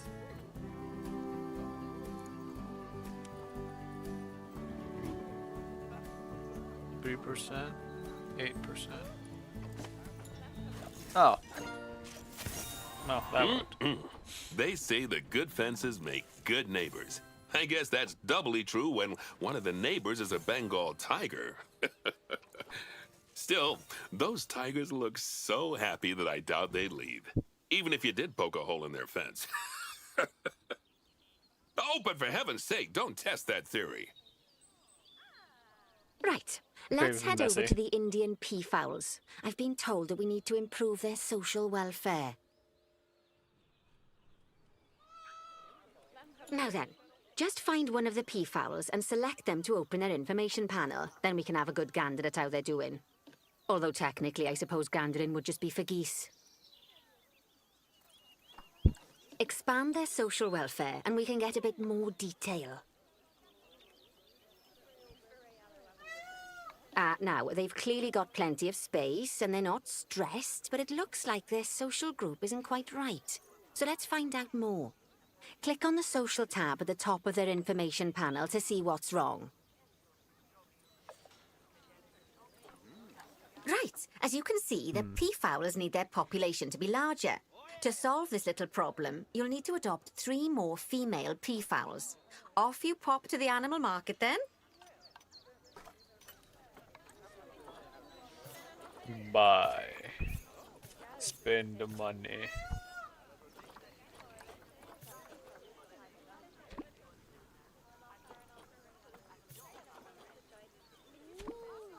Spend money.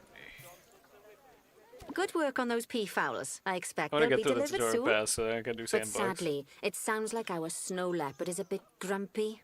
Let's head over there and see what's wrong with her. Oh, well, that's helpful. Just like people, animals can suffer from stress if things aren't quite right. You know, like when you see someone put in the milk before the tea bag. In the Keeping case it of locked these up? snow leopards, they're a bit stressed by their lack of privacy. You can lower their stress levels by swapping out the normal glass barrier by their cave for one-way glass. It's not a cheap option, but I think they're worth the expense, don't you? This will give the snow leopards somewhere to go when they want to get away from the prying eyes of the guests.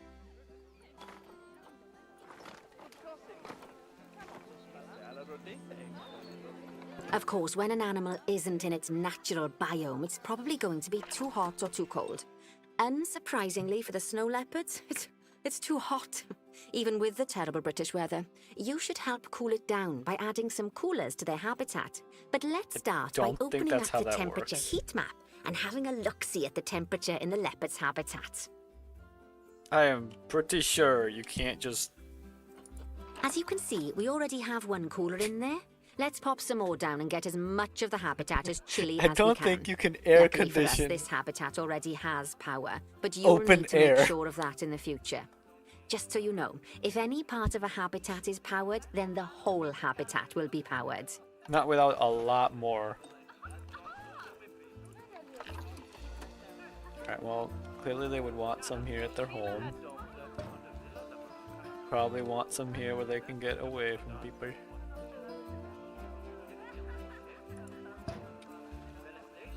And you know what? Sure. You can find heat maps for all sorts of helpful things, so do be sure to explore them and make good use of them. It'll take a little while for the temperature to adjust once you've added coolers or heaters, but now we've got the coolers in, we can address the leopard's terrain welfare. You see, what the leopards really want in here is snow and rock, so let's make that happen. Whoops. I think I added rock though, so maybe that's fine. Where is the fucking... Where'd it go?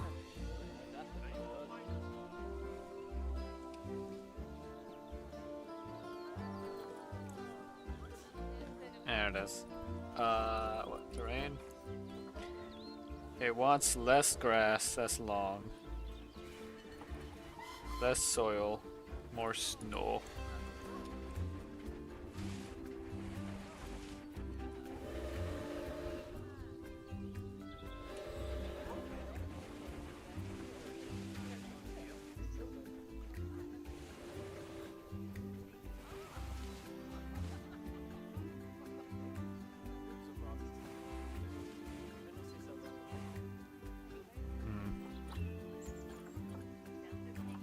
Still too much long grass. Now then, all of that should give you a pretty good understanding of how to make animals happy. So I'd like you to go and check on all the other animals in the zoo and fix up any issues with their habitats. That'll increase the average welfare of the animals across the whole zoo. And that average welfare is a very important statistic. Now, to quickly see how all your animals are doing in the zoo, you should go into zoo management and then into the animals section. Oh. Oh. As you can see, this list shows you the animals' overall welfare. So if something's amiss, then Well, you can this quickly pop lion over to is them currently using the suffering, look so- button. Right, I'm off for a cuppa while you make sure all the animals are well looked after. I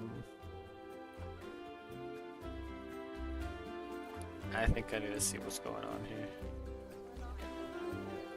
Social.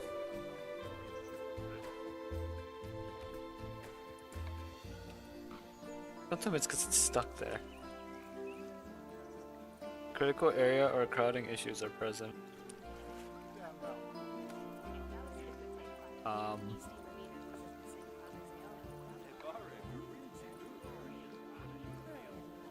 Space. Oh, it's because of protesters, isn't it? She's off for a cuppa. It's your first day. Don't mess up or else. Where are these so-called? Oh wait, is it because of all the glass?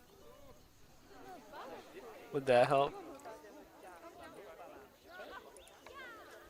Oh.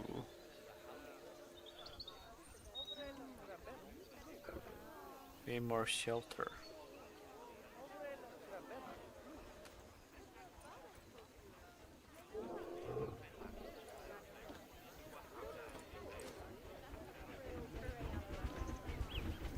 That didn't seem to help. Oh wait, never mind. That it was stuck. That's literally what it was. It was literally just stuck. What is this?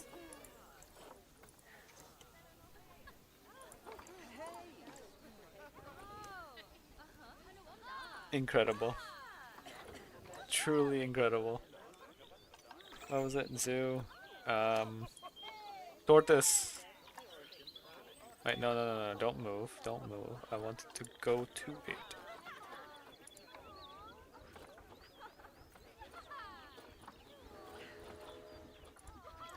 Where do I find... How do I find them? Oh, that's probably it, right? There we go. What's it need? No hard shelter. Ah. No enrichment.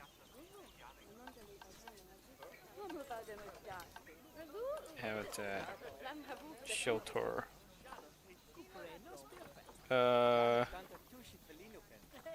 What tortoises want? Would they... You think they'd take a burrow?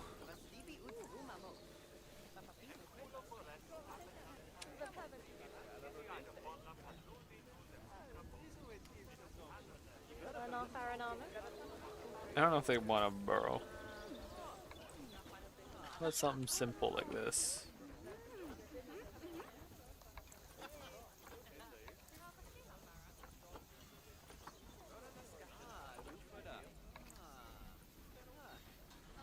Wait, what's the difference between these two?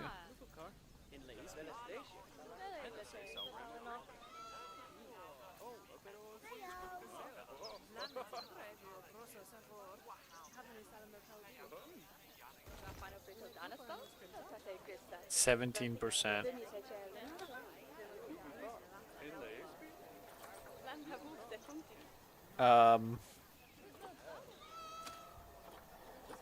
What? Would a burrow actually work?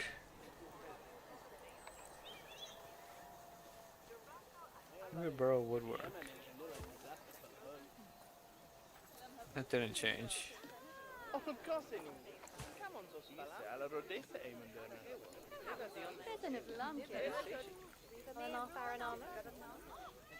Hard space, hard shelter.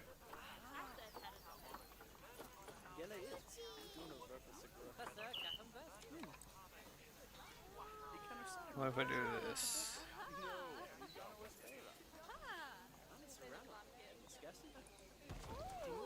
Oh, there we go. Now enrichment for turtle. Oh wait, right. I can.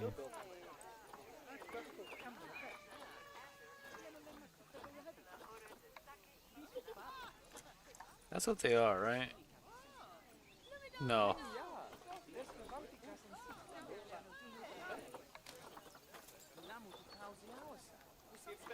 There we, oh well, it's basically similar. Root spike tree.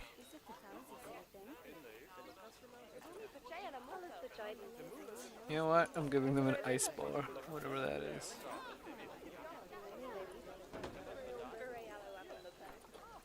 Do all what? Lack of frozen fruit.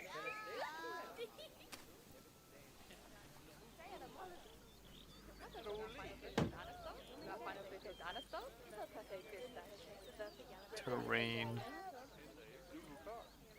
Art shelter. Is this fine then?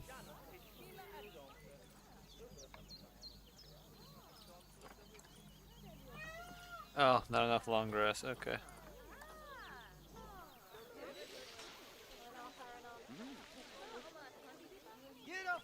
Not enough sand?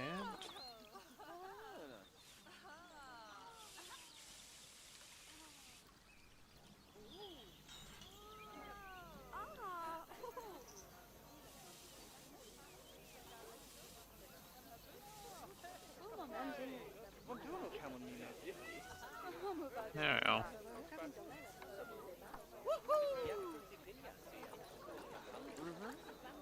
That's probably fine.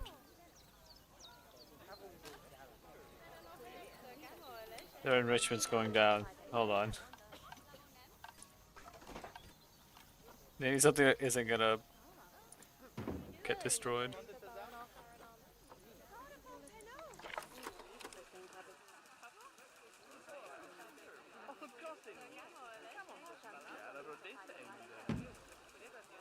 Not there. They get some extra water. Alright. Where's the menu again? This one. Who else is suffering?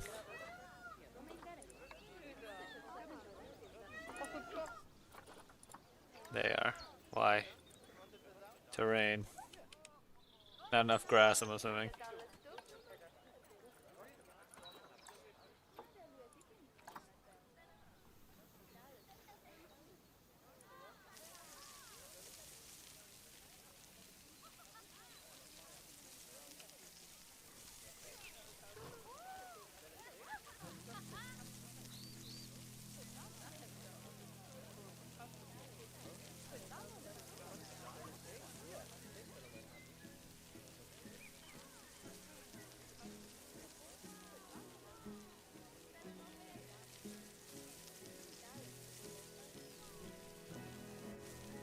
How big is this place?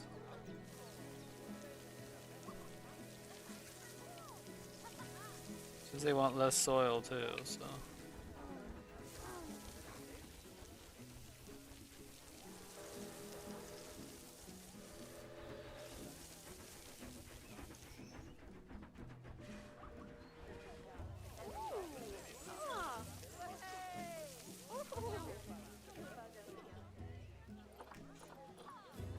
More long grass.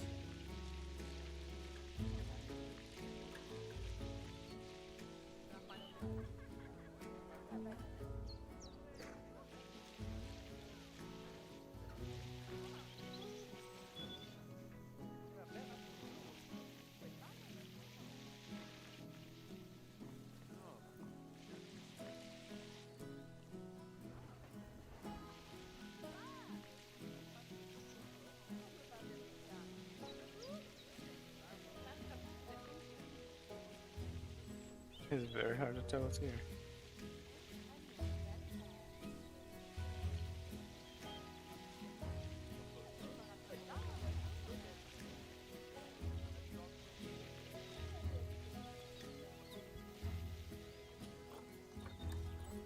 else is wrong?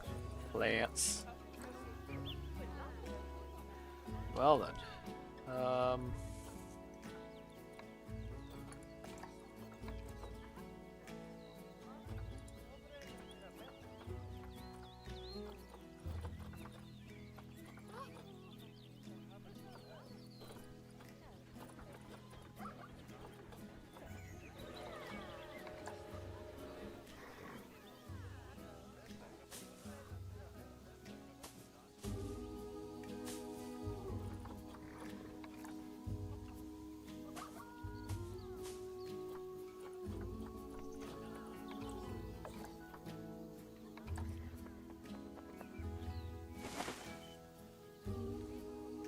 Unsuitable. But I haven't set the grassland. Well, continent. There. Demolish.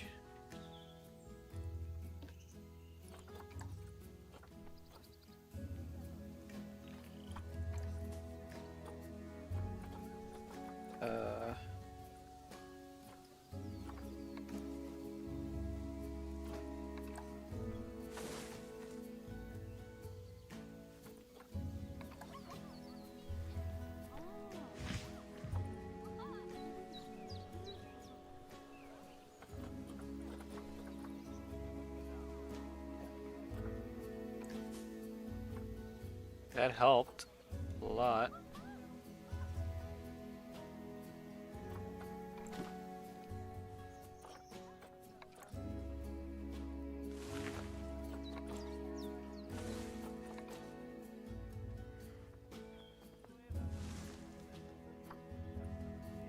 There we go. Now what? Enrichment.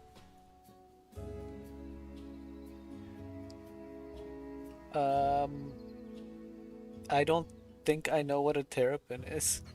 I'll be honest.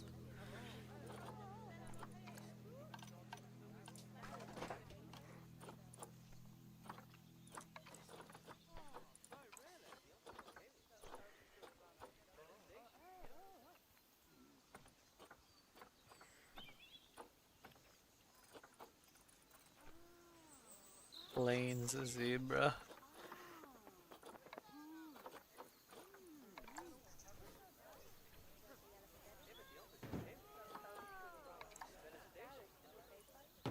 Not bad. Not bad at all. I think it's fair to say that you've passed the first part of your training with flying colours. There's still lots more to learn, but we'll have to head to another one of Bernie's zoos for that. If you want to grab your passport, we'll head off, shall we? There we go. And it just seems to be unlocking statues. Sounds like you've got the whole zoo Should I purring keep away doing nicely. Well, purring, grunting, screaming, booming. All the appropriate noises. I guess I was right to hire you, huh? Don't tell her I told you, but Nancy wasn't sure you'd even last the morning. So, we're happy this is working out. And Nancy owes me a Foxy coffee. As strange as it seems, considering we just met, when I look at you, I feel like you're the child I never had.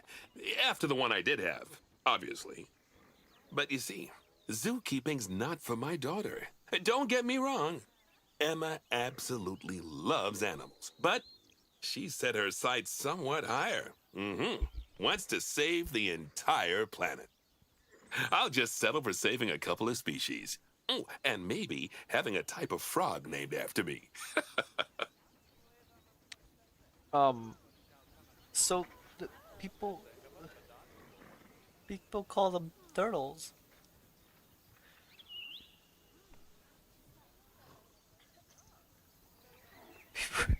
They call them turtles. Why are they called terrapins if they're still called turtles regardless?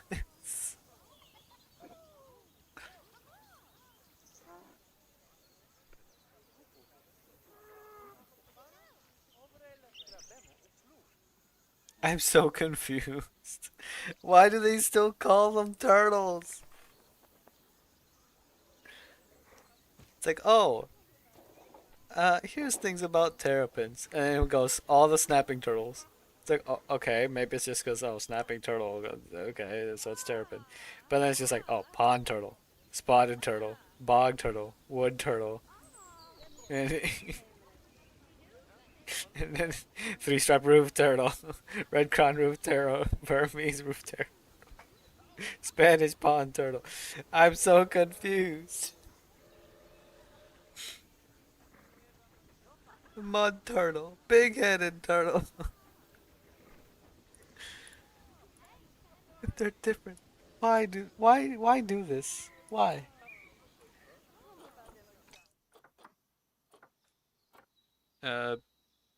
Saves who has a sure.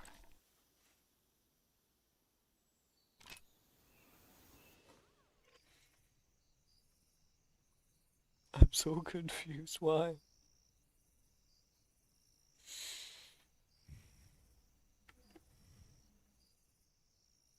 Alright, so that feels like it was pretty. Wait, no, there's definitely some stuff. And I'm probably not remember or not thinking of that as part of this.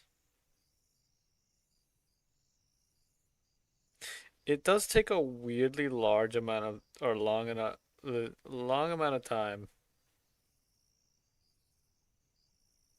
to load.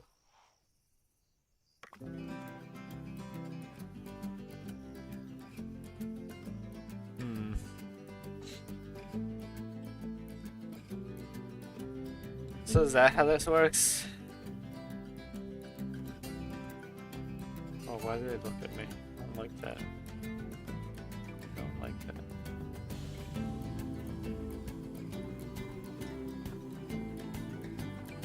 Should I do the career though?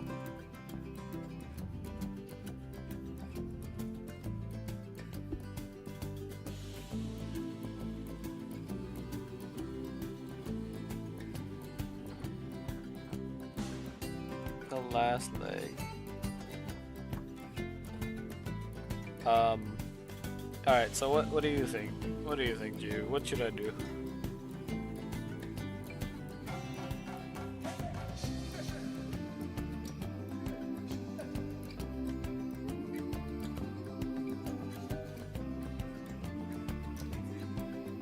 Because I have no idea if I should continue the career scenarios or if I should just go sandbox and see what happens.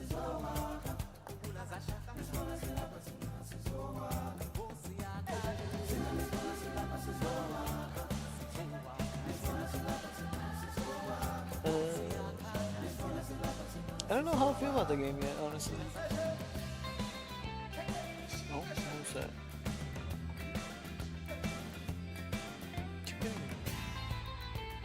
Oh, that's what they are.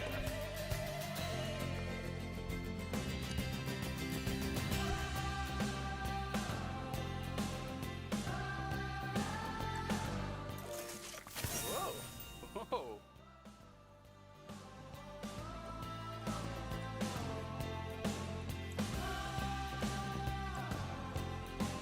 Wait, were those snails? Snails.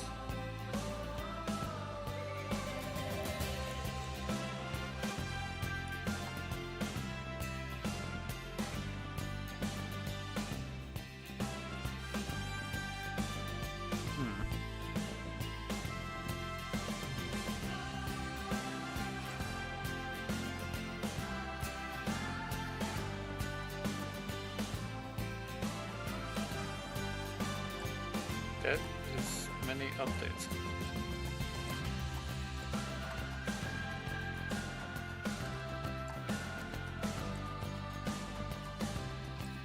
That is a lot of stuff.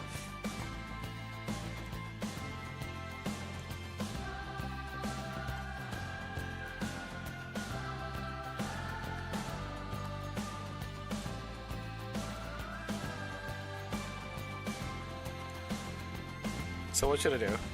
Should I just continue the career thing?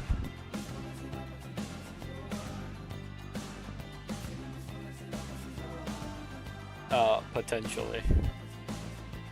but I would have to franchise. Oh.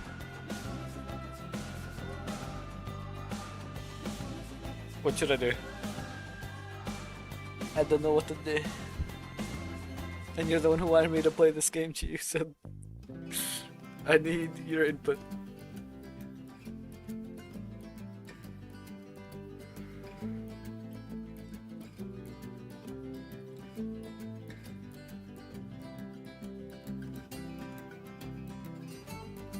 Well, I don't know. I mean, you were telling me something about the careers thing and about how it unlocks stuff, but I couldn't really tell if it did or not.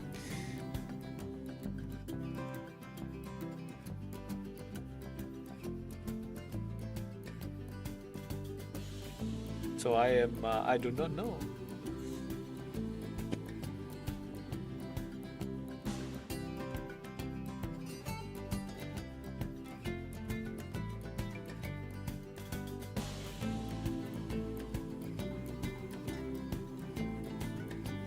The reason I was thinking sandbox is just like, oh, we'll see what happens, kind of.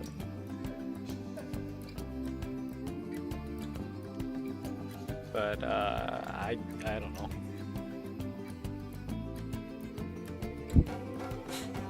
I have seen a couple videos of this game, but it was usually those like, oh, I'm gonna make a zoo, but it only has one animal and that kind of thing.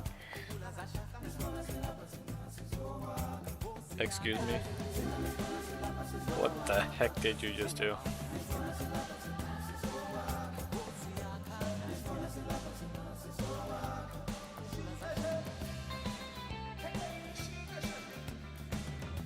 Oh my.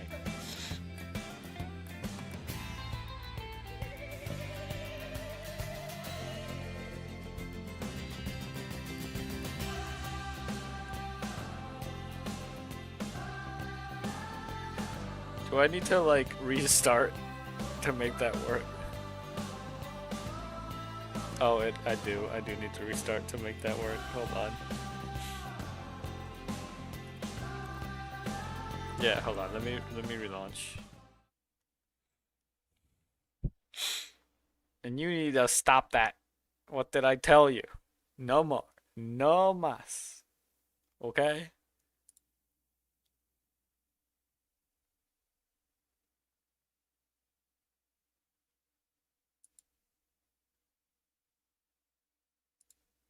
Uh-oh. What's happening?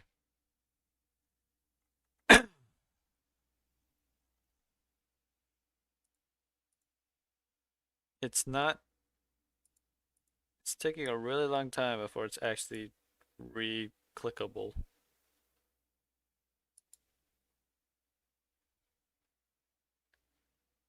Oh, it's uploading to the Steam cloud, but it's extremely slow.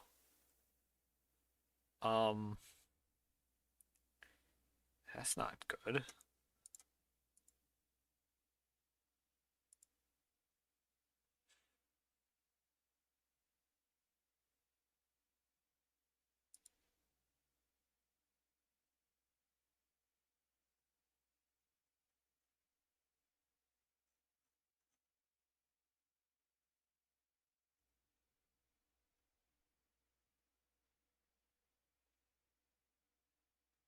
Oh, I think it's my internet.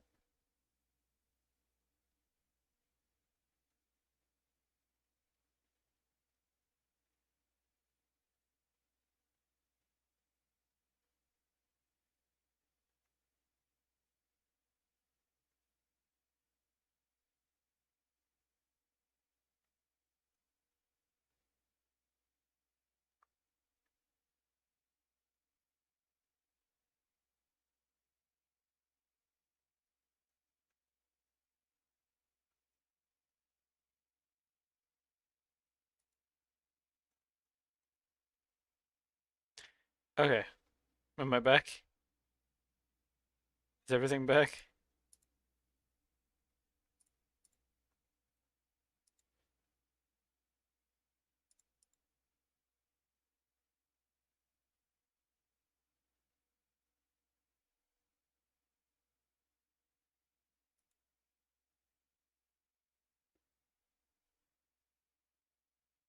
Hello? Did my stream fully crash? Hello?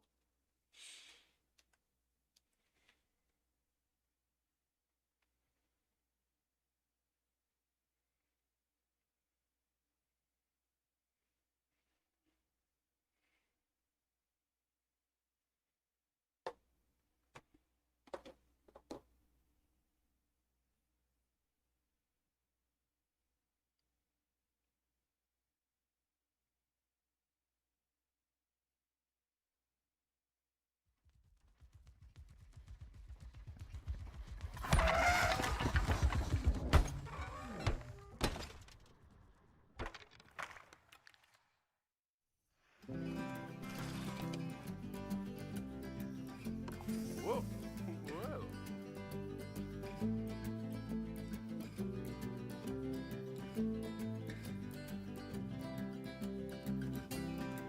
Okay. Whoa. Hey-o. Just to not be doing nothing. Yeah. Go ahead and continue. Combination with Goodwood's work in the region. What?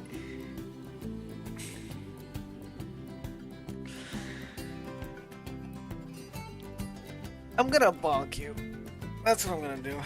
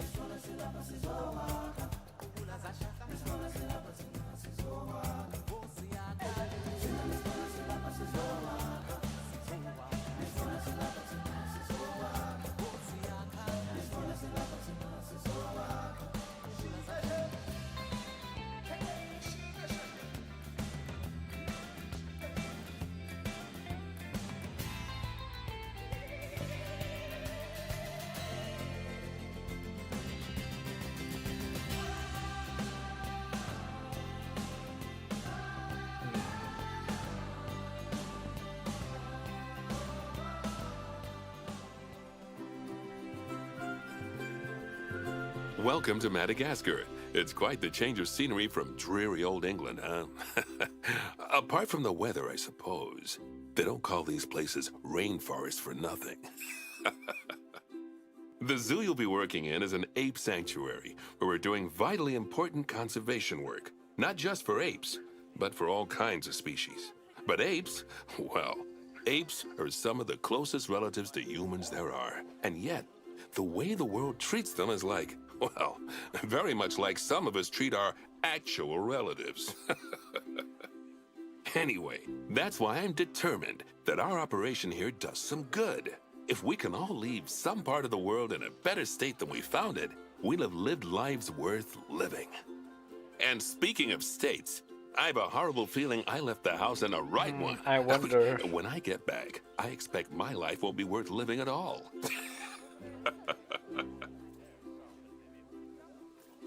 What do you think of Madagascar then? Bit warm for my taste, to be honest. Anyway, this is Bernie's primate sanctuary. It's not just primates, though. We've got all sorts of animals. So why don't we go and have a look at some of them, eh? We'll start by taking a look at the red-ruffed lemurs. They're the ones that look like they should be in a Shakespeare play. Come on, let's head over to them.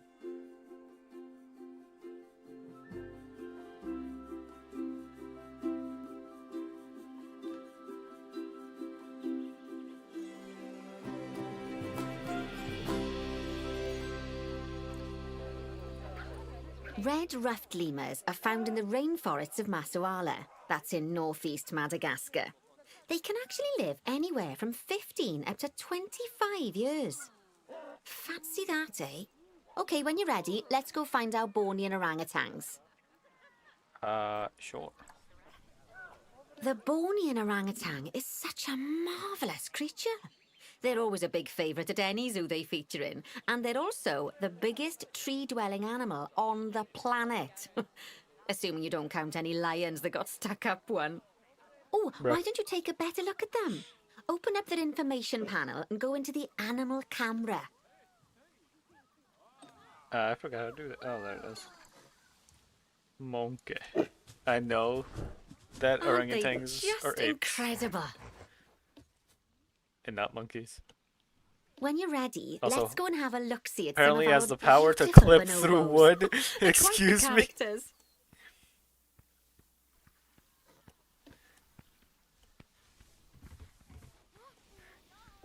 I have several questions. Oh dear!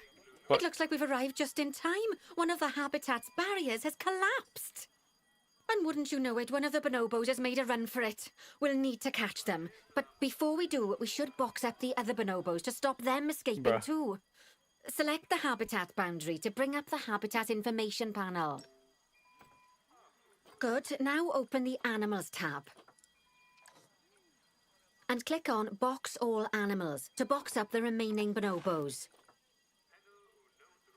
Now, we'll need a vet to Yeah. recapture that escaped bonobo, but it seems our last one left to do some research in the wild. Not an ideal situation. So, we'll need to hire a replacement, sharpish. Go into the zoo section and then into the staff management area. You can find all of your staff in here, but there's no time to go looking at their particulars at the moment. Hire a vet. Where?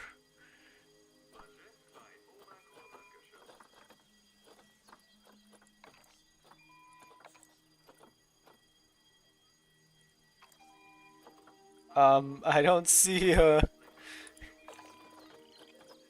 Oh, wait, here. I'm blind. Now, click on one of the paths to place the vet in your zoo. There.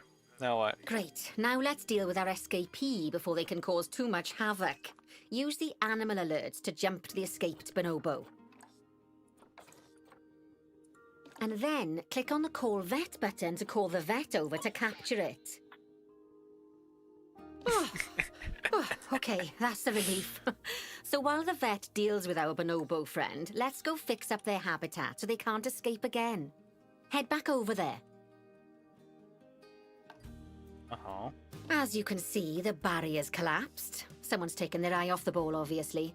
Let's get this one replaced. Select the barrier and then we'll edit it. Delete the broken section of barrier and replace it with a brand spanking new one. Wait, delete the broken. I do not see the option for deletion.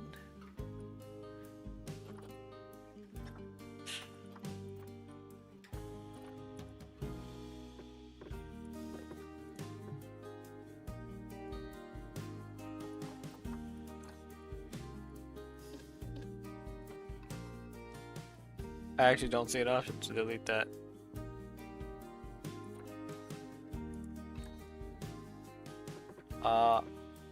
It's not that. You already tried that.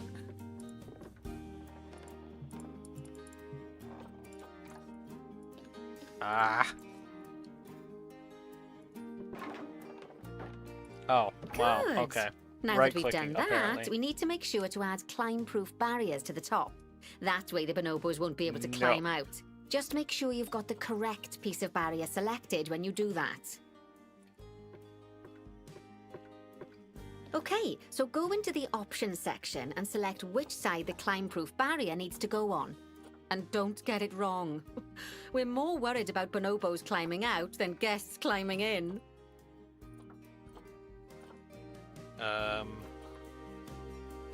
Climb proof.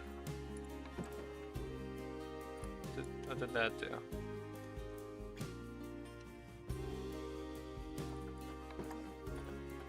Nicely done. I just do And both? I think it's high time we unbox those bonobos, wouldn't you say?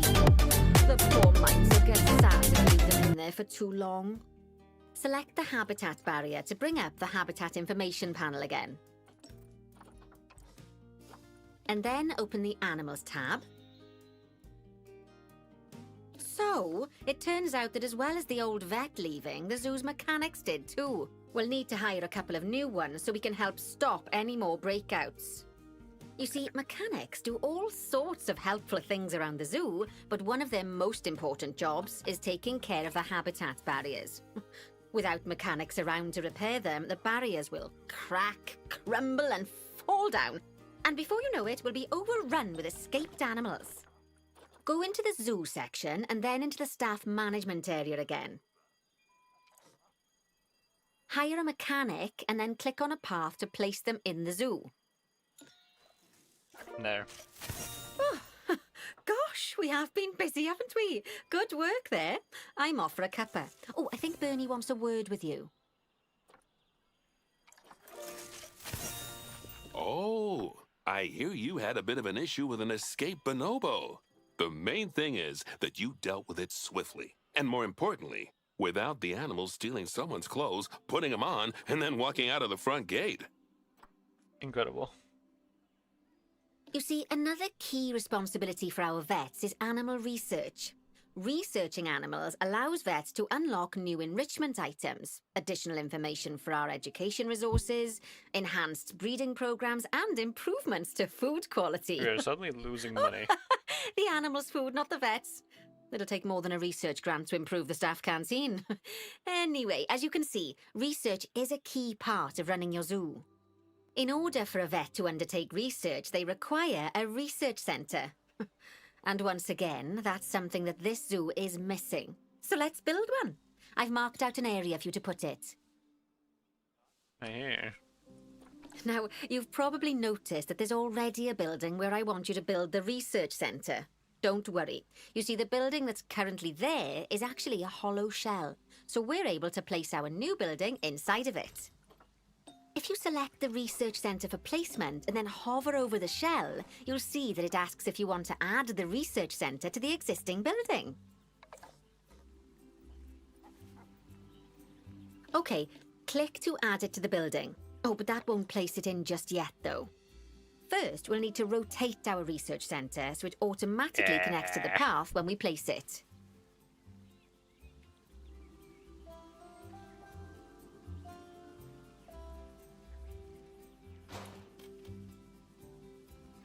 Good enough. Right, splendid work. Now that we have a brand spanking new research centre, we can give our vets something to do in there. Oh, by the way, it's worth noting that the vets will only do research when they're not required to do any other jobs. That said, you can change what jobs a vet does via their information panel. But let's not worry about that just now. So, let's get our vet researching ring-tailed lemurs. Go into the zoo section and select Vet Research.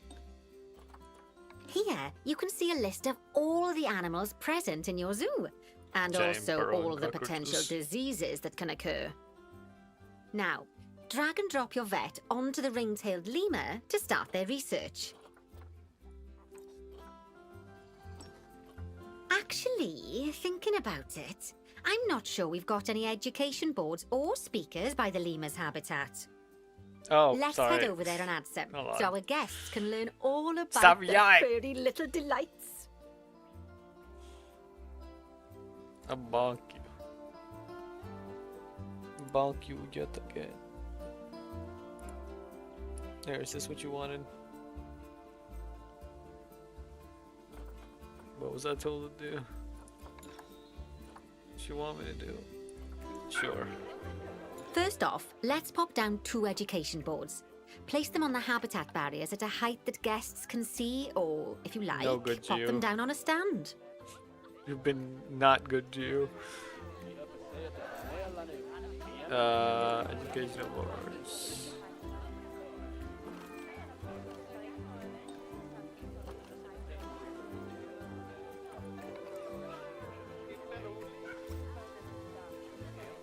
Isn't there one right there? Or is that something else?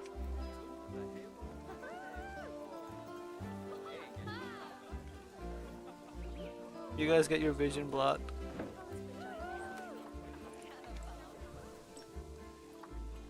Why is there one that goes on the floor?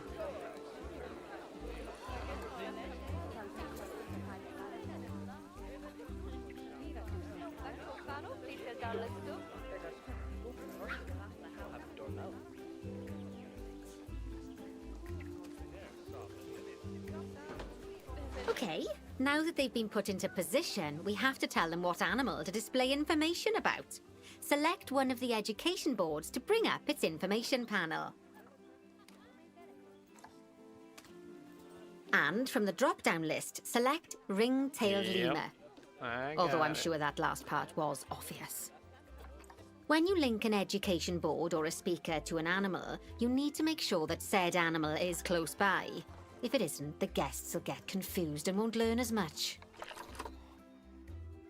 Okay, now that we've done the education boards, let's pop down a pair of speakers. Speakers play audio to the guests so they can learn while they look at the animals, instead of having to go through the laborious process of reading. Oh, one thing to bear in mind is that it's important not to put the speakers too close together. If you do, the guests won't be able to understand what's being said. What do you mean? Just sync them up. Now we simply need to link the speakers to the ring-tailed lemurs, just like you did with the education boards.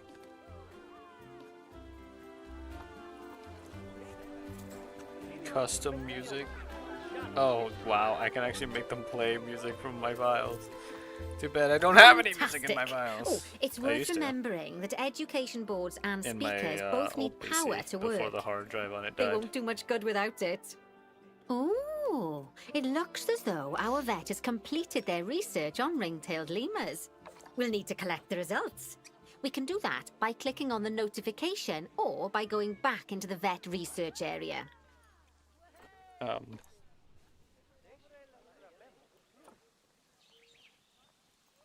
20 years since last mechanic visit.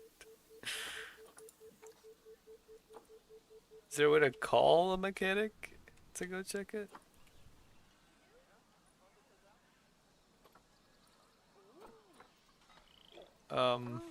Well, Go on, collect your research rewards.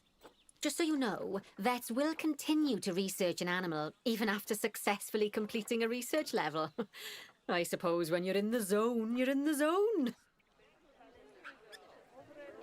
Well, now that we've enriched the lives of our guests, let's enrich the lives of our ring-tailed lemurs. Some animals, like lemurs, will have a climbing need. That means they have a requirement for a certain amount of climbing space, and you can fulfill that requirement by building them a climbing frame. Let's find out how much more climbing space our lemur friends need, shall we? Select one of them and bring up their information panel. Next, click on the Terrain tab. Now, as you can see, the lemurs need quite a lot more climbing space. But Yeah, as I'm it going too happens, I've fast. already got a climbing frame blueprint built for you. So you can either pop that down or build one yourself from scratch. By the way, it's not always just climbing needs that you have to worry about. Other animals might need a certain amount of water in their habitat so they can go for a swim. They certainly do keep us on our toes. how would I go about building my own, though? That's my question. You know what? I want something.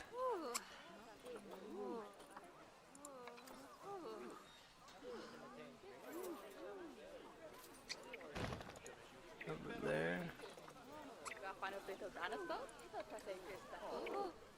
No, how would I?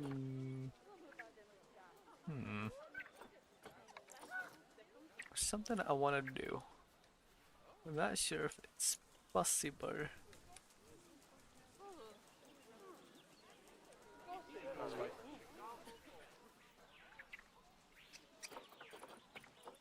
I don't think it is.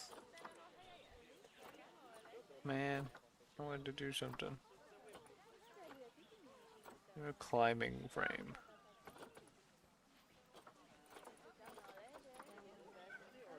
Can I rotate this? There's no angle rotation.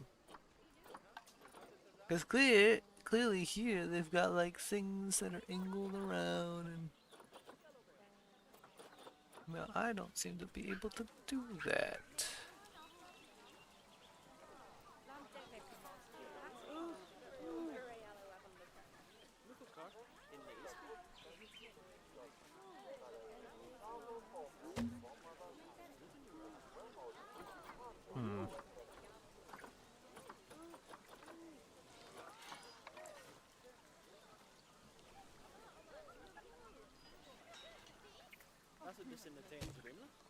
This will most certainly not be turned into a giant slingshot.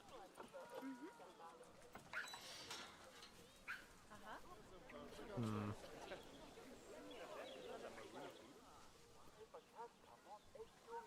I genuinely don't know.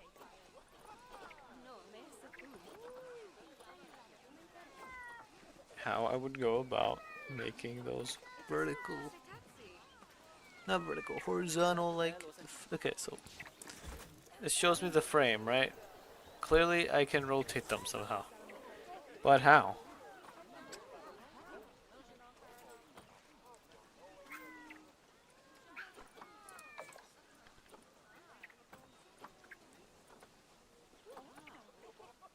Uh,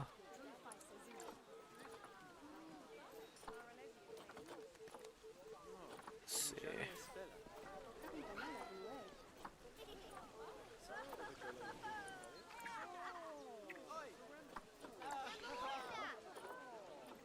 Maybe it's basic controls, placement controls. Okay, rotate 90 degrees, toggle advanced mode. Is that it? Maybe? Let's try it. Oh.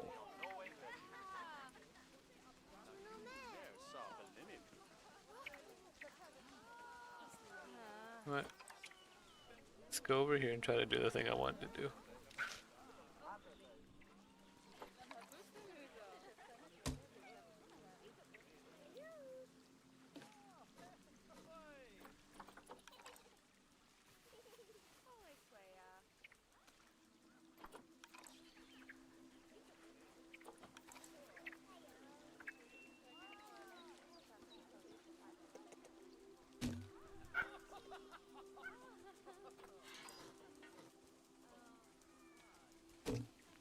Oh, that's a great climbing frame for them. They're going to absolutely love it.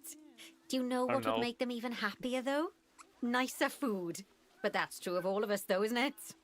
You can unlock better quality food for animals through research. I'd have to do a Luckily, lot we've more already than that, unlocked but some that's for the just lemurs, so all that remains sort of is what to I make wanted. sure they get served it from now on. Let's bring up the habitat information panel by selecting the lemur habitat. How do I do that again?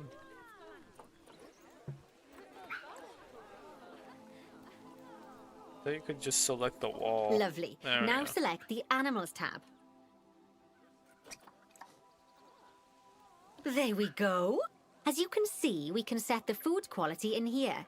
Just click on the drop-down menu and select Grade 2 Food Quality. Grade 2 Food Quality. My mouth's already watering. So, a new climbing frame and better food. Oh, you've really spoilt those lemurs rotten. Now, I think it's time we looked at one of the zoo's most important responsibilities, releasing animals into the wild. You see, when we feel an animal is ready, we can release them into the wild. But what makes an animal a good candidate for release? I do Well, know. their age is an important factor. I mean, we can't release an animal that's a juvenile, just as we can't release one that's gotten too old. They'll also need to be fertile. After all, the idea is to repopulate the wild, so the best candidates will have a high fertility gene. And together, the age and fertility of a candidate will determine how many conservation credits we'll be rewarded when we release them. Now, conservation credits are vitally important. They're the lifeblood of your zoo, because earning them allows you to adopt even more animals. And what's more, the animals you can adopt will be of a higher quality. So, with that in mind, let's pop over to our orangutan habitat.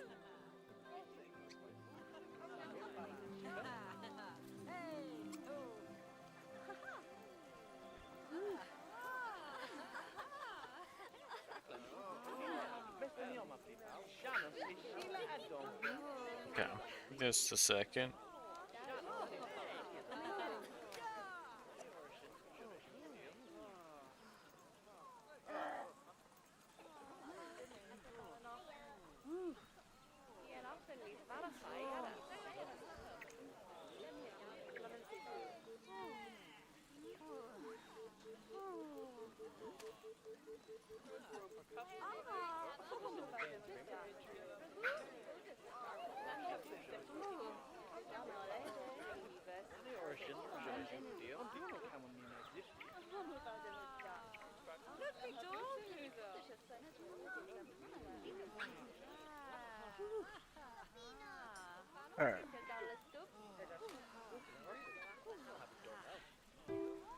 Spews eugenic? What do you mean? Perfectly fine. Okay, I'd like you to find Agang, the Bornean orangutan in the habitat, and select him, please. You can either click through each orangutan in turn, or select the habitat barrier, go to the animals tab in the Instantly. habitat information panel, and find him in the animals list. Goodbye. Goodbye.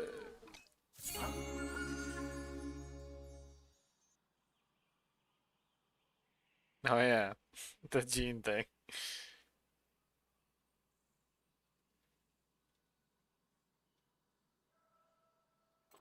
Goodbye. I know it's sad to see him go, but he'll be happy out in the wild. And he's a wonderful candidate for release. Young, strong, and fertile. Excellent work there. You've definitely got potential, you know. I've been told there's another highlight area, but I don't see I it. see you've been doing some homework. Although, it hardly seems like work when you're learning about something as adorable as a Emberline. ring-tailed lemur. I imagine I'd have got much better grades at school. Also, something if that there'd been lowers less scores of animals and loses more them points in how good they algebra. are is how tall or big they Tortoises. are. Excuse me, I am very high quality, So except far, for the we've done a kidney lot of disease work with and 2 habitat other animals, terminal but now it's illnesses. time to What learn about all being about small makes exhibit something animals. lesser quality? Let's build I'm a precious. brand new I'm exhibit. adorable. I'm also I've fearsome marked and an area for strong. our new exhibit. Ow, ow, How my about we leg head fell over asleep. there? I am very powerful. Lovely. Now let's build a new exhibit Thanks. in the gap that's been left. Just add it to the building like we did with the research centre earlier. Then pop it into the gap. What, this?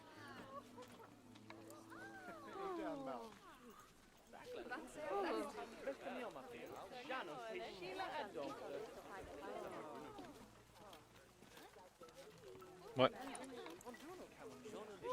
Perfect. Oh, The next thing to do is adopt an exhibit animal to go in there. How about a Gila monster?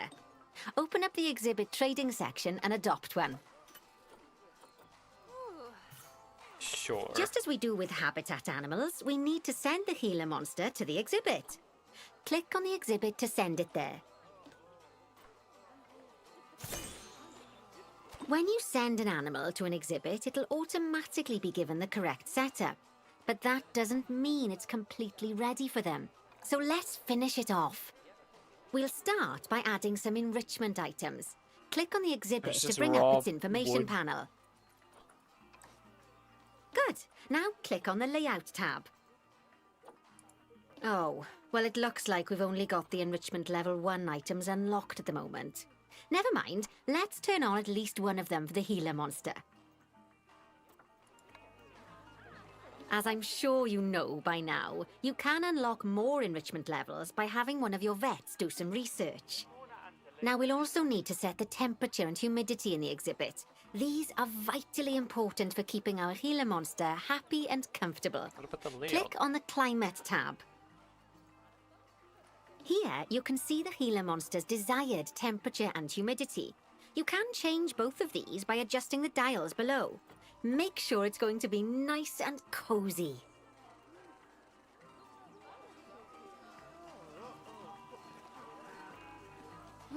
How low is it wanting to be? That's the ticket. And Sure. the last thing we need to look at is setting up the different windows. So click on the Windows tab. Huh? You can edit and customize any of the windows on an exhibit. A window can be closed and blank, or have a 2-dimensional background, or even a 3-dimensional background on it. Why don't you have a play around with the options? There's also an exhibit education board. Pop them down near your exhibits to teach your guests about them. Let's add one now. Alright, let's give him that.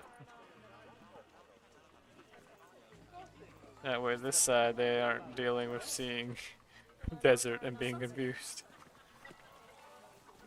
Do what? Increase the education rating. Ah.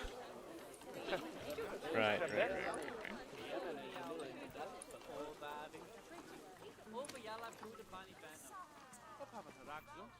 Let's give it right here inside so that the So you're the ones you can be the one to learn.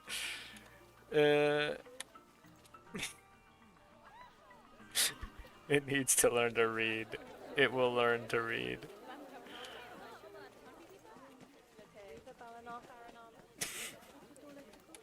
Get put it here. I'm clicking. There we go. No. Boom. Lovely stuff. Now our guests can learn all about our venomous friend here. Right, now, I've got a bit of a big job for you. I need you to increase the number of species in the zoo. You'll probably want to adopt both habitat and exhibit animals to do so, which will mean building plenty of new habitats and exhibits for them. Go on, off I you guess I have to pop. build a new thing here. I'll check in with you when you're almost done.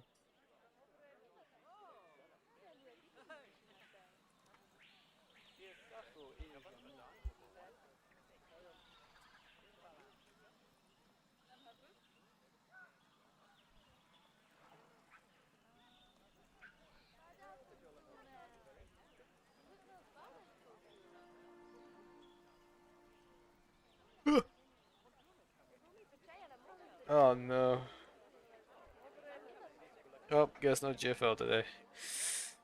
I'm very tired. It's hitting me very hard. Okay. 9 species.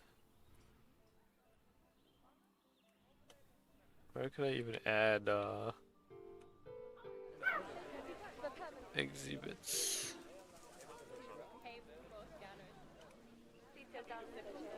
Is there a good spot already around, or not really? Everything is something. Yeah, just do something over here.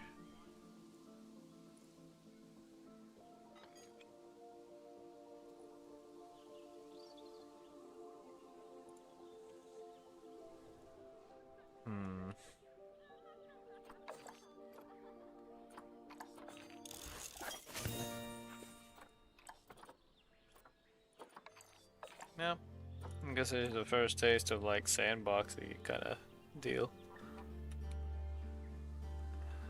Now, how would I go about making more of this?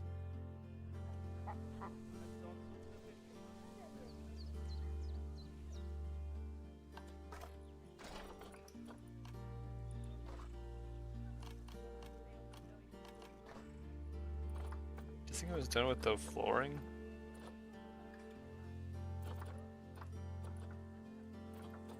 What's up? Go to paths. I don't even know where paths was.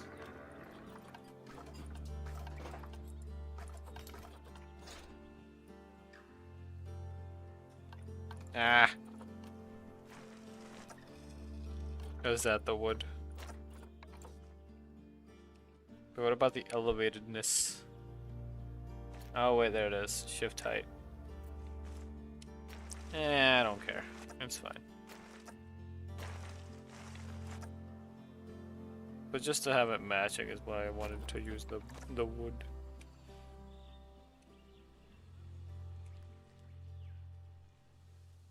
Let's think here.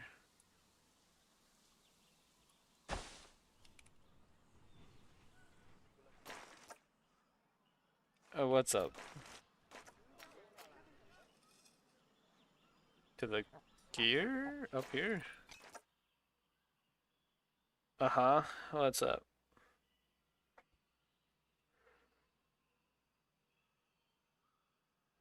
You said the gear! What other gear? Here?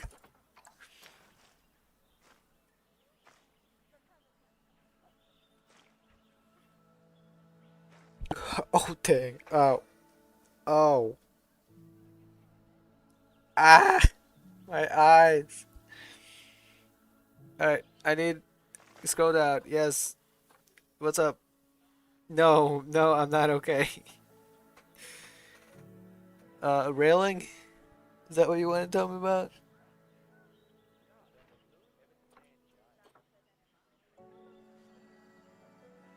Elevated length? I don't know. And tell me!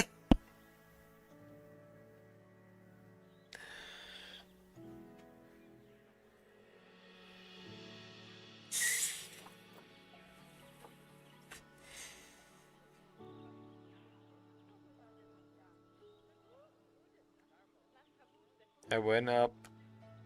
What's up? Just tell me what you could just tell me what it is so I could tell so I could put it. Try the other. Oh my. What? What? What? What do you mean you don't know what it's called, but you're telling me what to look for?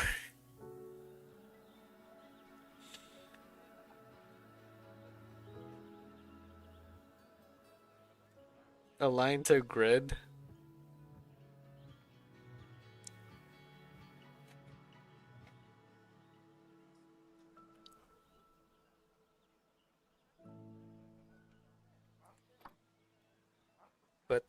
But why?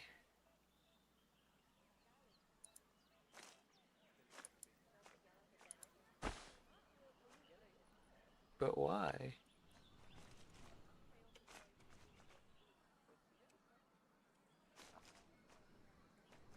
I'm confused.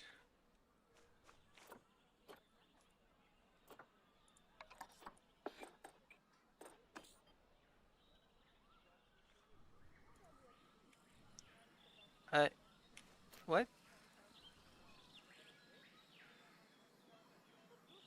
I'm confused. What do you mean the solid paths? Which ones?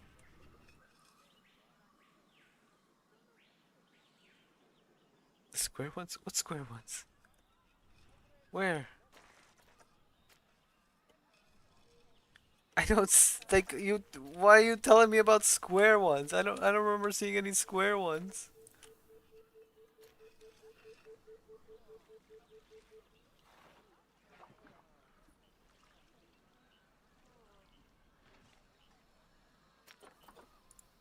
What? You mean like what? Doing this? Is that what you mean?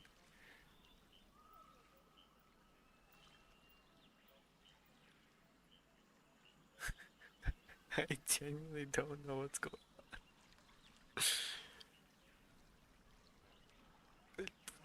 on.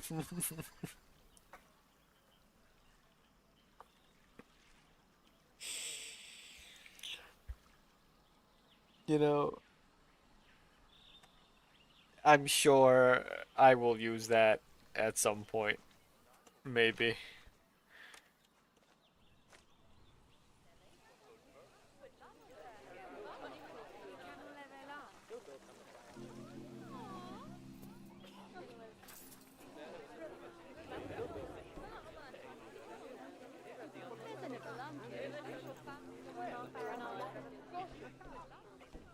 You know what? Let's just try to get through this. First things first. I'm going to. Can I just extend from here? Eh. It's fine. I just build along here and then build like a stuff in here.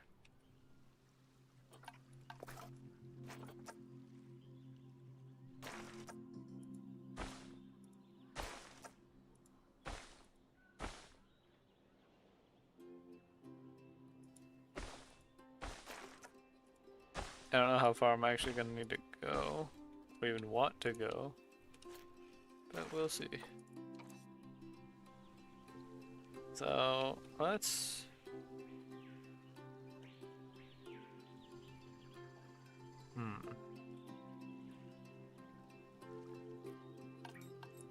What was that thing under? Ah.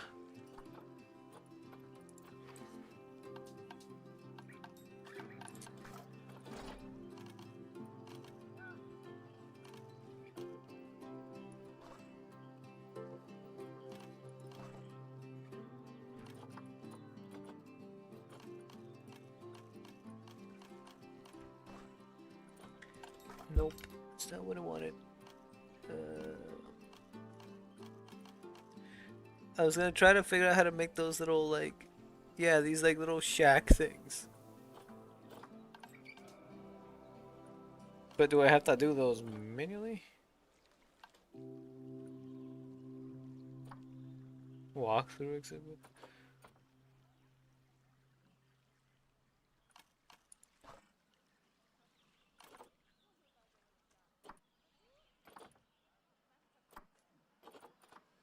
This most certainly is not helping.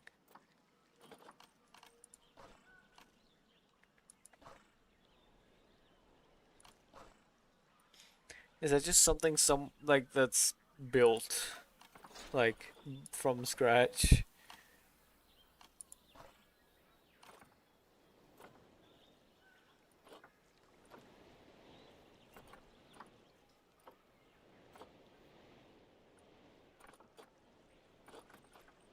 Could probably do. No, well, she was talking about like empty buildings.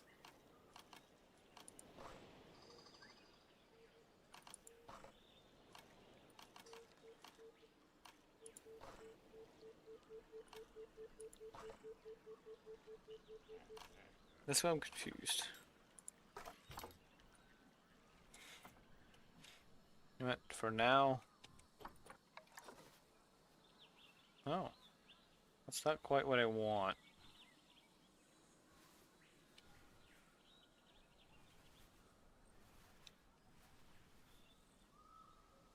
Oh, I can't just place it.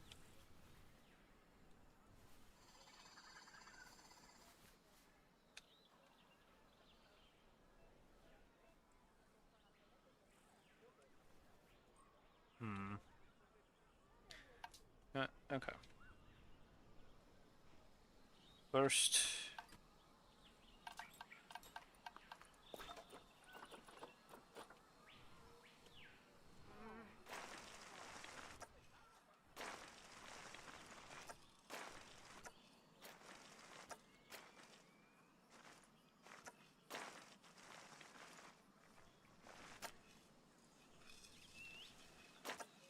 I don't want it to be locking over there.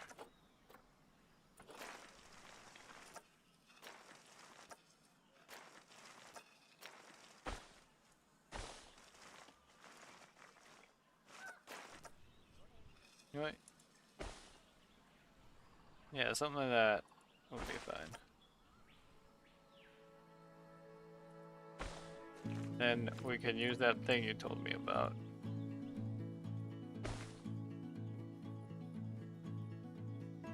I think.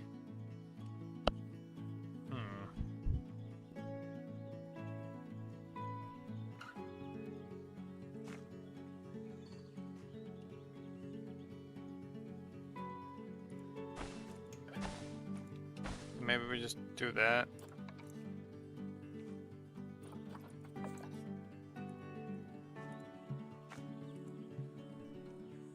Intersecting terrain, then make it lower.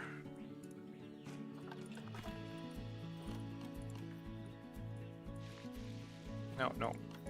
Disabled by scenario. Oh my. Okay. Alright, fine. We're just gonna have it like that.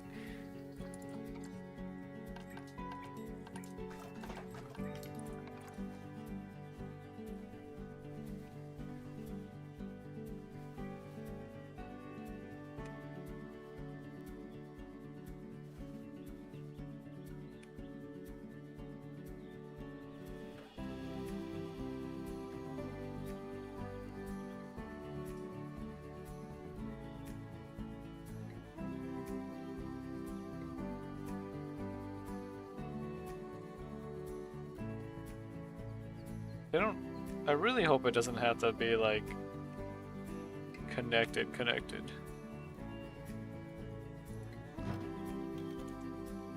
Like, can I just do this?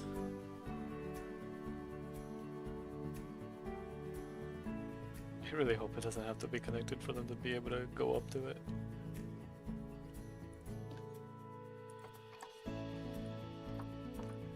Empty and no power.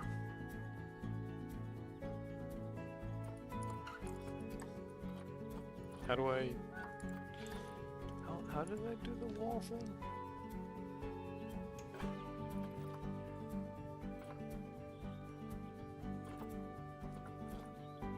Silent and oh wait, right.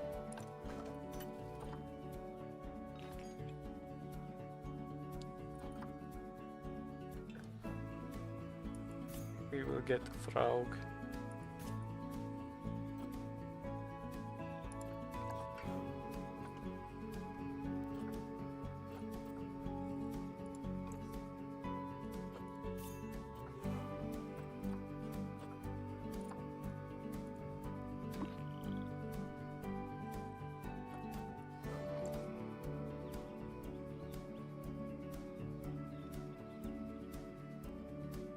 Let's see.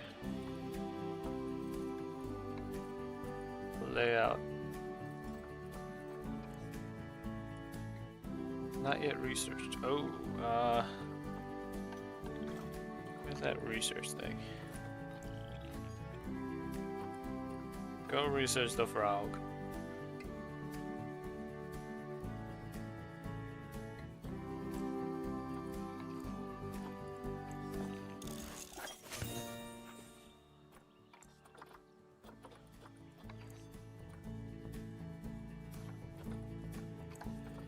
Now let's deal with temperature first. 26 to 32. Oh wait, right. There's no power or whatever. And they don't like seeing power.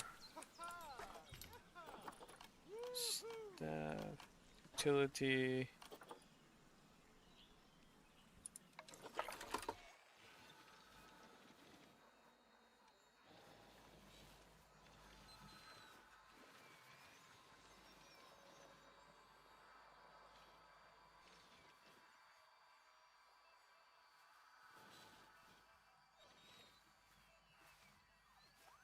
Is this supposed to attach? It is. Okay.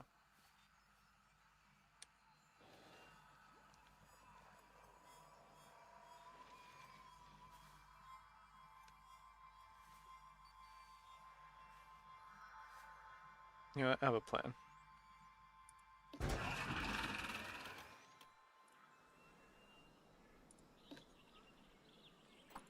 Now can I change the temperature? It can. Okay. So plan is this. They don't like. You know what? Actually, I'll just use barriers.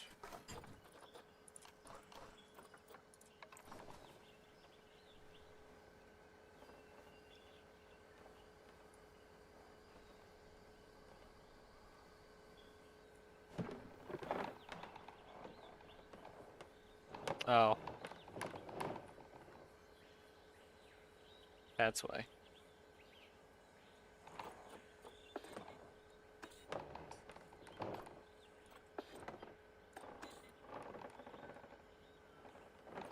I'll do 5.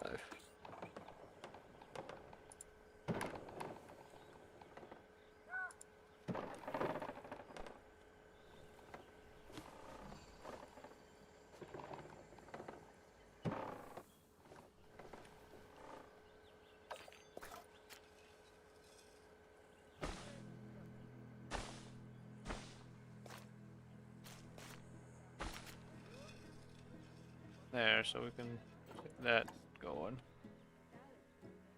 This is gonna take me a while, isn't it? Humidity's fine. Layout is not.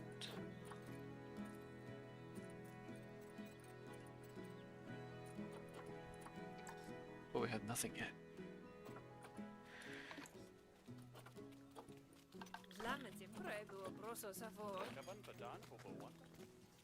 How long does this take? Guess while that's going, I will.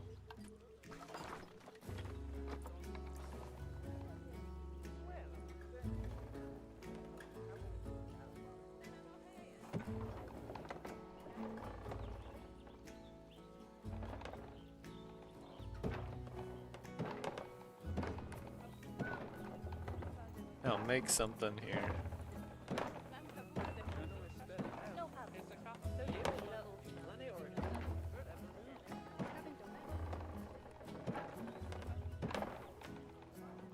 What am I gonna make?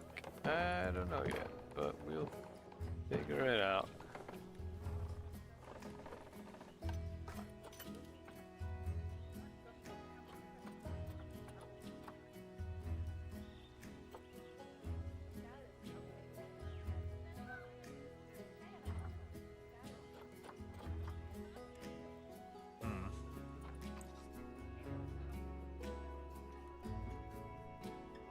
That might be a little too small for anything except the lemurs.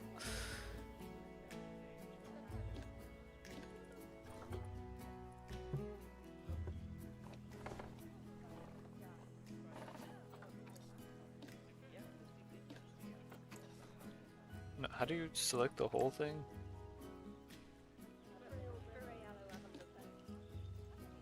There's a way to select the whole thing.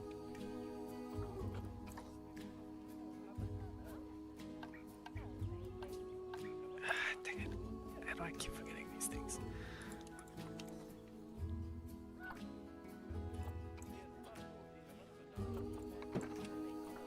I wanted to do the whole anti-climb ability thing to all of them.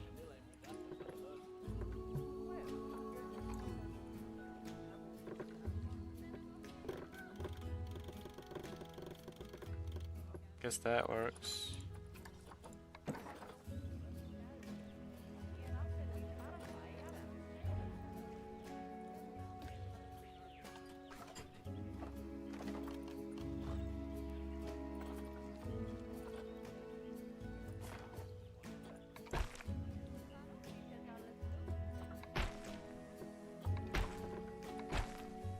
But that's not too far away.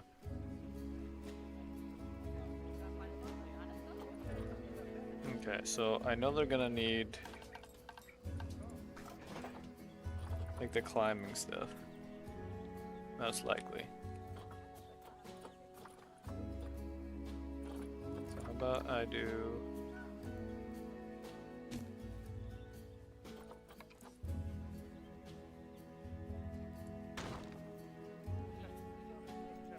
something like this.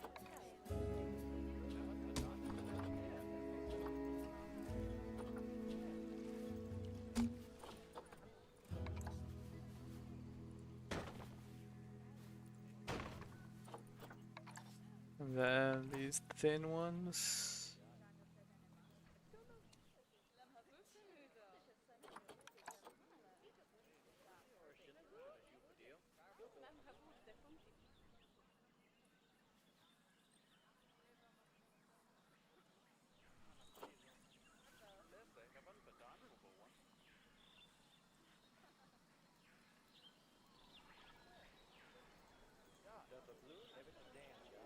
That's fine.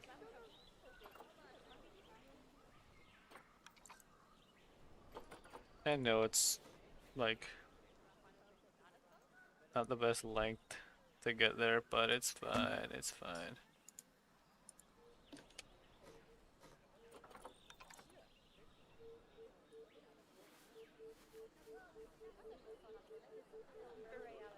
Of course it doesn't reach.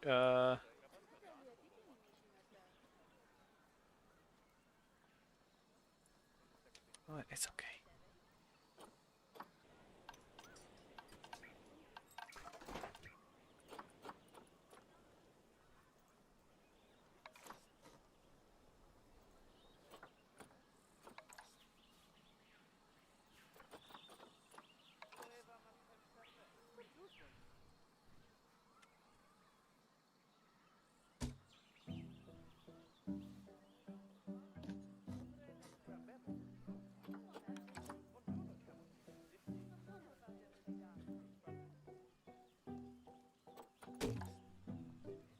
Sure.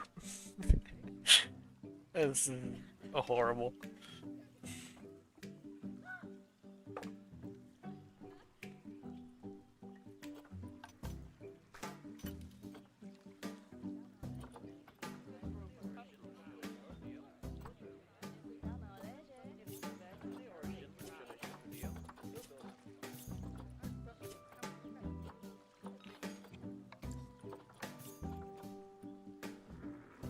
Invalid destination. What? How does one make an actual area be considered a habitat then?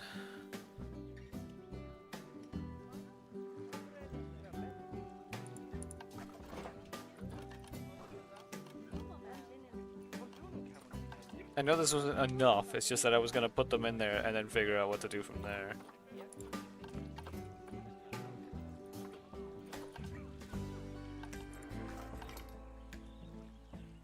Is it because there's technically no power or something? Staff facilities.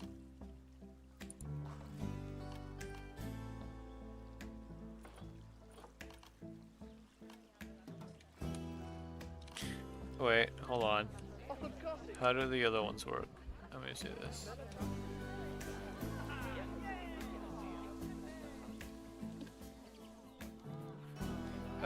Do I have to like click on it and mark it all or something?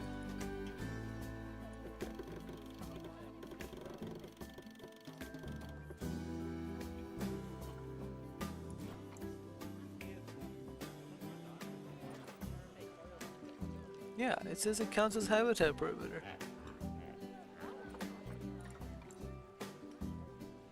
Oh wait, no, I remember now. I remember now. It's the door thing. Yeah, there we go.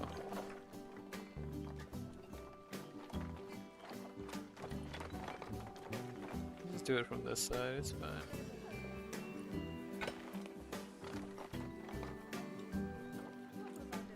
So now...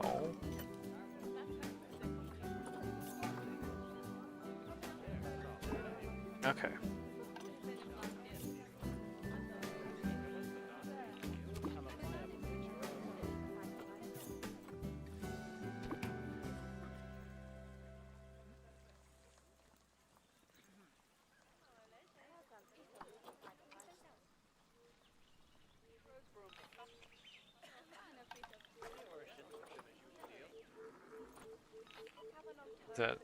Is that telling me how much is left?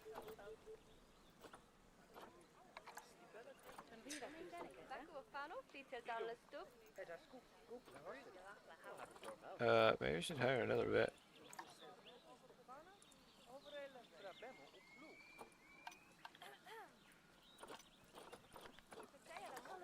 Now we have two. Can we put them both on here?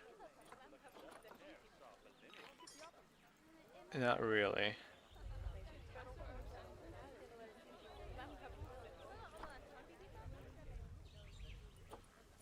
Huh. Might have just bugged that.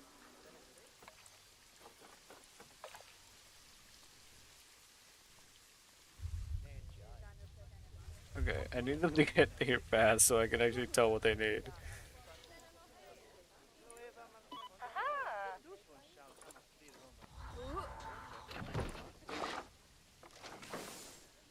Alright, there we go.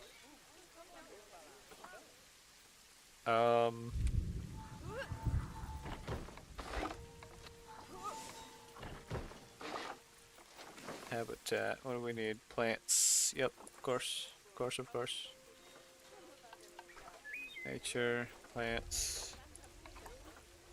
Tropical. Africa. We'll give them some rocks.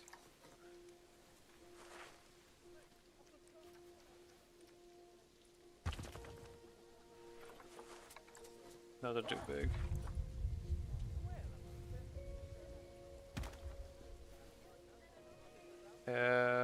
Now actual plants is what we need.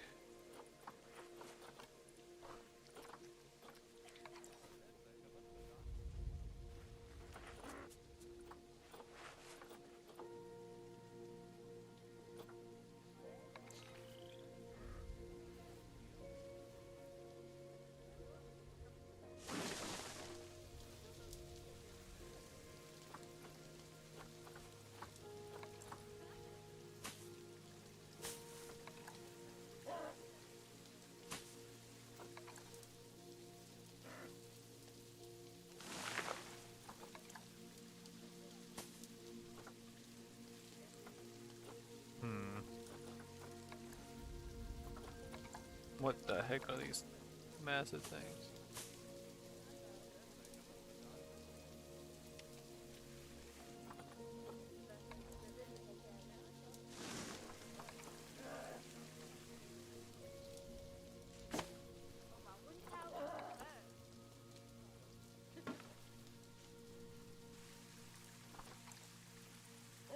Hard shelter.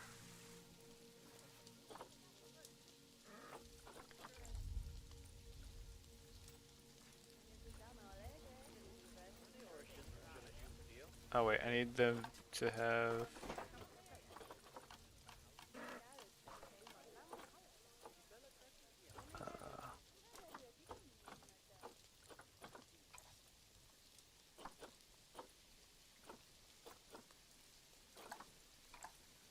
They didn't tell me what they need.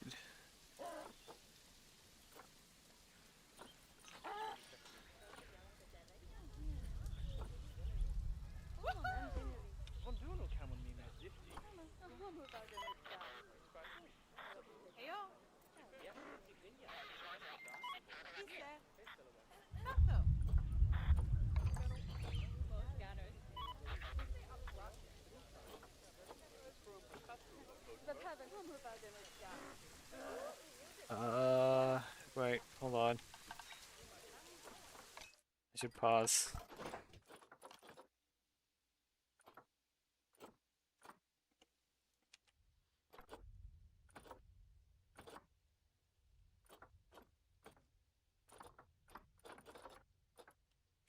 How do I know what they need in terms of their food?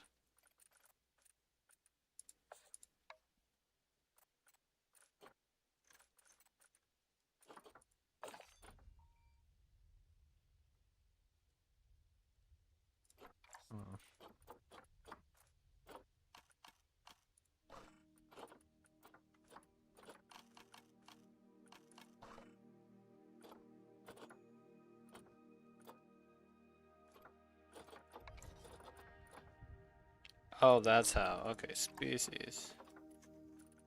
This should be a red. Okay, red roofed. Yeah, lemur.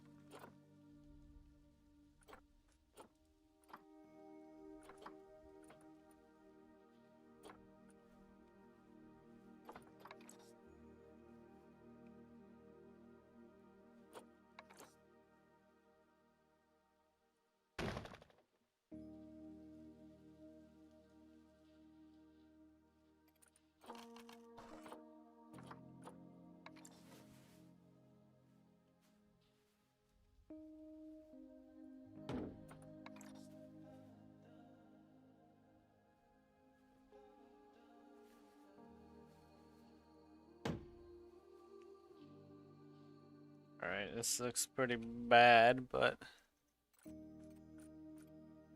hard shelter.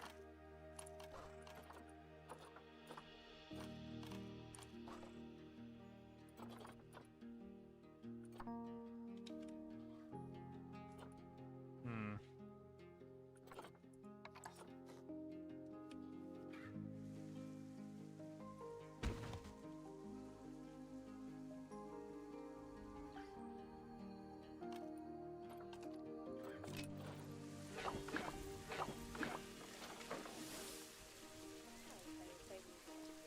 Toy enrichment.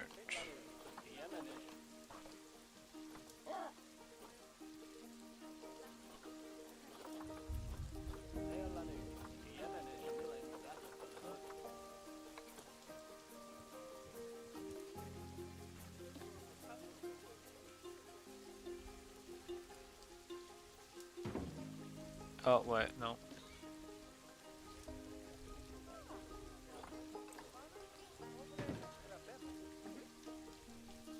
Oh, I'm screwing up the terrain so much right now.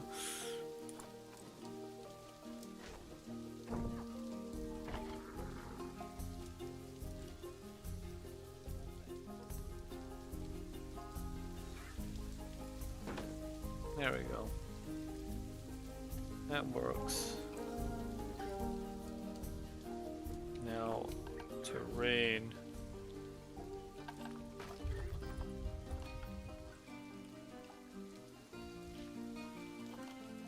Right, never mind, I can't fix that terrain. It's over.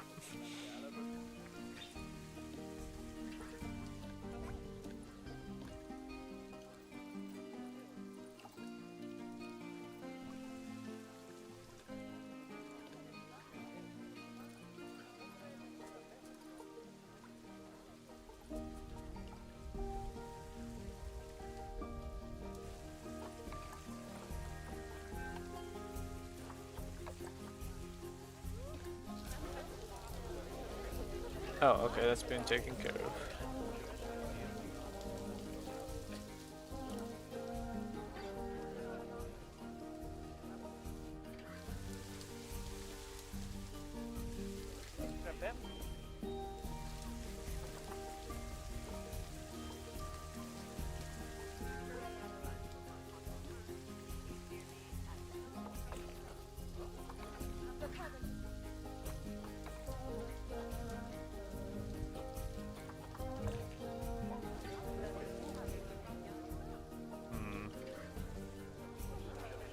That research still hasn't happened, has it?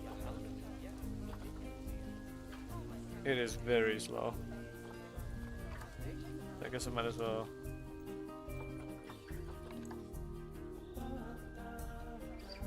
Oh.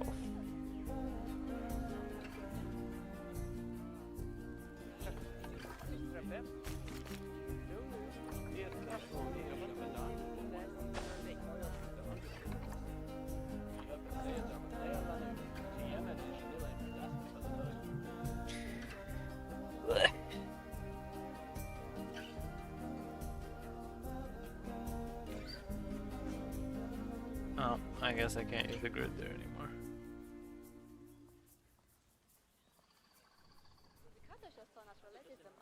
What? How do I...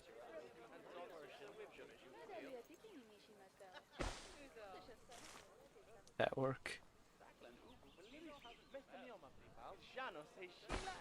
Ah! I mean, you could go ahead and say something if you want. I'm trying to... okay, get this out of the way. Stop it!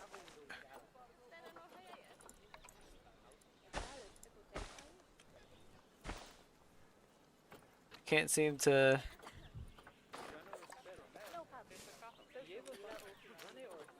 what's up?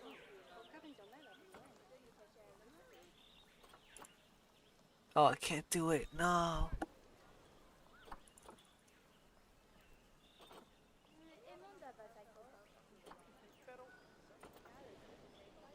Can't do any sort of elevation stuff.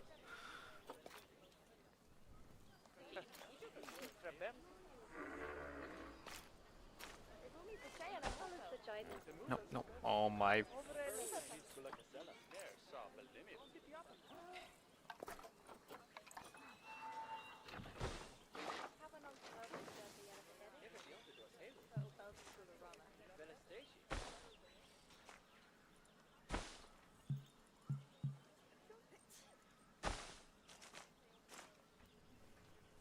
You know what? Screw it.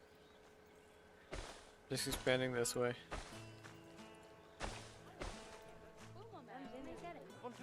With another exhibit.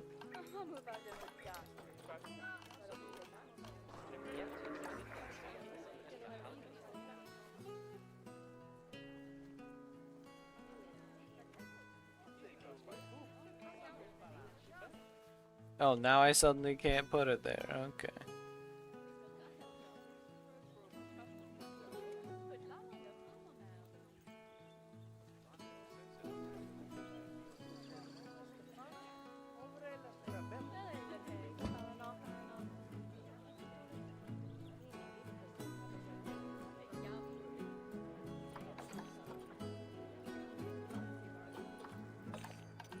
Did you have? I think I just need another bed.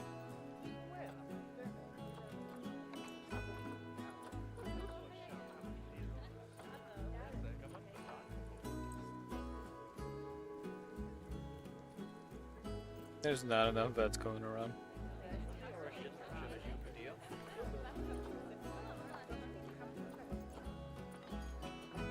Bro, high workload. You guys aren't doing anything. Okay. There we go. Exhibit trading. We have frogs, lizards, snails. And that's about it.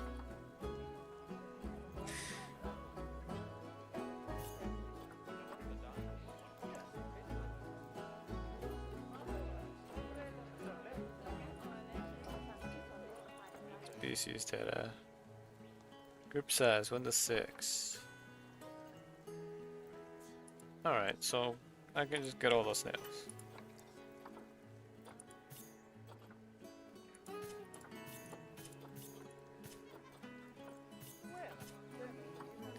Now,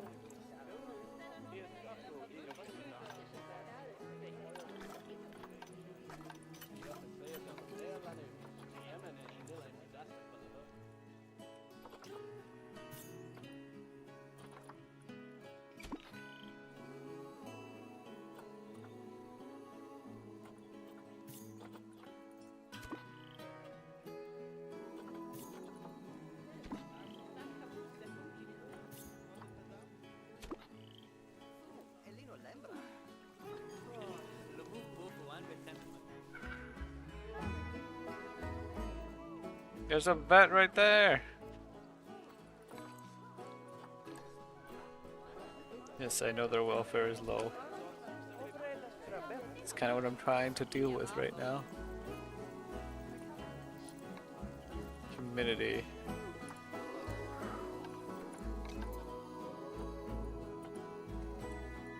$40 to $60. Let's go with 50.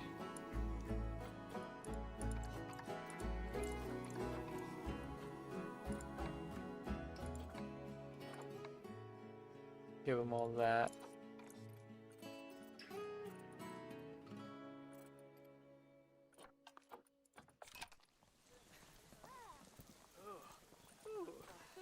Should be improving. There we go.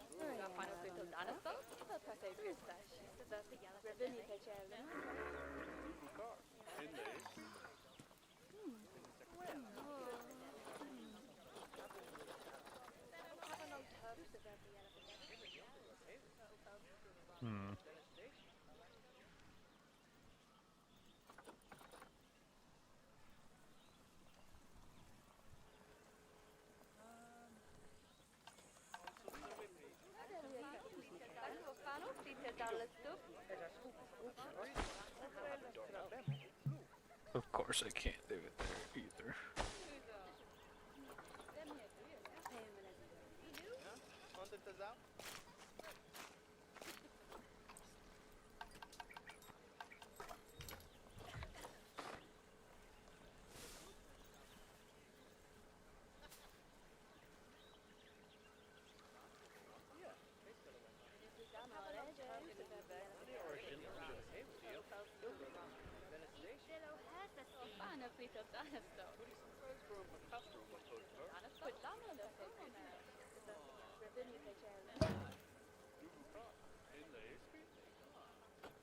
There we go. Honestly, I'm probably just gonna only use exhibits. All things considered.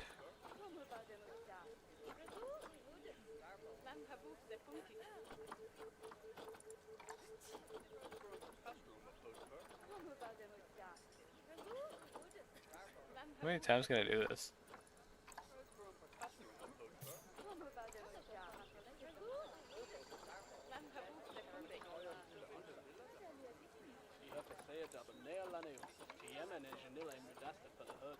Um.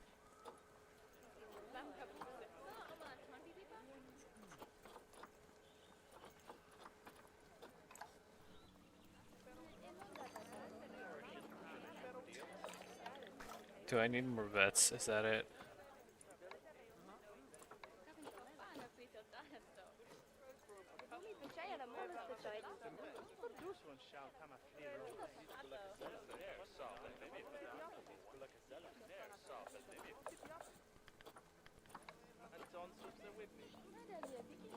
Hmm. How many snakes? None, because there's none popping up for the this thing. Look, there are no snakes.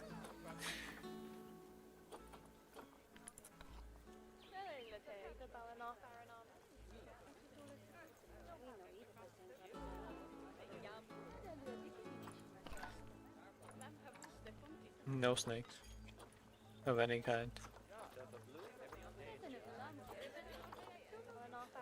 I could get burrowing cockroaches.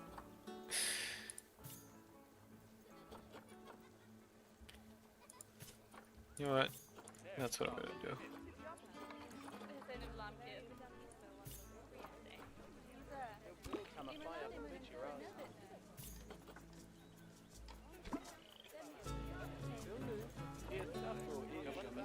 Click on this.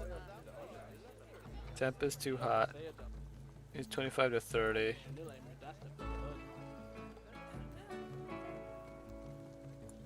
I get 27.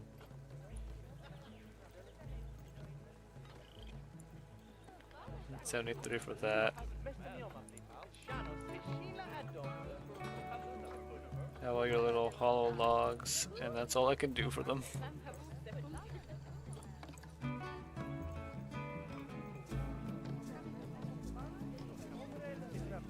That research never happened.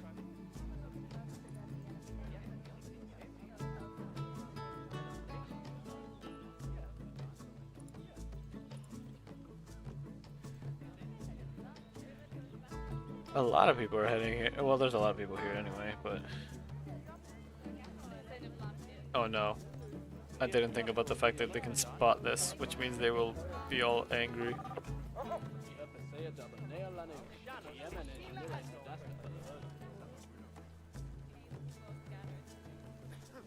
I'm gonna put another one right here.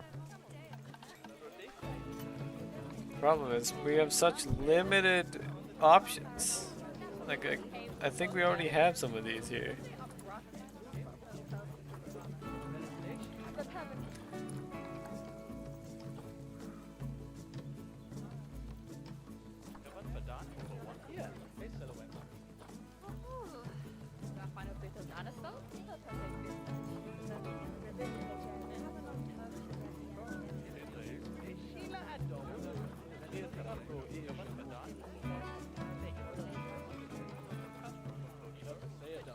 Refresh it after clicking both. What do you mean?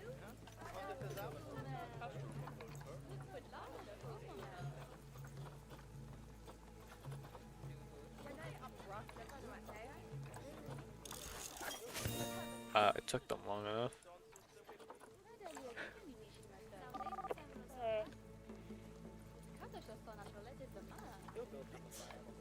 There. Okay, you said what? Refresh it after clicking both. But what do you mean by clicking? Like here?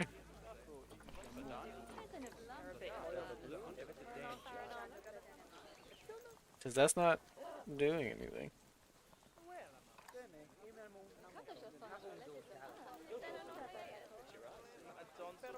I think I am locked with what I currently have. Or what's currently available.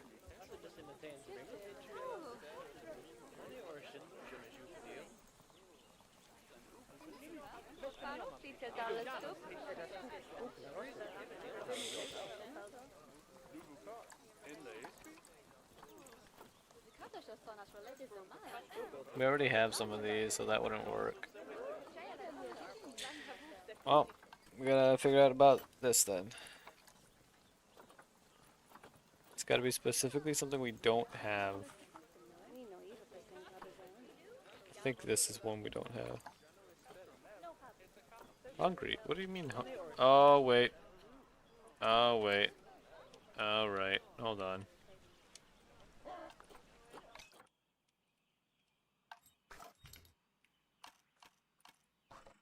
What was it called?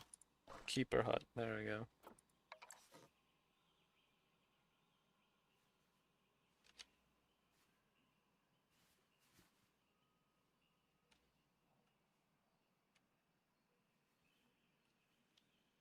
Does it have to be attached to? Yeah, it does.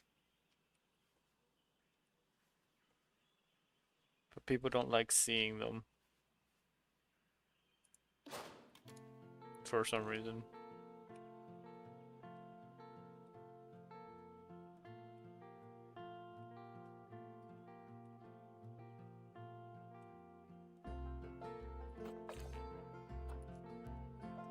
Okay.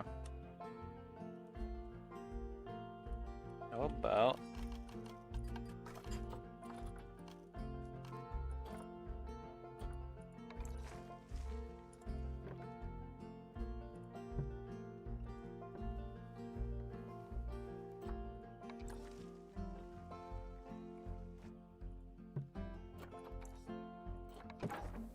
no.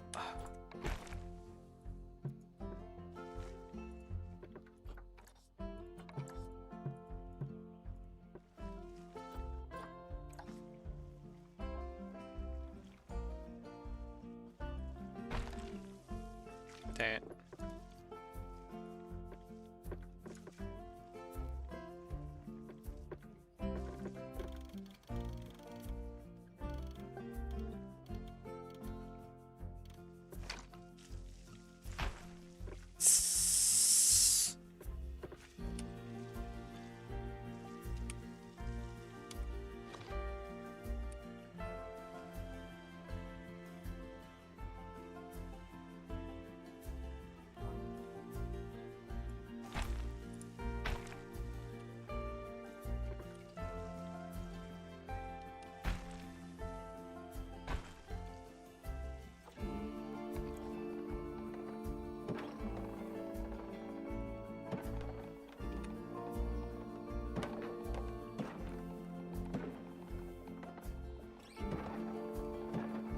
Okay.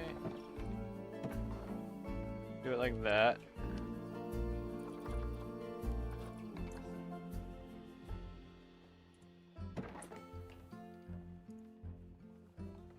Do that.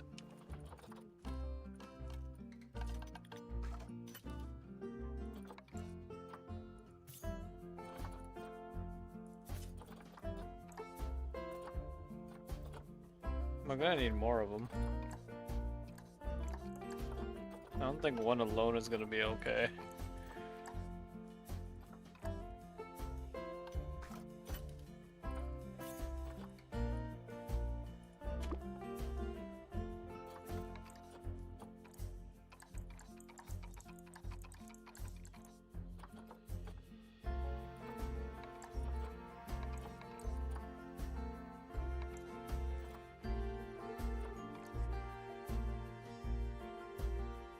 Right, I'm gonna do press play.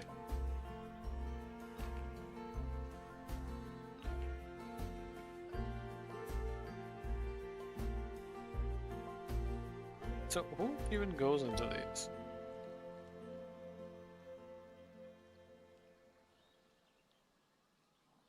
No power. Oh, hold on.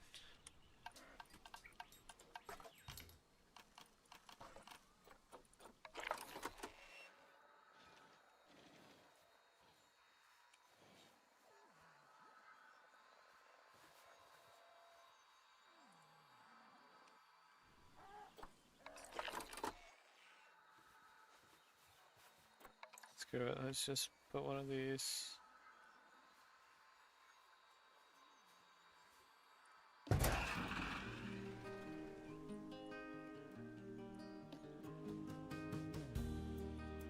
Who goes into the keepers?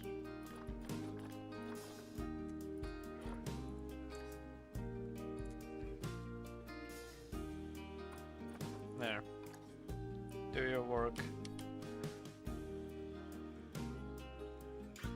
I'm getting concerned about these guys. Quantity.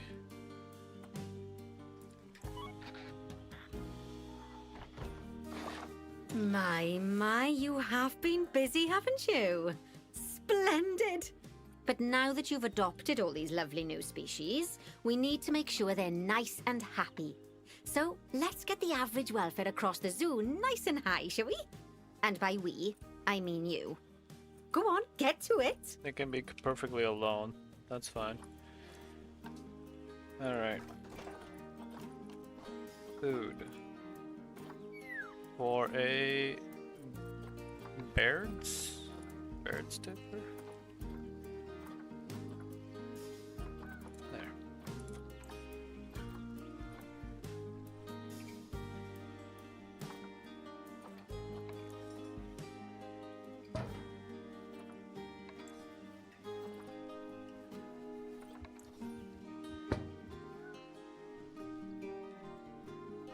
Now what else do you need?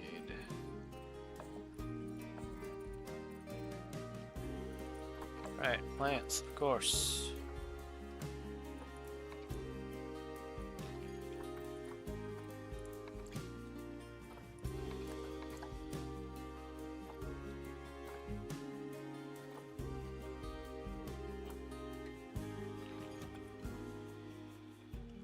Aquatic.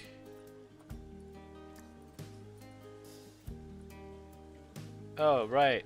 These guys would need swimming areas. Wait a second. How would I do that if it doesn't let me terraform? I should have built in the water. Okay, that's probably what it was. Like built near the water here. No, there's gotta be something I could do.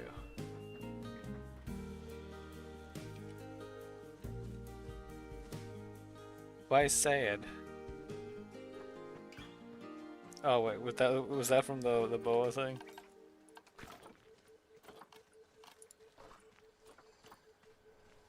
Obstructed, obstructed, obstructed.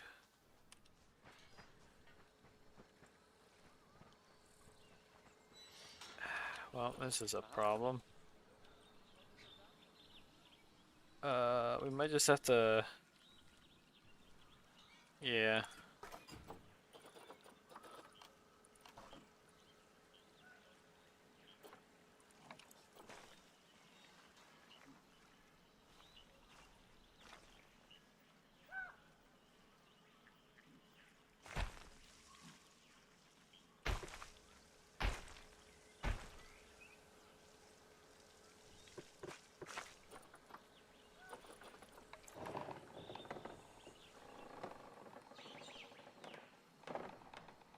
Oh, it's gonna be rough.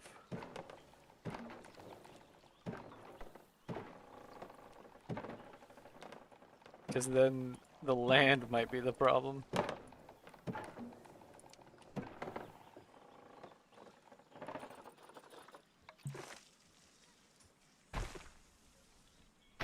If we just get really close.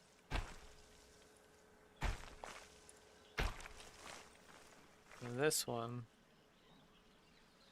How do we delete these again? God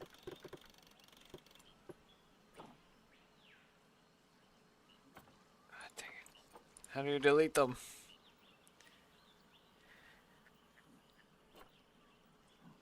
Okay, that works.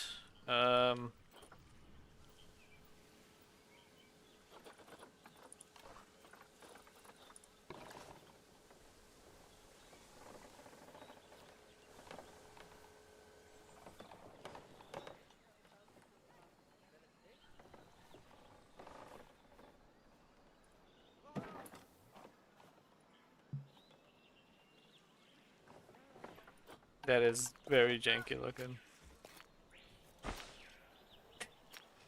I don't think this is a good idea.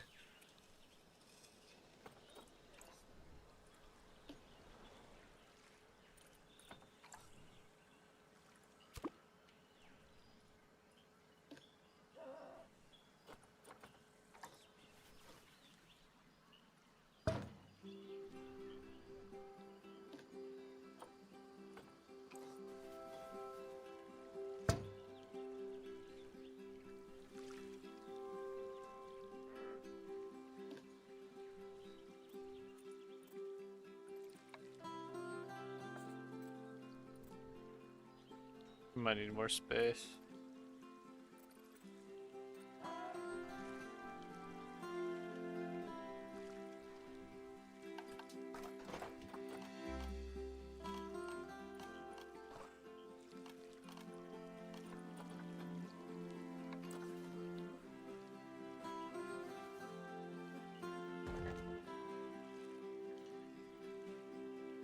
I don't know if that's gonna work.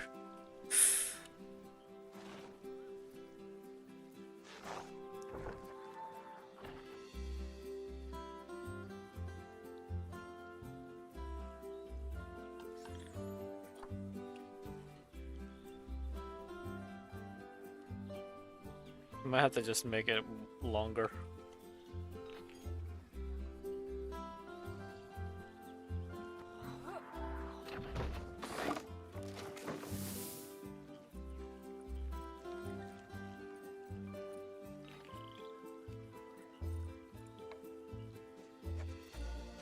Okay, yeah, we need to make it more.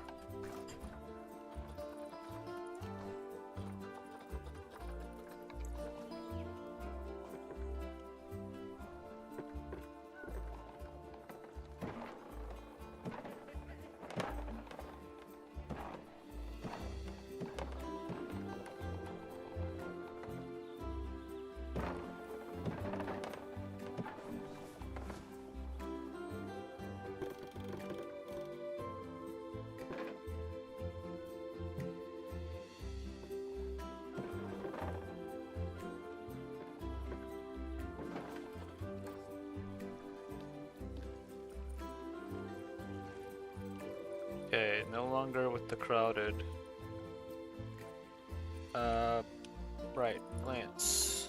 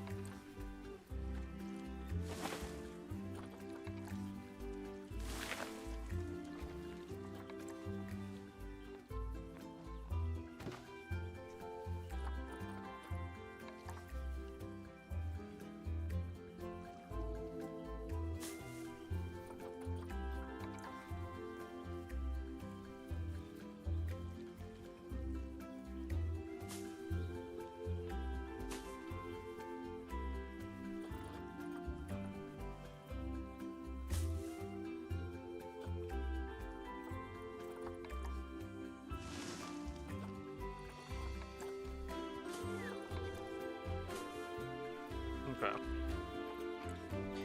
That's that taken care of. The hard shelter's a problem, so I guess we are gonna have to move that.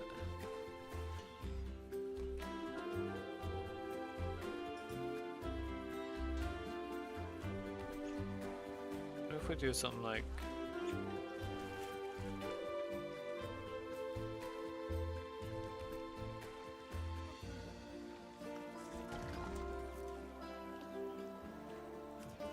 that work?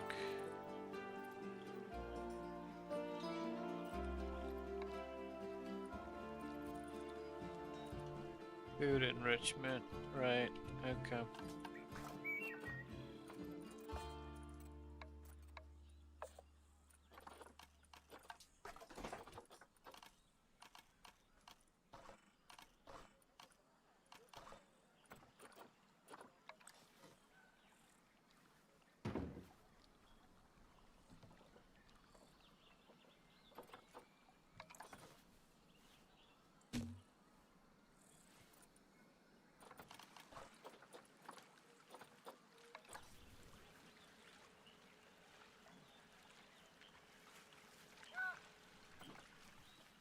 How is it obstructed everywhere?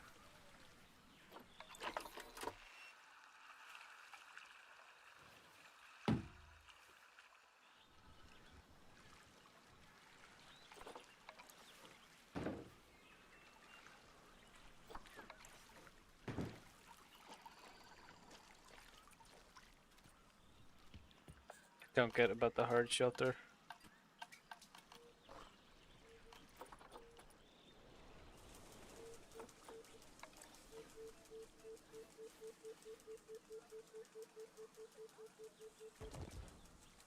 I guess this one just doesn't work. Why does it keep saying no?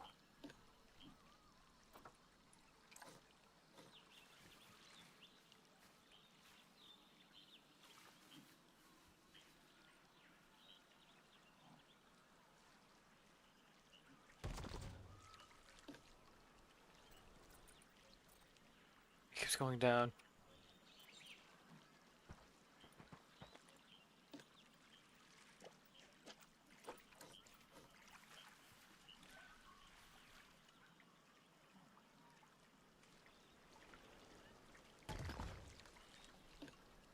Does that count?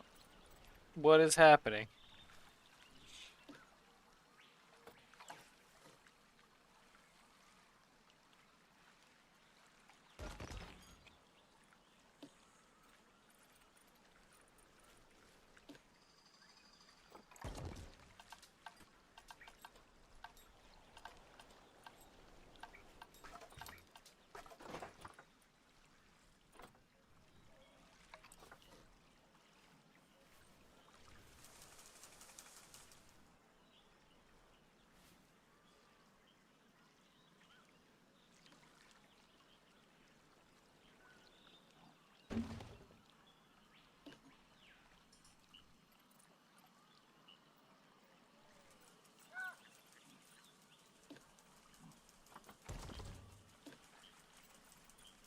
There, is that fine? Yes. Okay, I need to finish this ASAP. Okay, 85%. You know what? There's gotta be some that aren't doing anywhere near as well.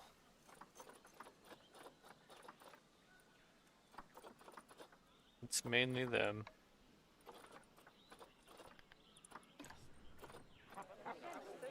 What's the problem with the enrichment? They look dead. That's not good.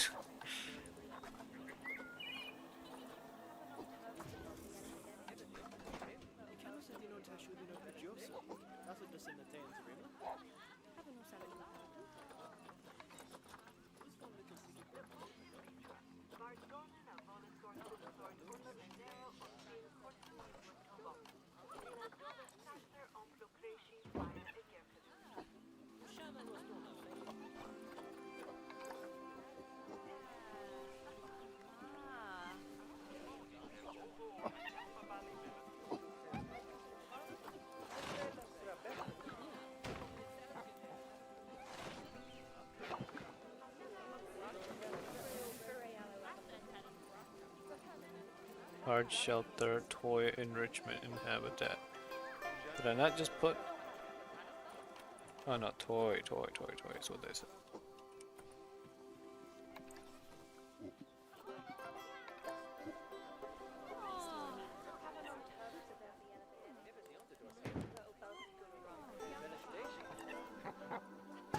Lovely job there. There we You go. should be proud of yourself. Not only have you expanded the zoo and kept the animals as happy as Lanny, but you didn't bankrupt us in the process. Amazing.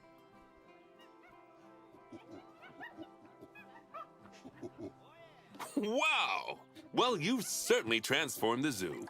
I barely keep getting recognize pings. it. I don't A know what's going wonderful on. new exhibit, some fascinating new species, and you've done wonders for the animals' welfare by enriching their habitats. What's Who going doesn't on? love playing with a 3-foot wide soccer ball, huh? What happened? I mean, other than professional soccer players. I mean, I'm sure it wasn't easy, though. I expect money was tighter than a possum's pouch. Plowing all those funds back into the welfare of the animals doesn't make running these places a picnic. Although, it does make me feel a little less guilty about how much our gift shops charge. No, as far as I'm concerned, the only reason to run a zoo is to help animal kind. Sadly, it appears some other people have far less noble goals.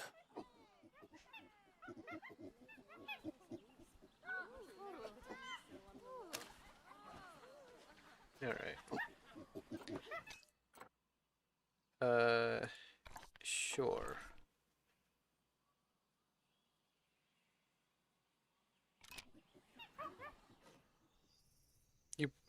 I thought you already had Lina.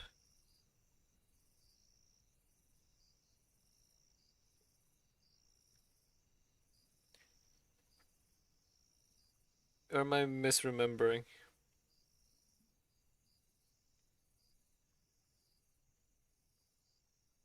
I don't know why I thought you grabbed her.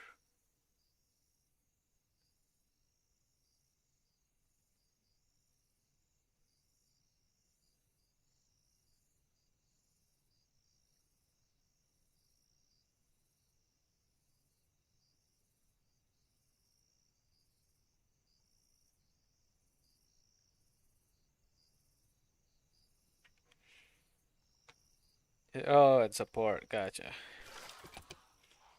Alright, but I'll be honest, I am struggling to like live right now. And I still have several things I gotta do. So I think I'm actually just gonna end there. But yeah. Anyway, I'm gonna go ahead and go. I was gonna play more GFL 2, but there's no way I'm gonna be able to.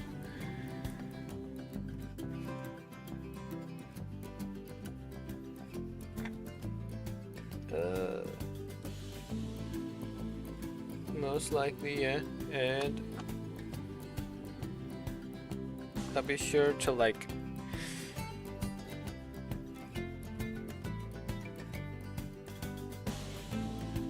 what's it called? Tomorrow. I'm trying to think what I'm gonna do tomorrow.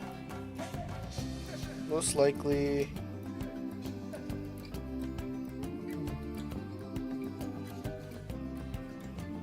I might just make it a GFL only day.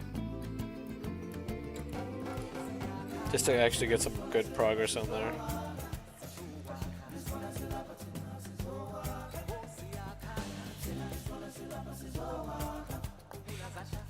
But yeah. Anyway. I go now. So let me actually hold on before I do that.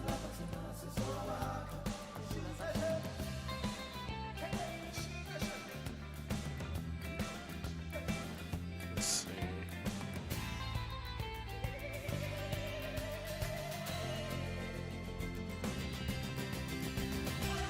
Yeah, that's fine. Okay, anyway, I'll go ahead and go. Good night. See you all. Peace. Bye.